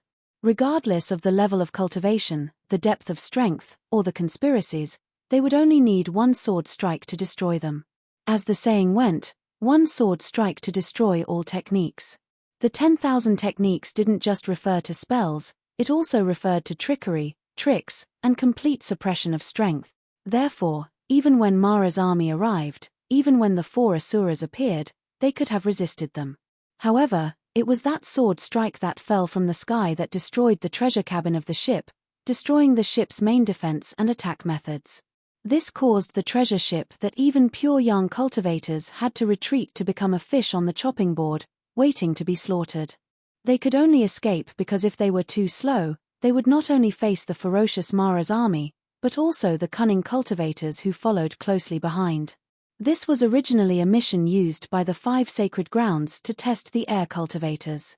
Apart from killing Xiao Baiyu, the 5 pure young cultivators Laozu had to worry about it. All the other difficulties had to be dealt with by themselves.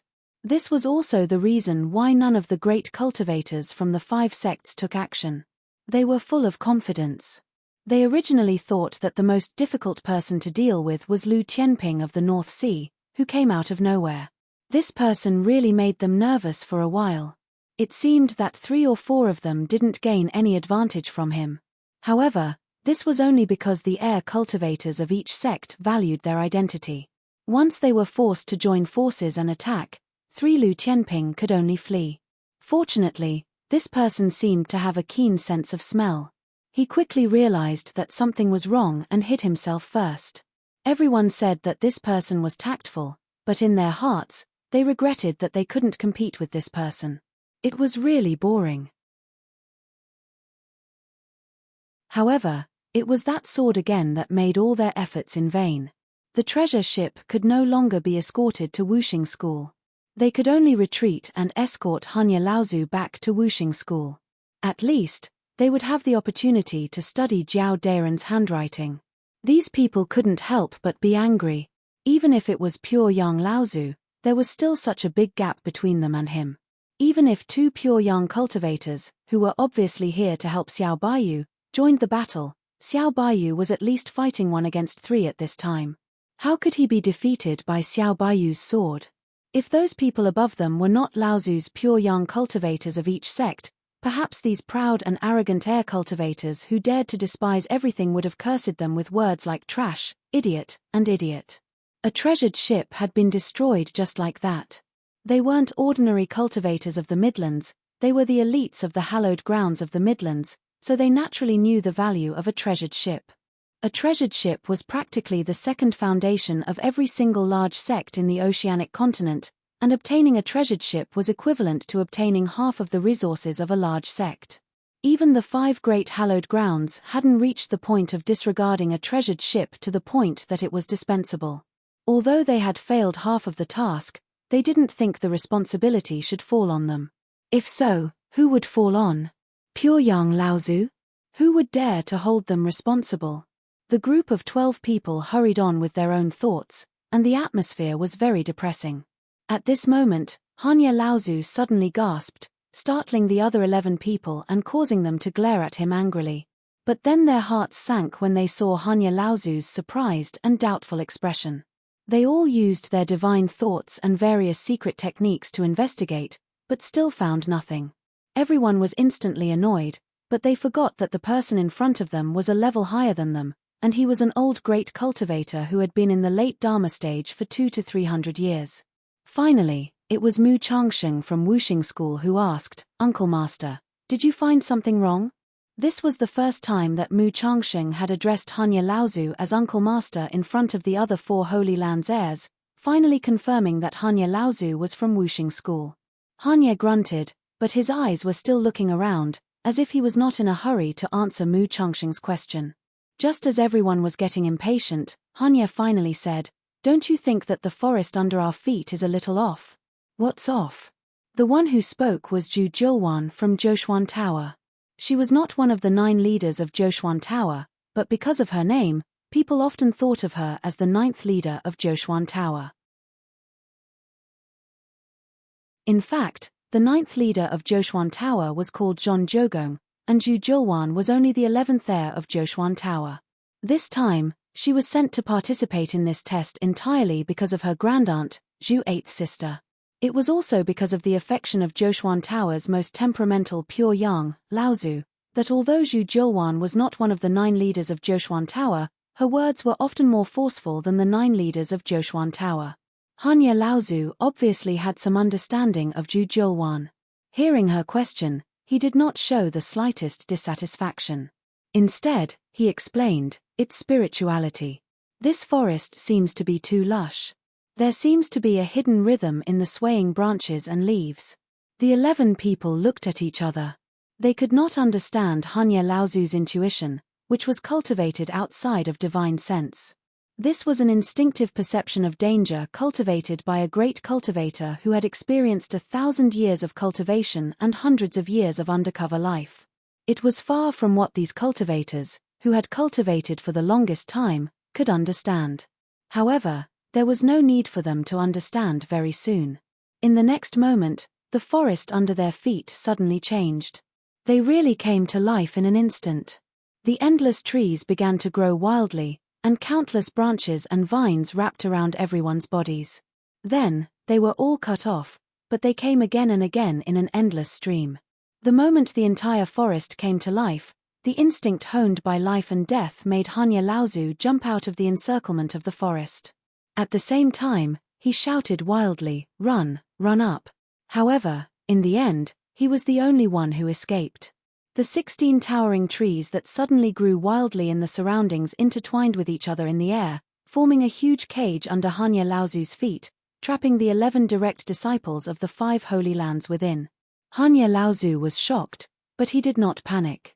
He hugged the air with both hands, and a white light suddenly condensed in them. Hanya Laozu pressed the light ball down. Layers of frost immediately moistened the branches and vines, invading the huge tree cage. The infected leaves and vines would shatter into countless ice shards with just a light knock. However, A green light full of vitality suddenly rose from the bottom of the giant tree cage. The originally frozen branches and leaves suddenly revived, glowing with vitality. Under the breeze, they rustled, as if laughing at Hanya Laozu.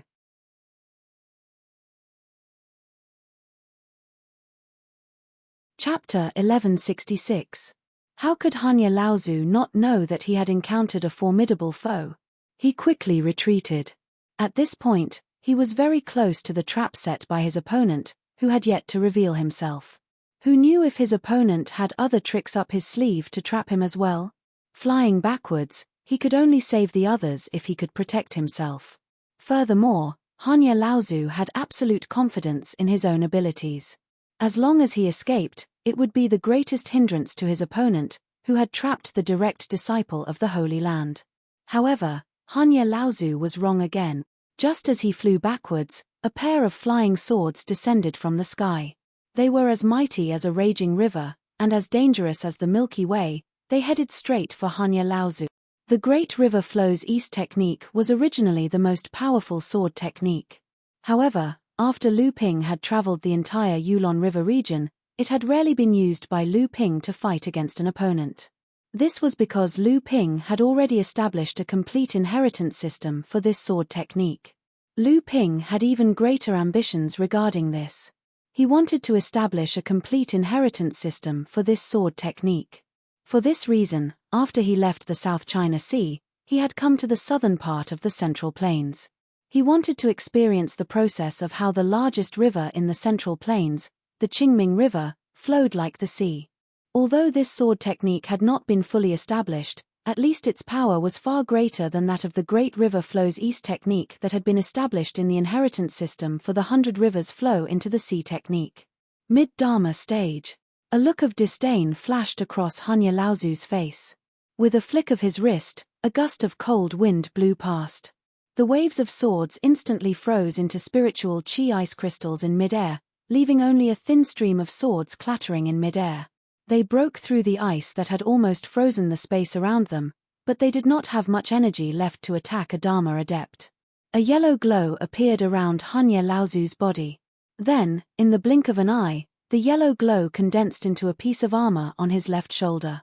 Then, with a piercing sound, a dark blue sword actually pierced through the armor, but in the end, it did not hurt Hanya Laozu's body.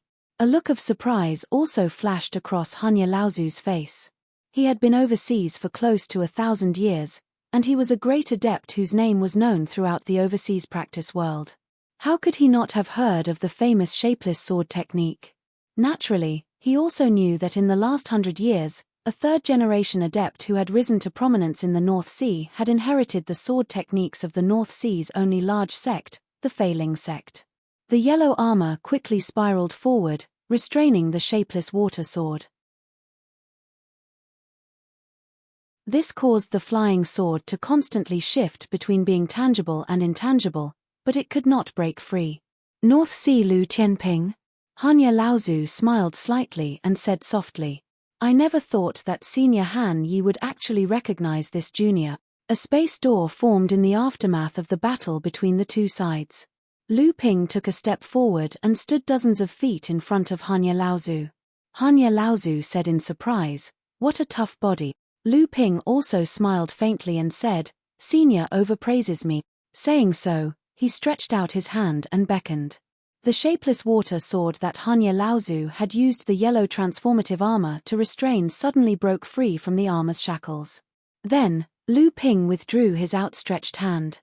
As for where the shapeless sword had gone, perhaps no one but Lu Ping knew. Hanya Laozu's expression suddenly became a bit more dignified.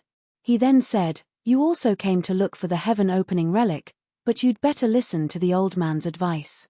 This thing is not something you can touch, and it's not something that the Zhenling behind you can keep." Hanya Laozu looked at the 11 Holy Land's direct descendants who were still trapped in the giant tree cage not far away.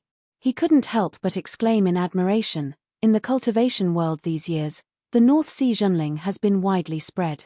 It is very likely that it is the first large sect after the destruction of Feiling sect. Seeing it today, it really is extraordinary. The 11 Holy Land's direct descendants are unexpectedly trapped inside without any movement. This kind of method is indeed worthy of praise from the old man. But are you prepared to face the anger of the 5 Holy Lands? The thin water-flowing sword stood up behind Lu Ping like a folding fan, and then suddenly opened to both sides, forming a semicircular sword fan. Lu Ping said with a smile, "As long as they don't know who did it." Hanya Laozu sneered and said, "What a joke. Do you know that the old man has a treasure that the broken water branch of Wuxing School must have? Wuxing School has been planning for this for thousands of years, so how can they not have a backup plan? What happened on Qingming River has now been reported to the 5 Holy Lands. In only 2 hours, the great practitioners of the 5 Holy Lands will be able to come to the nearest place through the transmitting formation. It is still unknown whether you are a match for the old man. Do you really think you can take down the old man in 2 hours?" Lu Ping chuckled, but Hanya Laozu let out a cold snort. Suddenly, a set of ice armor appeared behind him, and with a crisp clang, the netherwater sword was blocked again. However, the water nether sword was a spirit treasure that had survived one lightning tribulation.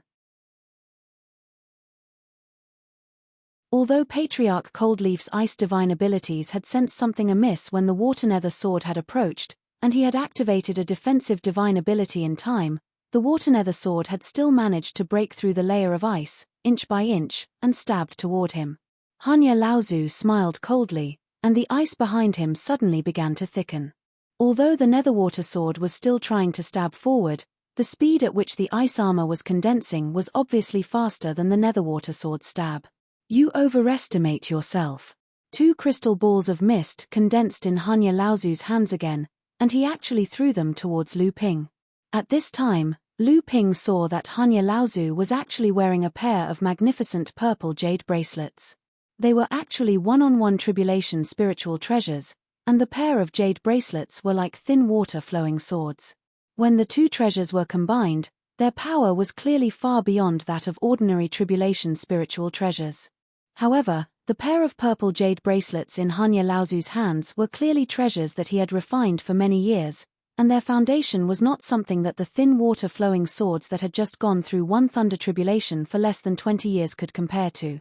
The 1,296 fan blades behind Lu Ping suddenly shot out 2 sword lights, piercing into the 2 balls of cold white mist. However, the result caused Lu Ping to frown slightly. The moment the 2 sword lights pierced into the mist, they were frozen into 2 crystal quintessential essence longswords. Even quintessential essence sword chi could be frozen. Moreover, the moment the sword lights pierced into the mist, the 2 balls of mist instantly followed the sword lights, and the moment the sword lights were frozen, they also converged their own cold chi into the sword lights. Impressively, there were 2 ice-flying swords that were exactly the same as the thin water-flowing swords. The ice-flying swords did not stop. Instead, they became even more ferocious. 2 more sword lights shot out from behind Lu Ping, but only 2 dang-dang sounds were heard, and the 2 ice-flying swords collided with the 2 ice-flying swords. Lu Ping's fingers moved, and 16 sword lights shot out, colliding with the 2 ice-flying swords. Suddenly, he saw Hanya Laozu shake his hand, and the pair of jade bracelets that were originally worn on his wrists, one above and one below, flew towards Lu Ping's head and soles. The 2 began to expand in mid-air, and when they reached Lu Ping's head and feet, they just happened to echo up and down, forming an ice cage, trapping Lu Ping in it. Before the cage was formed, Lu Ping already felt that his surroundings were becoming stiff, and even the void around him seemed to have become angular because of the freezing, making it more difficult for Lu Ping to move. Finally, the upper and lower jade bracelets corresponded, and the ice cage suddenly formed. Lu Ping rushed left and right in it, and the sword light fan behind him shot out as much as possible. Although it delayed the freezing of the ice cage, it was still unable to completely break it. 2 rays of light shot out from Hanya Laozu's hands, and the speed at which the cage condensed suddenly increased. He smiled and said, "Although you have some strength, and even the old man has to use some strength, but in the end, your cultivation is still not enough." The ice cage finally formed, and a huge column of ice completely sealed Lu Ping inside, gradually wearing down Lu Ping's zhenqi, turning him into a frozen corpse. Then, Hanya Laozu waited for his eyes to open. This was because the frozen Lu Ping had disappeared in front of his eyes. There was not the slightest flow of zhenqi, and there was no turbulence in the space. He just disappeared so abruptly. Hanya Laozu's eyes narrowed. This was not Lu Ping's real body, but an illusion condensed from a splash of water. Moreover, it was an illusion at the level of a great magical power. Even Hanya Laozu had not discovered when Lu Ping had used a magical power to escape from the ice cage. The art of crossing the sea of deception. The body of Lu Ping's illusion was originally formed from water. After being completely frozen in the ice cage, the illusion broke by itself, and naturally became a piece of ice, the same ice as the ice cage. Therefore, in the eyes of Hanya Laozu, Lu Ping naturally disappeared in such a strange way. Hanya Laozu instantly understood what was going on, but Lu Ping had already attacked from behind again. The huge waves surged, but it was not as courageous as before. Instead, it was more like he was unwilling to give up day and night, and dripping water could wear away a stone. However, in an instant, Hanya Laozu felt the power of this magical power that Lu Ping had used zhenqi to attract the spiritual qi of heaven and earth. This was a supreme magical power that looked so ordinary. He could not take it head-on. Hanya Laozu suddenly rose into the air. The huge waves whistled past under his feet, pouncing on the forest below Hanya Laozu's feet. It could not even destroy a single tree in the forest. However, in Hanya Laozu's heart, a cold air that was even colder than his ice zhenqi rose. After the huge waves formed by zhenqi swept past, the lush green leaves of the forest began to turn yellow and wither. Closely after, the leaves were sucked dry of water, and the young seedlings and short grass on the ground began to wither and wither. The sounds of insects and birds in the forest suddenly became silent. Accompanied by the rustling of leaves, there was the sound of heavy objects falling from time to time. It seemed that the birds on the trees had lost their lives. Hanya Laozu sucked in a breath of cold air. What a strange and tyrannical supreme magical power. The supreme magical power of life, the art of changing seas into mulberry field. You're tuning in to the Celestial War YouTube channel. Don't forget to subscribe and join us on this journey to catch the most captivating stories,